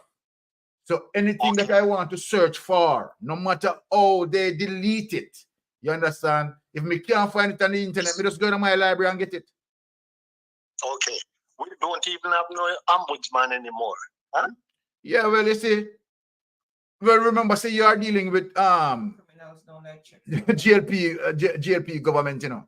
And as my wife said, criminal doesn't like checks and balance. Good night, right? and have a wonderful And rest. the reason why, the reason why I am intended to vote, is because I want to hear about the $1.7 trillion. The backside truck them will carry material. Who own them? The NHT $2.5 billion cannot be accounted for. If a little poor man want work, no want house and then go ahead and NHT in a bank, he must go, All of these are serious concerns, my brother. And listen me, let me tell you something. This is a referendum, and Andrew wants to know, because going forward, we vloggers, we are not going to stop until, you understand, we hear something about the illicit sticks, because going forward now, right? It's in-depth investigation. Okay, there. Coverage, and we are going to be bringing up for you the divisions in the Portmore municipality, so we can see what has been happening there. So let us go now. All right, my friend. All right. The panel come back, so I've got to listen and take in some information. And Clyde, you are a little bit closer, so come help me with the that reading. is PNP Gordon 1,364. That would be Portmore East. Portmore. And Patrick Barrett of the JLP 627. Oh, this is a big lead. Votes. That's 31%, and it appears as if all boxes are in. We declare this one.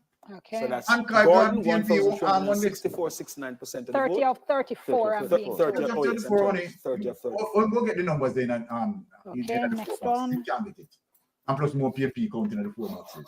All right, we're going to be bringing them up as we speak. And just to say that based on the divisions we had shared in terms of the mayoral race, the numbers that we had out of the 7 divisions, for the 7 divisions that we heard a short while ago, the PNP's Leon Thomas was at 77.75, the JLP's Markland Edwards was at 68.58, and the independent candidate Howard Hamilton was at 132. Yes, sir. More results. Portmore North, 30 boxes out of 36 counted. Gary Nicholson from the PNP, 1,877, 68% of the votes so far. And Dr. Level, JLP, 898, 32%, 30 boxes of 36 counted. Okay, we're bringing them up bit by bit or one by one so you can see there. And we just want to remind our listeners and our viewers that we are also standing by to go to the various the 2 party headquarters. St. Catherine Southeastern, Kennard Grant, so that's Bridgeport. That looks like Bridgeport, I think, yes, in St. Catherine, Bridgeport. Kennard Grant, PNP 651, 59% so far. Dwayne Eubanks, or is it Eubanks? Eubanks, 446 votes. Only 11 of 18 boxes counted so okay, far. We're going straight now to PNP headquarters. Shown that the People's National Party, having not won a general election since 2011 or a local since 2012, We have shown that we have the capacity to deliver, to execute, and to achieve victory. And my heart is full because the PNP has come back as a strong, powerful force in this land again for the masses of the people and all Jamaica.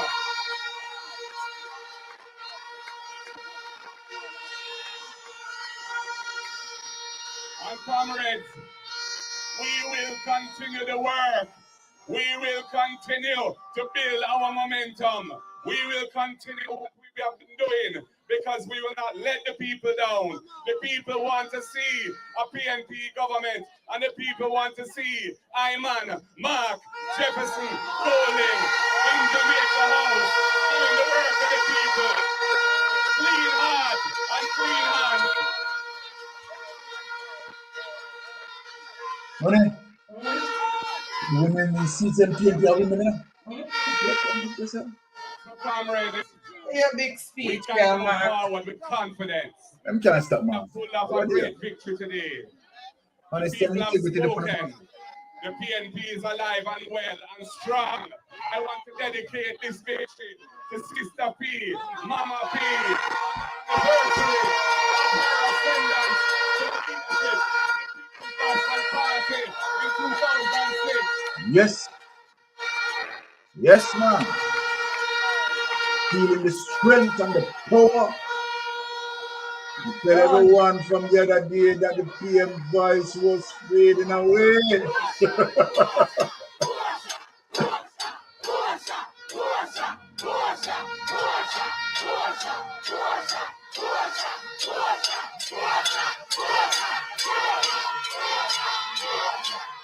They're Push saying them up. Portia, Push them up. Mark Golding just said, this is Giovanni Benny All right, speaking. Sassy, Mark take care of Golding just said yourself. they're dedicating today's performance to Portia Simpson Miller, who ascended to the Well, I mean, leadership I'll of the leave People's this, you know, National because Party it's, on this day yo, in this is 2006. sweeter than One of coffee. the children of Michael Manley, and he said to me, the What happened NW to the and lady? Michael Manley are Because smiling yeah, tonight. man, she lost her And seat, I want Freedom. to say, She lost the her next seat. PNP government will We take care govern of her in from the true early. spirit of the People's National Party as founded by the right excellent Norman Washington Manley and has created into a vibrant, massive force by his son, Joshua Michael Manley. Power. I want to big up PJ Patterson, the most successful politician in the history of Jamaica. Let them know that, Mark. All right. Continues to mentor. We say. PJ. I want to go. Good. Power. It's just to be. Okay, so you're listening there to Mark What Golding, a the fresh PNP leader, breath of and air. he said the PNP has shown they have the capacity to execute, to achieve victory. He said they would continue working to build momentum, and he For all of called you who talk bad about tonight's Mark, results a rare all of victory. you Let me go talk around bad the about table, Mark, I comment on better what say, you heard. Clive Mullins, I'm tomorrow, none of them are going to I'm switch. not sure that the You understand? leader None of of the them are going to PNP switch. should have Talk had good that about particular Mark. speech about victory. I Welcome, think my it's rather review. early days yet.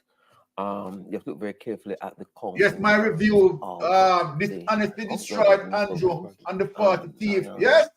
I know that there A was some referendum on happening him. for P and elsewhere. And clearly in terms of the popular vote. But that doesn't necessarily translate into a victory. I think it may be somewhat premature. At this You point can go and maybe talk. it's caught up in the flow of what is happening. And You understand? You take our victory and you're not right now. Not take anything from it. You're not tone me down tonight. Yeah. In Jamaica, we tend to give You out Clive Mullins, yeah. words. Well, you know. Yes, Nordy, we won. Yes, On what? Yeah, we won. The term Them man victory can't is max approved. up no matter Yeah, how man, they we try. won. Surprising. Them can't work out the formula. They haven't Because been that formula victorious now if one goes use a next measure can get as you to right. the amount Yeah. of municipalities. He better than send for them Portland near mathematician. They have Him can't solve it for them. They have retained, they have dealt with 2 out of 3 turncoats, or whatever they call them, right? The 2 out of 3 they have gotten. It's not a victory. It's More not a than, victory. more than that. Remember What the for? the For? two in Westmoreland. Westmoreland. All right. So So one for the JLP. All right. So they have they have three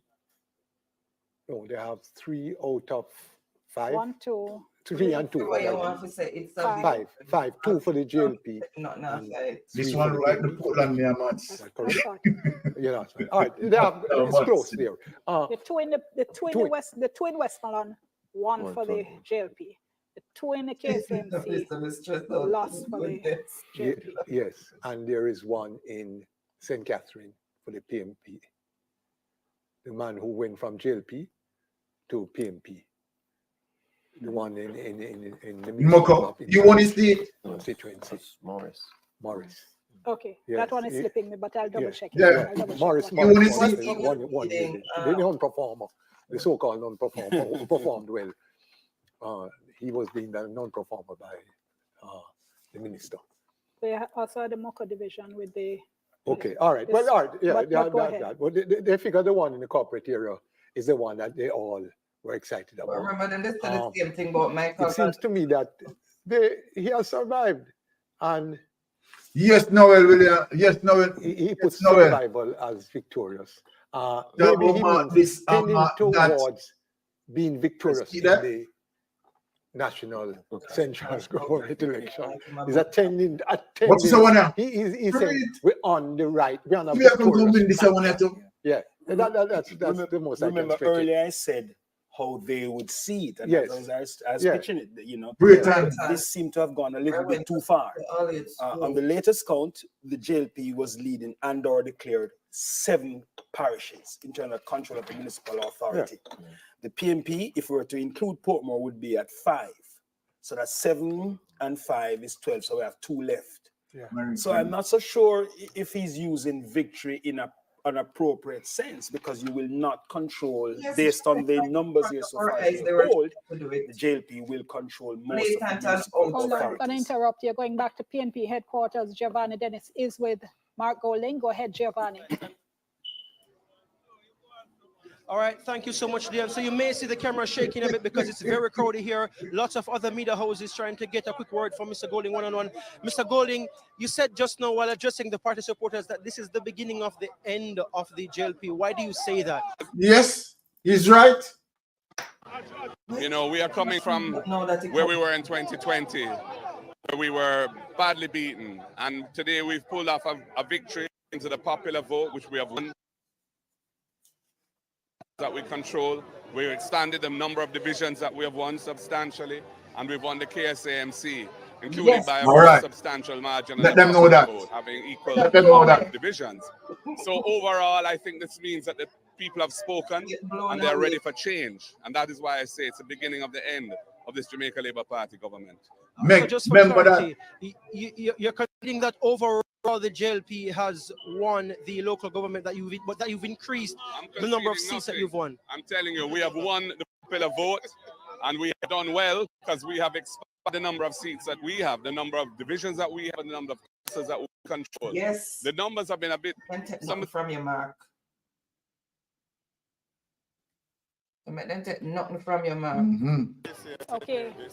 All right. Well, you know, our panelists were saying just before we went to listen to Mr. Golding, why was he claiming victory? And we heard him explain there. He is basing it, he's saying, on the popular vote. He's basing it on an expansion of the number of actual divisions won. He said they had won the KSMC, which I don't know if you can say that. If it's a tie, what will happen? Based on the quality of the popular vote, so what you're not getting into your head. It's a tough. There, then they'll get the mail. But I don't it's a tough. Winning. Well, if you look at the presentation and what he has PNP automatically winning based on the popular vote, which takes us back to the beginning of talking about what does this mean for him as a leader of the People's National Party. Clyde, you made the point about clawing back voters, even though you said it's a race to the bottom. It seems to me that this is, do you use the word of referendum? Yes, sir. Blessings for that. To say whether or not he had what it takes to design and to execute an election. It seems to me that this victory, as he has so described it, is cementing himself, as you have said, like giving him some room that he can expand, he can make some decisions now because he has demonstrated that This he has the intermediate is a capacity natural to mystic sensation keep flowing the through the PNP air. at the front Go burner on, or to strength. bring back some people who seem to have been disinterested. So maybe that is how he describes More it. important, it sends a signal to donors. Still no low, but it broke True, neck. that they're Is not dead important. yet. Yeah, we I haven't want- lost it. I want to see his face if you tomorrow. increase, I especially want in the to see his face. diaspora, I want if you to- increase I want your to hear funding, what he has to we say can do tomorrow. better. Because We've one, increased popular votes, Yeah. we've expanded divisions. Hold on for me, going back to electoral office. Go ahead, Siobhan.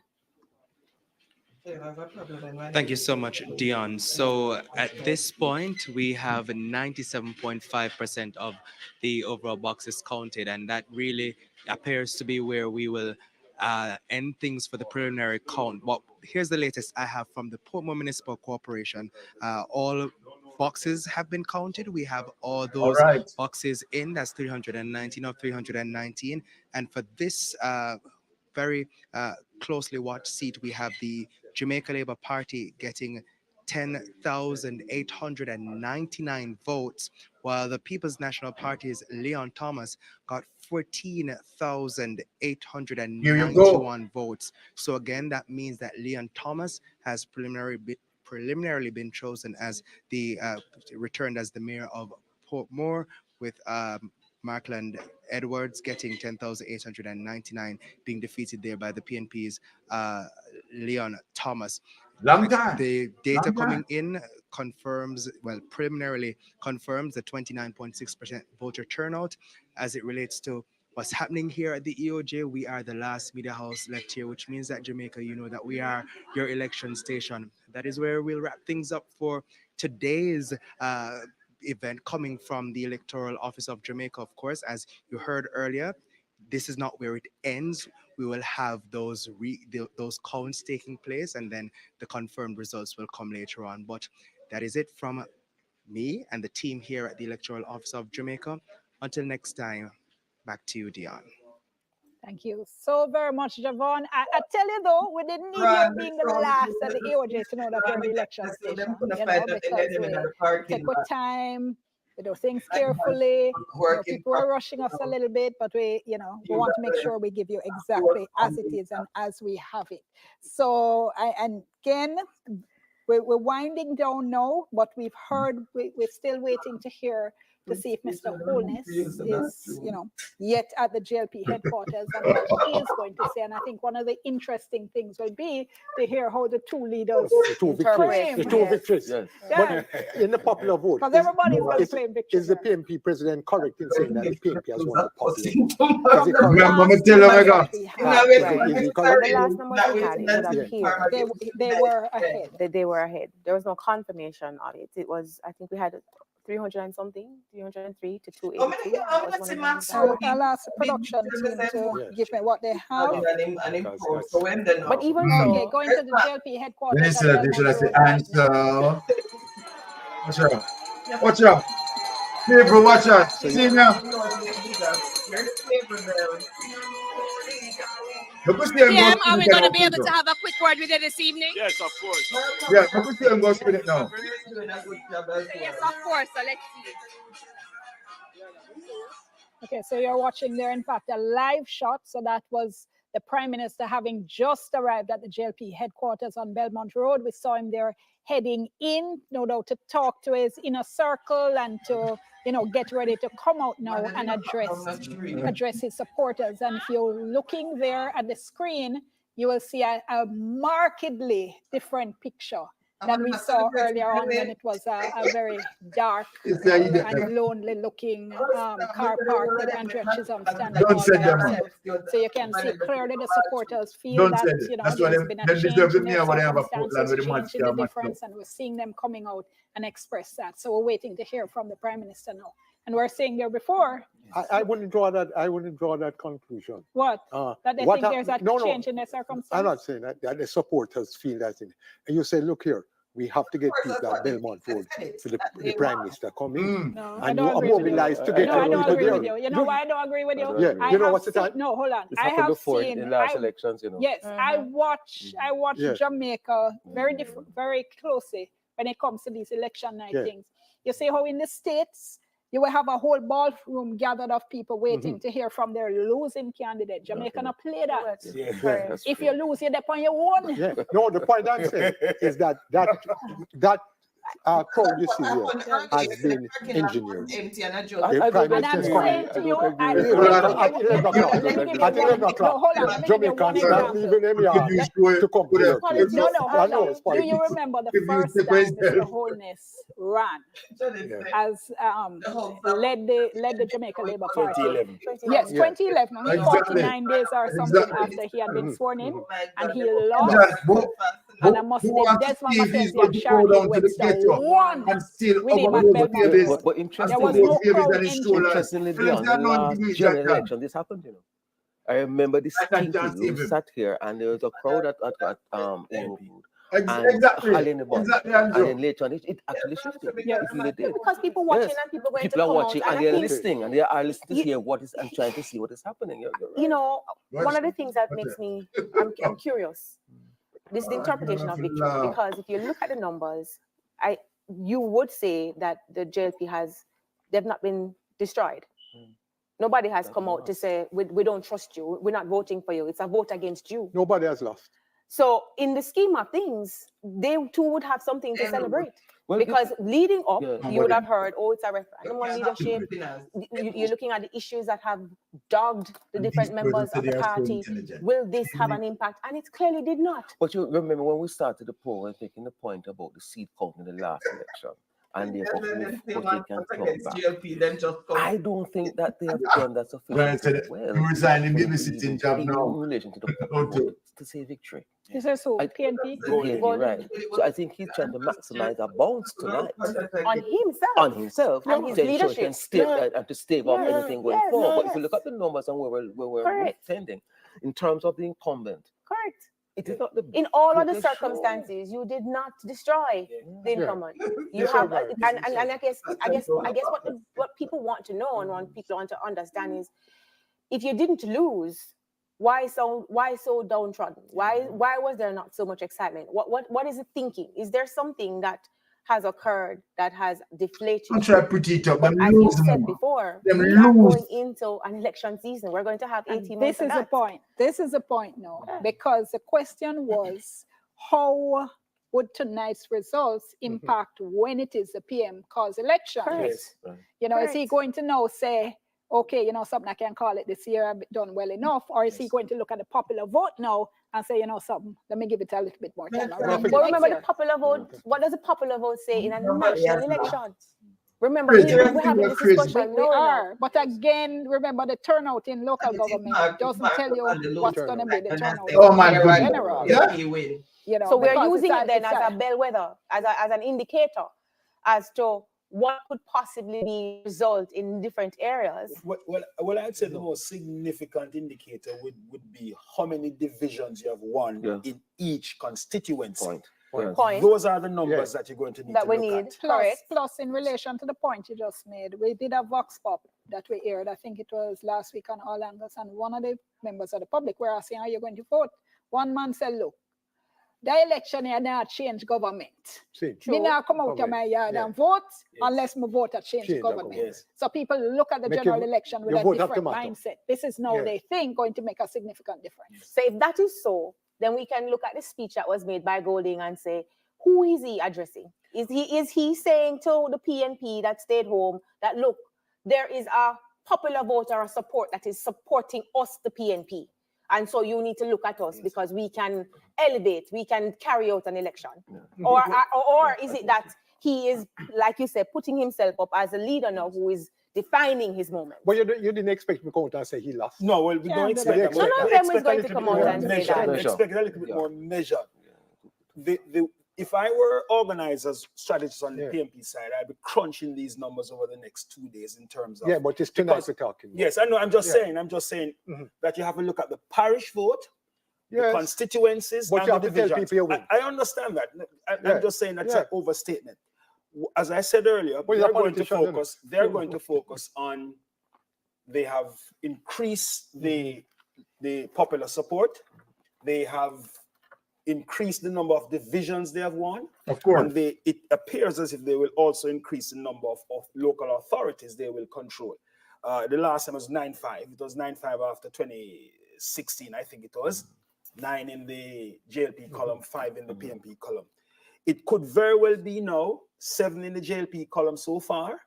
And then if we were to put Kingston and St. Andrew and Portmore in the PNP column at 6, at 7 and 6, 13, we're left with Clarendon.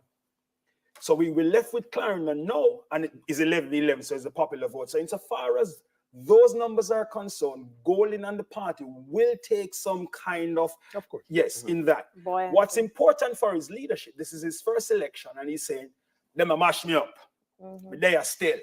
Everybody that say Andrew gonna mash me up, but they are still. So for him and his team and his survival in the People's National Party, he's gonna claim this as a victory because he has clawed back. It is a victory. It's a victory. Let me claim as a victory. It's a victory. Have more local authorities. So it's marginal. In other words, the much increasing inventories as it relates to the council. Or they're better than again. That's right. Exactly. It's a big get. So he's going to. And remember, the PNP don't have the money like what GLP have, and regardless of all the money, what the GLP spend on buy vote, he still didn't win. So the panel vote in a general election, you know, and then as well the uncommitted who are watching to see what's happening. But the money, yeah. Because nobody's backing a losers. But the thing then, since the coveted crown is KCC, what does that mean tonight then? Is that the reason for the deflated genuine love and what was on the ballot for the Labour Party? I don't let us see what I don't think they're deflated. That matters. What I think they're going to take from this is that everybody thought when you saw the numbers of the campaign that we were going to for the PNP to win. Here we are, standing still. So insofar as that is concerned, Andrew's going to take from his second term as well. Second term. So going to a third term. And traditionally, people will be swinging around. For them to be biased like this will encourage the Labour base. And this is going back to your conversation about how difficult it is to win a third term. What does this mean in terms of their ability? So take back some significant losses, appreciate where they are, reassess where they are, and come back to secure a third term. Because essentially, this has not been a rejection of the Jamaica Labour Party. No, it's a pretty win. So it's not a rejection of the Jamaica Labour Party, and you step the back man and decide, increasing what did I lose? Where did I lose? As it relates to the amount of municipal. You understand that now it is more unlikely that we might see the fortunes win the popular vote. Let me just run through it again because the last set of results we got from EOJ is that he's coming from behind to do that. The last time we gave the results, but I'm just going to run them through for you again. So Kingston is 3-3, 3 to JLP, 3 to PNP. St. Andrew is 17 and 17. So in other words, Kingston and St. Andrew Municipal Corporation right now it's 2020. The EOJ is telling us. St. Thomas is 5 to JLP and 4 to PNP. So that's one division. We're not sure what is happening there. Portland is 6 to the JLP, 3 to the PNP. St. Mary is 7 to the JLP, 6 to the PNP.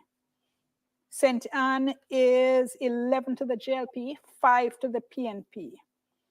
We have Trelawney, which is 6 to the JLP, 3 to the PNP. St. James, 11 to the JLP, 6 to the PNP. So Hanover, 1 to the JLP, 6 to the PNP. Westmoreland, 3 to the JLP, 11 to the PNP. Damage them this St. Elizabeth, 9 to the JLP, 6 to the PNP. Manchester, 3 to the JLP, 12 to the PNP. Clarendon, 11-11. So, as with St. Catherine, 18 to the JLP and 23 to the PNP. Mash them up, that's up. And then Portmore? Portmore isn't on this list that I have here. Okay. So we're looking, let us take St. Thomas out of the equation just for one, because there's one. So we're looking at JLP having St. Bess, Trelawney, Portland, St. Mary, St. Anne, St. James, 6. Then the PNP, Westmoreland, Hanover, Manchester, St. Catherine, I'm going to say Portmore Yeah. and Kingston and St. Andrew on the popular vote. Yeah. We'll go to them. That's 6. Yeah, 6. So we take 6 and 6, 12. Clarendon is left out there, and Clarendon is tied. St. Thomas. And Clarendon is tied. And Last St. time we Thomas, checked. St. Thomas, we don't know what's Still a happening. try to That's almost exactly, apart from the mayorship of the KCMC, if they get that, that's exactly where they were in 2016. Correct. Exactly must where they have were, been- including winning the Portmore division. That's what the People's National Yeah, Party. in 2016, they had won the Portmore division. So I'm asking, you know, when you look at all things these. being equal, But guess what? I think Mark Golding and a number of PMP Gone expected with the it. JLP was going to Gone give with them it, Gilly, gone big with better it. run. Yeah, a big beating. Same Western Noel, They really expected JLP was going to get them. I was seeing it Had as the money, Yes. right? Had the money. Brogard was more popular than Marky G, Yes. right? Serious yeah. going, and polls show the JLP but the ahead. polls, remember Yeah, the polls did show though that there was a slim. Well, I must say that statistical none is data. statistical. In So fact, it would appear, It's turned to be correct. so it turns Right. out that it is It was so. correct, yeah. The polls showed that it was so.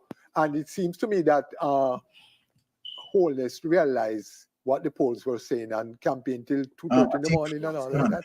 Serious campaigning was going on. He really pushed it hard. He really worked hard.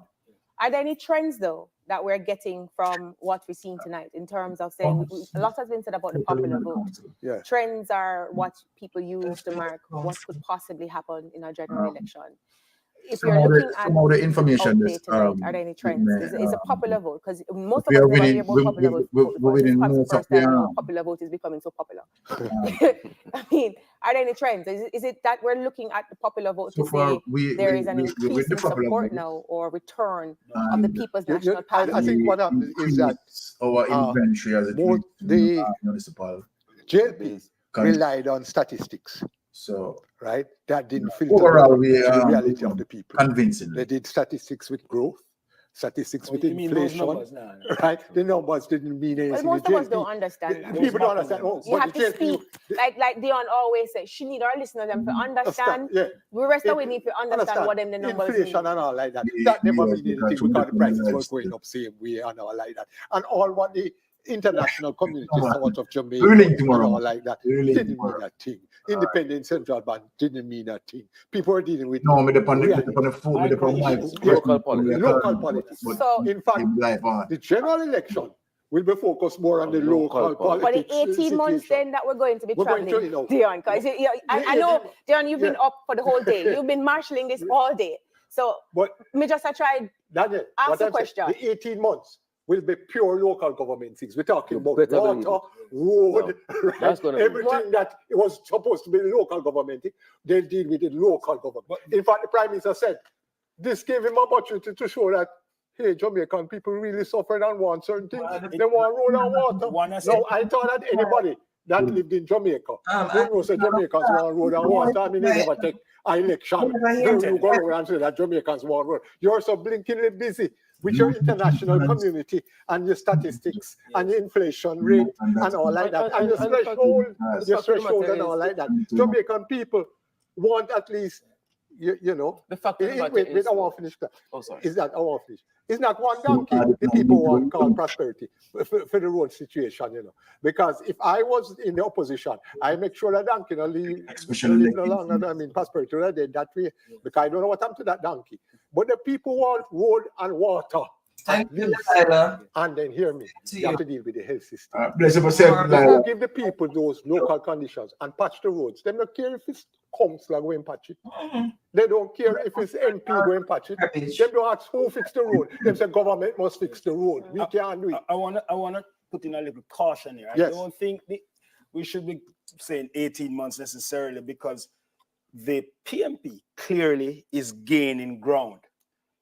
Clearly gaining ground. So the question that the JLP and the leader will have to face is, do I go early or do I play the long game? In other words, remember what's coming now, you know? yes, The completion of the highway going through St. Thomas. And the toll, no toll for that one. The toll down at the other one. And the then, toll Williamsfield one. no, have and toll. then Montego Bay. Yeah, Montego We're seeing Bay the coming. start of the road Yeah. there. Hospital is The hospital, and the hospital price gone up, the Cornwall regional No, price but gone I up think again. Clive can tell you, Montego Bay is a complete agree. total nightmare in terms of traffic. Warmington, wait up. Warmington has to start seriously dealing with the things. Don't wait on no municipal corporation. Warmington has to make sure some roads fixed, some bridges built, right? And so you some would pay, if you were in the shoes, Sorry, you pay the long game. 1 second. The reason why the PNP, not the PNP, the division that we were speaking about in St. Thomas apparently is Landui, and apparently there is a tie.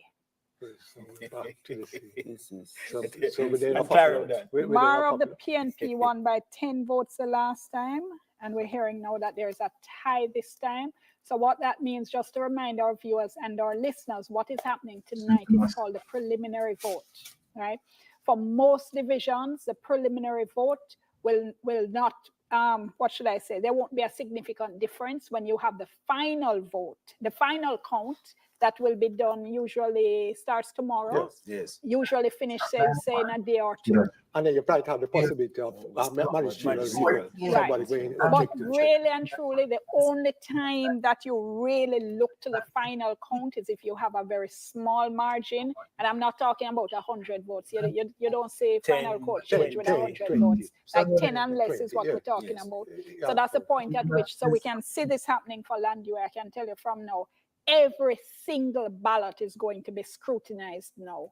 You know, so there's going to be a final count, and it's undoubtedly going to go to magisterial count. And then you will have the spoiled ballots examined for whether or not the voter intention was for one side or the other. And Lawyers come into play. Lawyers get our money. Lawyers are lined up on both sides. Lawyers get our money. Playing on all their houses. Lawyers get our money. I have done several of those counts. Lawyers get our money. Because what happens is that, you know, on the preliminary count, an X might seem to be in the wrong place, and it will be rejected as spoiled ballots. The spoiled ballots are not thrown away. They are put carefully in a special envelope. So when it's time now for the final count and then the magisterial recount, those are also carefully scrutinized. And what our case law shows is that what the courts do is that they look at a ballot to see if the intention of the voter can be determined. Because if it is that you can look and you say, okay, it's not exactly where it should be in law, but it's clear that the voter intended to vote for this side, then that will be given to that side. Because the what should I say, respect is given to the intention of the voter. So you don't want to discard votes. That could make a significant difference in swinging an election one way or the other. So yeah, just to go to the point about what it means going forward. The fact of the matter is that what it means now is that you're going to have a government that has the resources to do a lot of these things in the 18 months. And so it may well be even harder hill to climb for the PNP, because if they don't control these authorities, then what's going to happen now is that they're going to be behind the ball. And I suspect that what you're going to see in terms of the activity on the ground, in terms of the spend and so on, is going to be huge. And maybe, just maybe, what happened tonight, if it was more convincing for them, it would have been better. all right, we're going to go to Belmont Road now. Prime Minister Andrew Holness is getting ready to speak. He's in the JLP conference room. Okay, we see him taking a seat, and they are Yes, people, just stand by and hear the speed now. He is ready to speak. We will go. So what determines who flanks you, gentlemen? What determines who gets to be in the shot? The chairman has to be beside him. Yes. The chairman by definition, and then the deputy. Or general secretary, if they're the general secretary. Yeah, with the general secretary has to be there. The chairman, general secretary.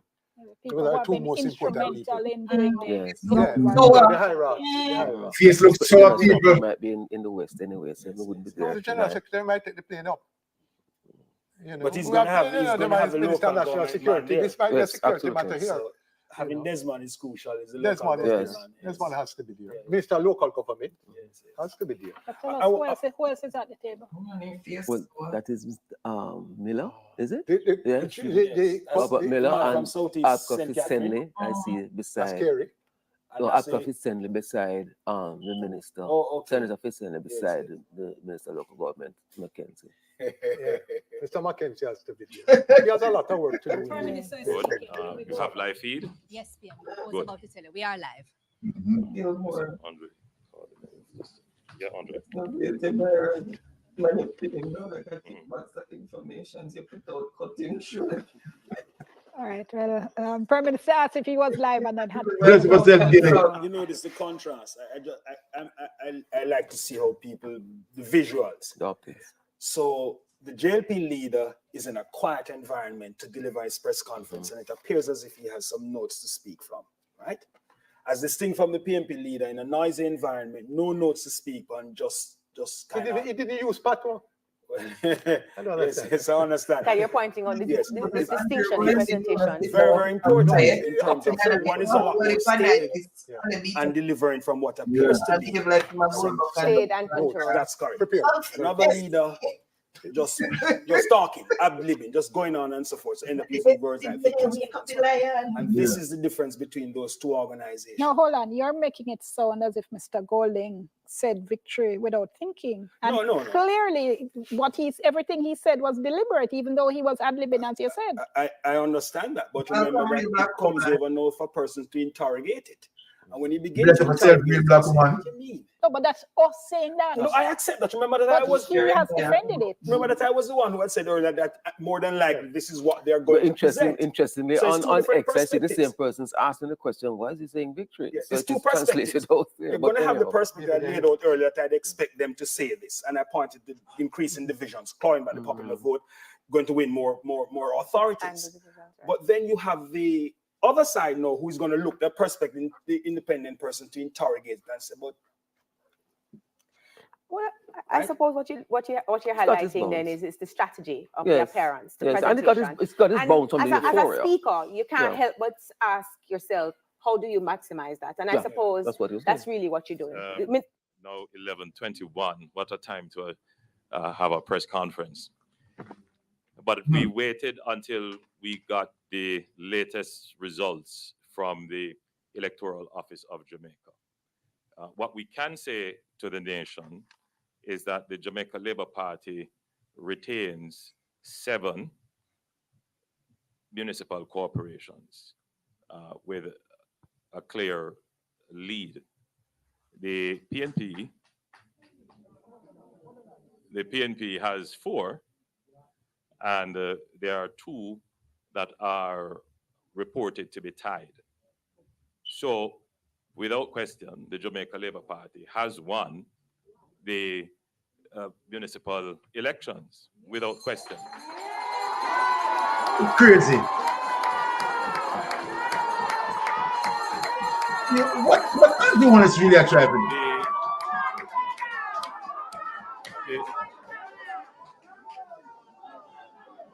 What is this? The 2 municipal corporations that are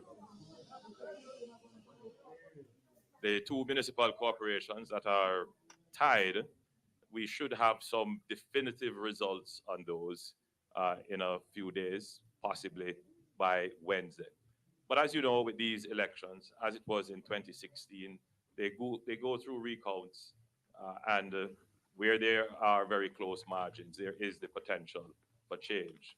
So right now, the most definitive result that we can say is that the Jamaica Labour Party holds 7 municipal corporations, which is the majority of the corporations. The ties are the KCAC and at this point, Clarendon. And as I said, those will probably go through magisterial recounts. How do you interpret this? How do you interpret this? Well, if we look at what existed before, the PNP retained retained Westmoreland, which they had, Hanover, Manchester, and St. Catherine. The Jamaica Labour Party retained all that it had, which was Trelawney, St. Mary, St. Anne, St. James, St. Elizabeth, St. Thomas, and Portland. So, how do you interpret this? You are disingenuous, Prime Minister. The people You're of lying. Jamaica maintains confidence in the government of the Jamaica Labour Party. Whoa. Whoa. Whoa, you are so Clearly, you're crazy. If this were a general election, the Jamaica Labour Party would still be the government of Jamaica, which This is man is a madman. which is the result. This man is a madman. There is no. Come here. In my opinion, as I had expected, the results would largely be the same. Now, there are, however, You are crazy, Prime issues Minister. that have come up in the It's a campaign, GLP win. which the government has been seized of It's and a recognized. And I think the people have, in their wisdom, found a way to But if you communicate win, why you're not these issues jumping through up? the ballot to the government. The government cannot ignore this. As we went around the country, every member of parliament, every councillor contesting the election would have come up on the issues of roads and water. These are not issues that are that originate with the Jamaica Labour Party. Man is These crazy. have been long-standing issues that the people of Jamaica have been suffering. Man is crazy. But we know that people's expectations. People, are you hearing this? I made the observation that there are more cars in Jamaica now than ever before. Almost 150,000 or more cars have been imported into Jamaica since 2016. And the level of housing construction What has cars have to do? increased. What cars have to And do therefore, with people it? are expecting these conveniences This and is crazy. utilities to be readily available. You know why you're about road Other and- pain points, such as garbage collection, more buses for public transportation, these are all issues that affect people in their households and in local ways. And the government is sensitive to this, recognizes that this has been My campaign an again. impact on Oh, the we- whole. This one is but crazy. He's still it is campaigning. Clearly, not to the point where Unbelievable. the public feels that the Jamaica Labour Party has not done anything about it. So we see this poll as an expression of frustration, and the government interprets this as we need to step up the pace My God. at which we deliver benefits. I think without question, the country sees that we have Yeah, good managed night, the sister. economy well, and we continue to be the political party that has Hello? Yes, go ahead. You're on best Mystic Sensation capabilities Live. and competencies to deliver Yes, the Mystic. results I read that that they need. Aye. So I want to therefore Say the man sick, sister. congratulate all Well, the I mean, councillors who have won, both in the United States JLP already and in the PNP. already I want to thank publicizing the that voters who the PNP participated won. in the You election. understand? Cliff As Hughes I said earlier, when we left him this because is a Cliff Hughes victory say for lose. Jamaica's And this- democracy. Shows that If, our if you do the maths, are there is strong, no way and they can I win. thoroughly enjoyed the campaign. Clearly win the I was popular very vote. happy This man is to crazy. have the opportunity once again to go out and do what I like to do, which is to Can you meet believe my it? people, interact with them, and explain to them Yo, what the direction really is. Jamaican people. I know that there are those who Anyway, will try to contort the results into a victory. In no calculus is You see it? 7-4 a victory. None whatsoever for the opposition. Lie, None. lie. So I know that there are those who will try to contort it. And at the end of the day, things largely remain the same as it is Openly the lie to the public. what the results The show lie in to the 2016. world. The This case is is was disgraceful, very Prime close. Minister. This is disgraceful. Clarendon again, very close. But we will take this election results and interpret it honestly and do what is necessary to continue to maintain and grow Mr. support President, of the madam, Jamaican don't public. So hold once it again, by ears and pull him out for let's the thank pull him out for the the poll. Jamaican voters who It's just come participated out and and congratulate say, all the councillors like who have any won. Thank you so much.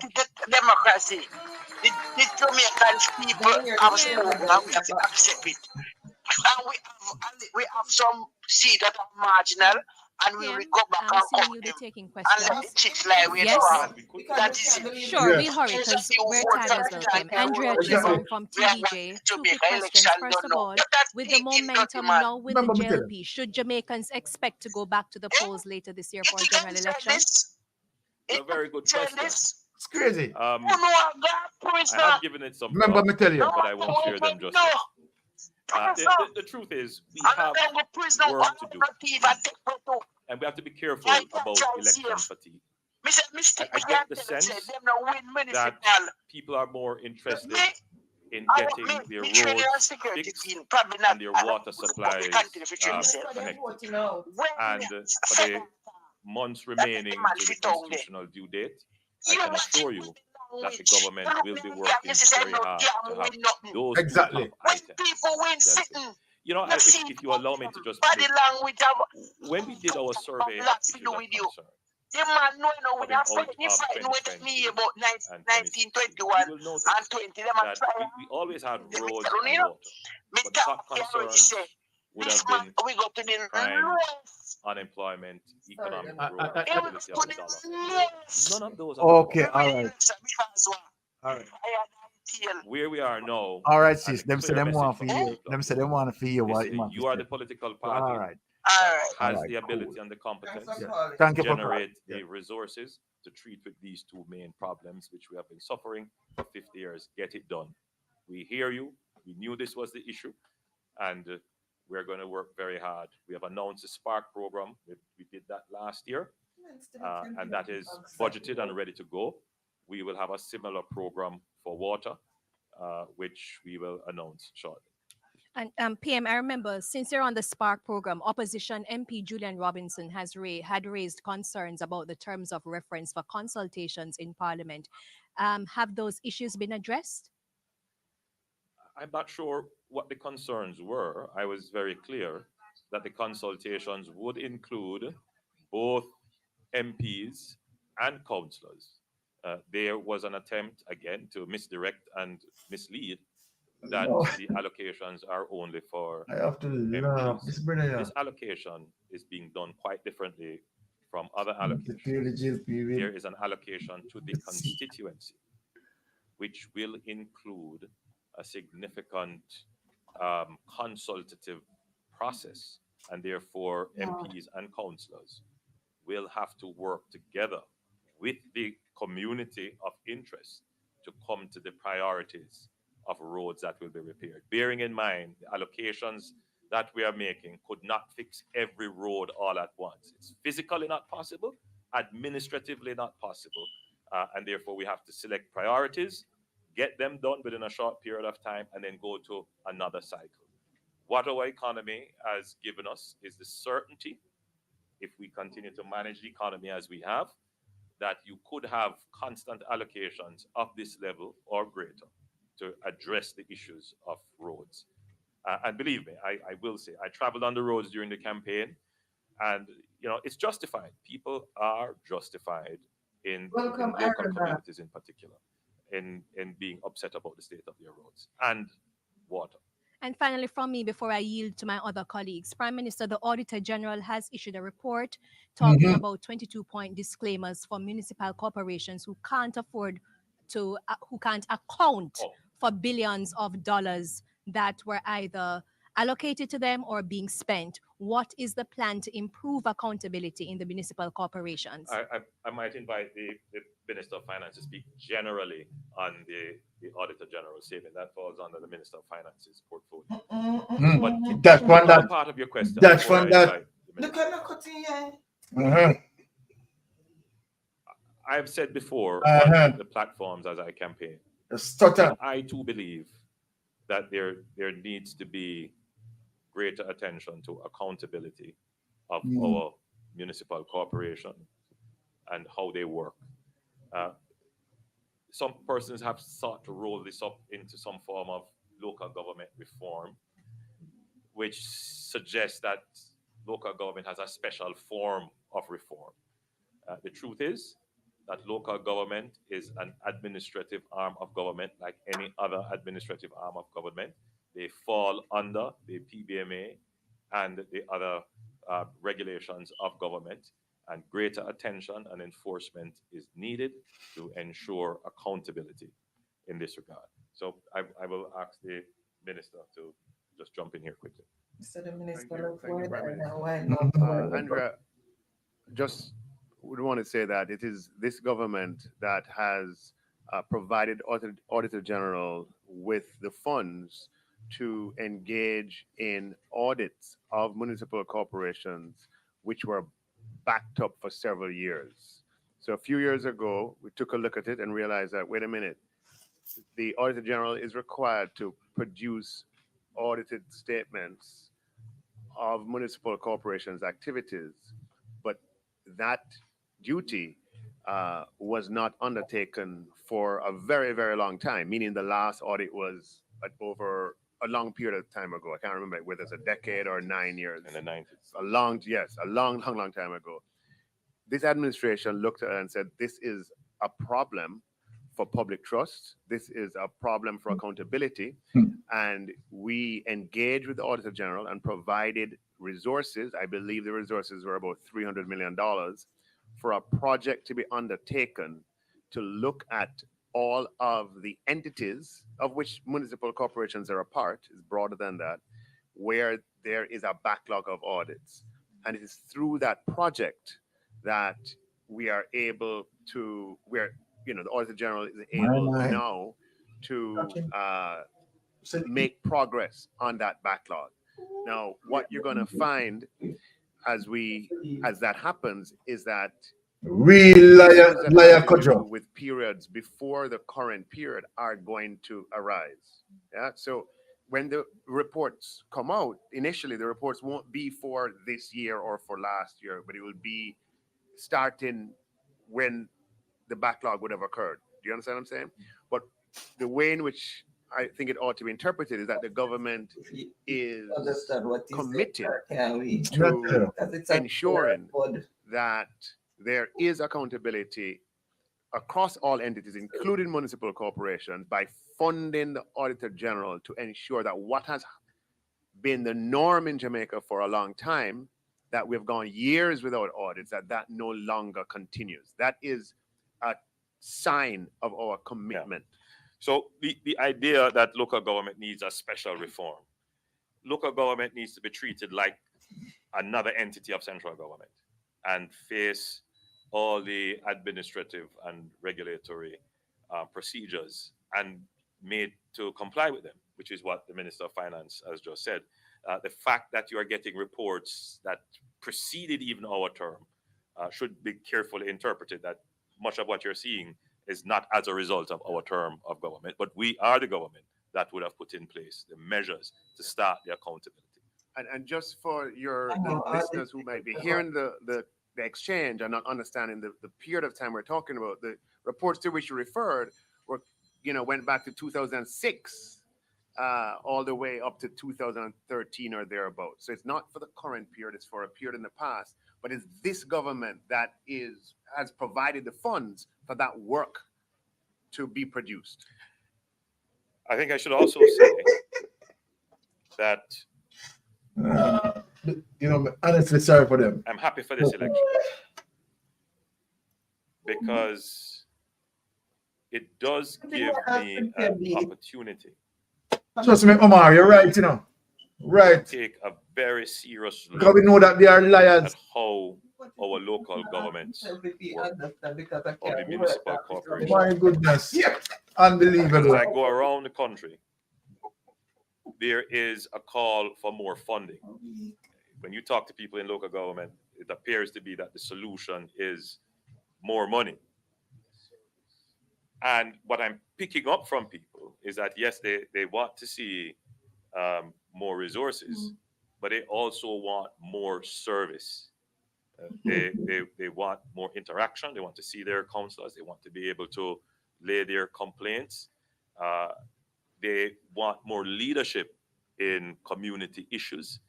And therefore, the role of the counselor, which has just been reduced to a kind of transactional agent, that has to be rethought. And the counselor has to be more of a community leader that brings the community together to find local solutions to the problem. And not just local service problems, but what do we want our community to be? There are so many communities that have great potential, great assets. The question is, how do you mobilize the stakeholders to utilize those assets to define the community? Is going to be So, revealed. going Exactly. forward, having had the campaign and having seen some of the glaring gaps, you can look forward to a more We leave them alone. So we go see who going to have to move out. Kimon Francis from the Gleaner. What's the status of the census? Well, again, that is on the minister, but the census is ongoing. Minister, you could answer. Yeah. Thank you, Kimon, for that question. The census is in the final stages of being completed, with the data capture process having come to an end and the analytical process being underway. A fuller update will be provided at a time when we can focus on that as a subject material. But we're coming to the end of the analytical phase of the census process. So is it that data gathering is complete? Because there are concerns, and I've seen it. I have not been, I've not participated. So I'm wondering where You're live on exactly, Mystic Sensation. Go ahead. are we now? Is it that data has been collected? Yes, you're live on and Mystic they're Sensation. Go analyzing now ahead. to finalize everything? I don't understand. Yes, I'm The just data gathering program right now. stage It's live, right? Yes. At completion, and they're in the Yeah, I'm analytical calling from stage California. I of was the watching. census process. So they are having a meeting right now. Right now at the film headquarters, are we? Yes, well, that is the GLP headquarters. Okay, well, I'll just squeeze in one very quickly. what they're doing right now? Minister Yes. Clark, we saw the apology from the central bank this week regarding the overestimation of the impact of the increase in JUTC bus fares on Yes, inflation. they are. I heard what you had Yes, to I'm say hearing about you. standing by that Yes, decision. they're just But having the opposition has maintained that it is a mini press bad policy conference, decision. Is it that there's going to be responding to the another result measure of the to help to temper local inflation? government What election are you and going to other be doing issues. about it? This government has made a habit, a good habit, Okay. of I always providing watch targeted your program, intervention for the content and the things that we talk about. members Yeah, of man. Thank you very much. segments of the population Thank you very much. that are in need of such Westmoreland intervention. may really come By from. targeted, All what right. we mean is that over the vast majority of the resources Okay. go to All the right, cool. intended group and intended But, you know, population. thank you for That's a tuning in. population where the need Yeah, man, nice can victory, be eh? demonstrated. Yeah, of course. The course, man. reduction in Yeah, bus they are fares foolishness. is something that we're Exactly. very proud of. Well, you know, There so well, are all right. approximately One 30 to down, 40,000 two to go. persons on an Because we're annual going for the basis general who- election. well, 30 to 40,000 persons who take the JUTC, and largely these are persons who are not on major incomes, and we're happy that they're able All to right, benefit so, from we a are going to reduction in the fares of the we are going to JUTC from listen $100 to to $70, what he has to and come say. April 1st, If anything, just speak up yourself, my from brother. $100 in And, December you know, to continue to $50, support the program. half price fare. Appreciate And we it, think you know? that for persons on small incomes, All right, for cool. persons on minimum wage, this is a material Understand what is going on here. difference in Are they cost, still so campaigning much or so what? that the JUTC Yeah, you can has go on seen campaign. an upsurge in I mean, I understand this usage line of questioning. as a result of the lower fees. Then I It would have been move we'd have on. been happier if the impact on inflation would have been greater, but the impact on human lives is significant. Persons who are making, as I said, minimum wage is a major part of their income. But Minister of Finance, as I reflect on your statement, It's a rubbish show business. I recall him being a great proponent of the government taking almost $40 billion of the budget to give grants and to just give away. You recall? You would, simple Google search would see in his budget presentation 2 years ago, where that was his recommendation. Was that bad policy then? It's a hypocritical stance. Let me call it for what it is. Yes. This is a government that is providing support to members of the traveling public who are on smaller income. And we're providing that support by reducing what is a major cost for them. $100 a day in 2 directions, $200 times 5 is $1,000. If you're making $13,000 a week, what we have done is to say, instead of taking $1,000 to pay for your bus fare, you pay $500. Everywhere in the world, that is good policy. But we are supporting. Are you telling the people that you increase GCT and you're increasing SCT? You're a liar. You are a liar and a wicked. They're hypocritical in their stance, and all Jamaica can see. So when you lift the income threshold, finally, right? not from me, really finally, will you be When you removing the hedge shift it tax up from direct tax to indirect tax, are you telling the people that? Yeah? That is you're a liar. A narrative framing that is incorrect. There's no hedge tax on fuel. the hedge on fuel? Exactly. Exactly. I heard that. You bought into a false narrative. Finally, from me, Brought in a the false income tax narrative. threshold. Anything definitive now on that? There is a threshold, though. There is a threshold. There ain't no hedge tax, but there is a threshold. Yes. Look, this is this is the government that has presided over an unprecedented period in Jamaica's history of no new taxes every single year And you're for 6 lying, consecutive years. This is the You're lying. This is the government that has And you have some reduced union taxes. stuff in your line. One, by increasing the threshold back in 2017, and also by reducing GCT and reducing and abolishing a number of taxes.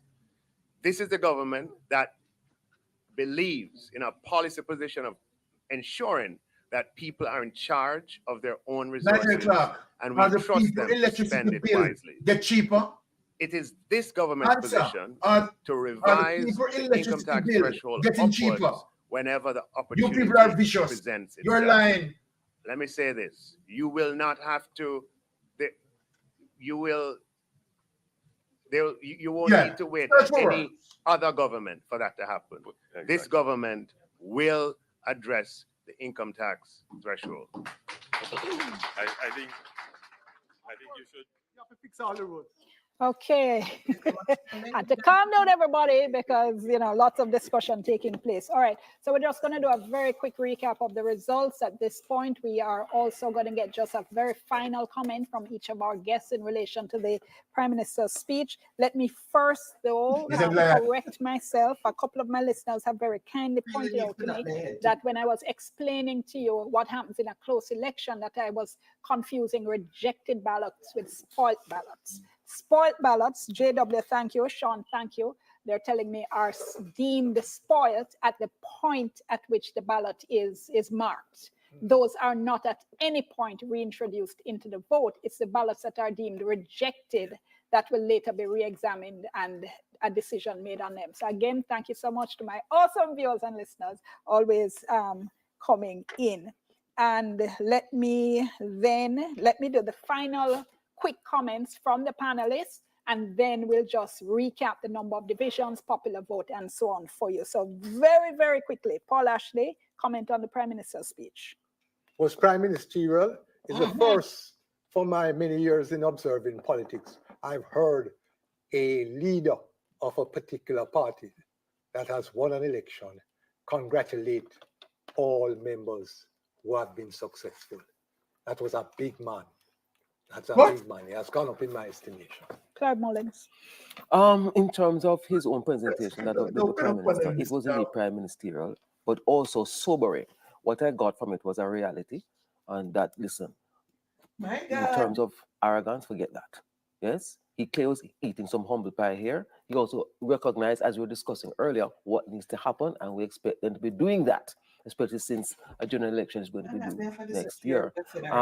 So there's a contrast in terms of the presentations. I think in terms of the leader of the opposition, we heard him in the four and so I think he overspoke, but at the same time, He lied. what you see here is Not a prime overspoke. minister He with a lied. prepared script. Tell the people addressing that he issues lied. and trying to be as candid as possible under the circumstances. So big difference.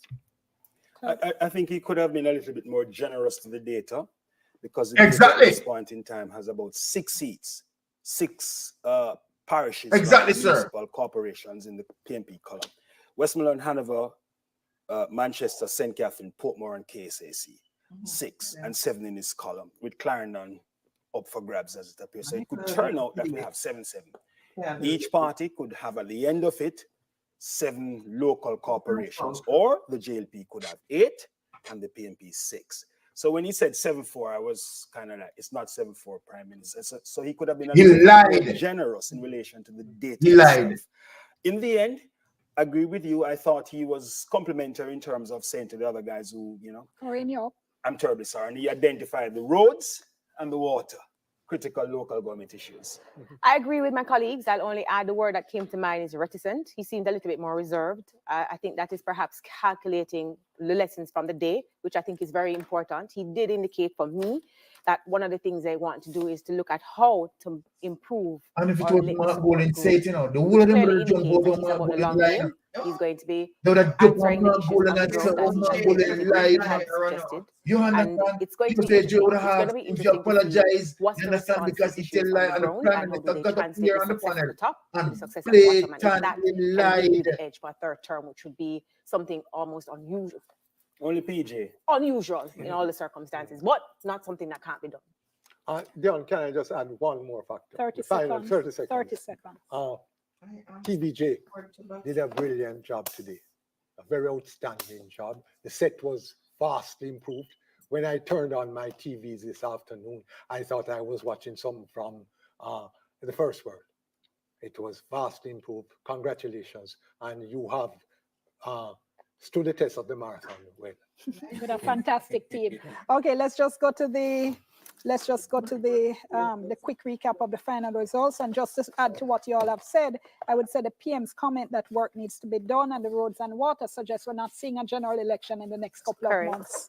All right, so let's Because just in recap Fred, very he needs to quickly where we call are it. at the end of the Janet evening.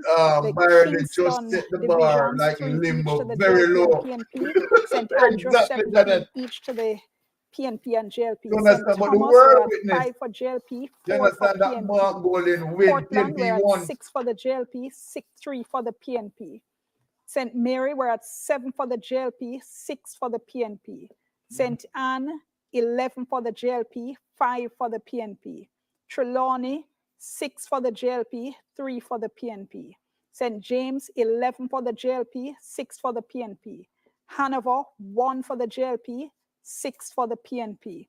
Westmoreland, 3 for the JLP, 11 for the PNP. St. Elizabeth, 9 for the JLP, 6 for the PNP. Manchester, 3 for the JLP, 12 for the PNP. Clarendon, 11, so that's tied. St. Catherine, 18 for the JLP, 23 for the PNP. Someone had asked earlier about the Portmore municipality. The Portmore divisions are counted in with St. Catherine.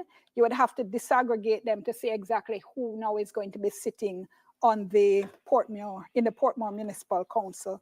And as well, we have the popular vote. Can we bring up the popular vote in terms of where we are with that? If we have that, there we are. Clearly win. Popular vote at Here this it is. point. The PNP clearly win. 303 Clearly win. 862 303,862. So Andrew Holness need to look on that.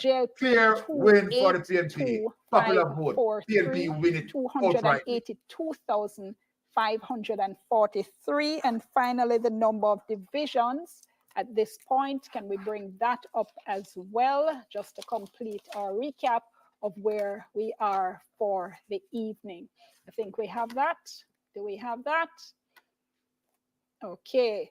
So declared, we have for the PNP 102 divisions declared, for the JLP 95 divisions declared. I think we had also had a graphic for the number in which the two parties were leading. Do we have that? There we go. At this point, the JLP, of those left to be declared, the JLP is leading in 16, the PNP is leading in 14. And that, ladies and gentlemen, concludes our marathon coverage on this local government election night. Marathon indeed, says my director in my ear. And thank you so much to all our panelists throughout the evening. Thank you so much to our wonderful news and production teams. Thanks as always to you for watching wherever you have been on, let me see if I can remember all of them, on TVJ, listening on Radio Jamaica, watching throughout the Caribbean on Carib Vision, on our YouTube channels on IG as well. I think I got everything there. It's been a pleasure having you all with us. Do continue to stay with us as we continue our coverage of this local government. Time come, one down, one to go. Love the victory. I'm Dion. Bless up, Fitzroy. The entire team signing off. Enjoy the rest of your evening, unless you're going straight to bed. All right. Give thanks, everybody. Yes, so my folks, well, you see that time clearly come, right? And you have seen that PNP dominated the local government election, right? So we are happy in terms of what we had achieved tonight. And I think a lot of us, right, we are going to sleep well. Most of us will be sleeping well tonight. And knowing that, right, we have been victorious. One sec. Rath is saying, what was the percentage turnout to vote? Okay, so it started at 22.93, but with counting, at one point they said it went to 32 point something, but I guess tomorrow we'll know the final percentage of voter turnout. So currently it is in terms of the last thing that we have heard, 32% voters turnout, right? So that's it. So we are, we have reached to the end of the program for tonight. They have one, and there's no way we're going to do that. Right, and remember, guys, we will be on Friday, our usual time, right? So thank you for tuning in with Mystic Sensation. Looking forward to see you on Friday, right?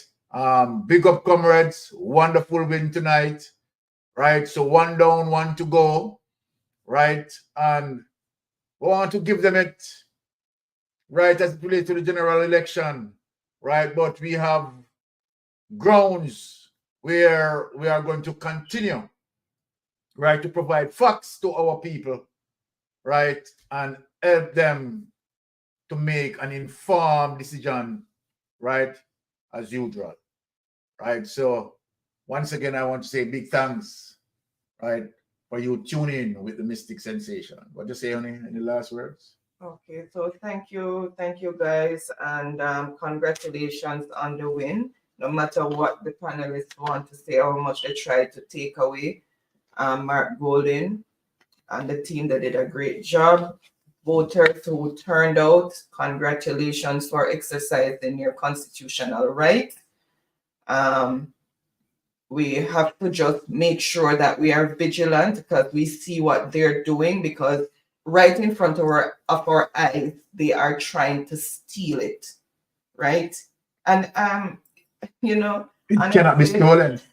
Honestly, I don't know. It seems as if when math class is sleeping, was keeping majority of JLP.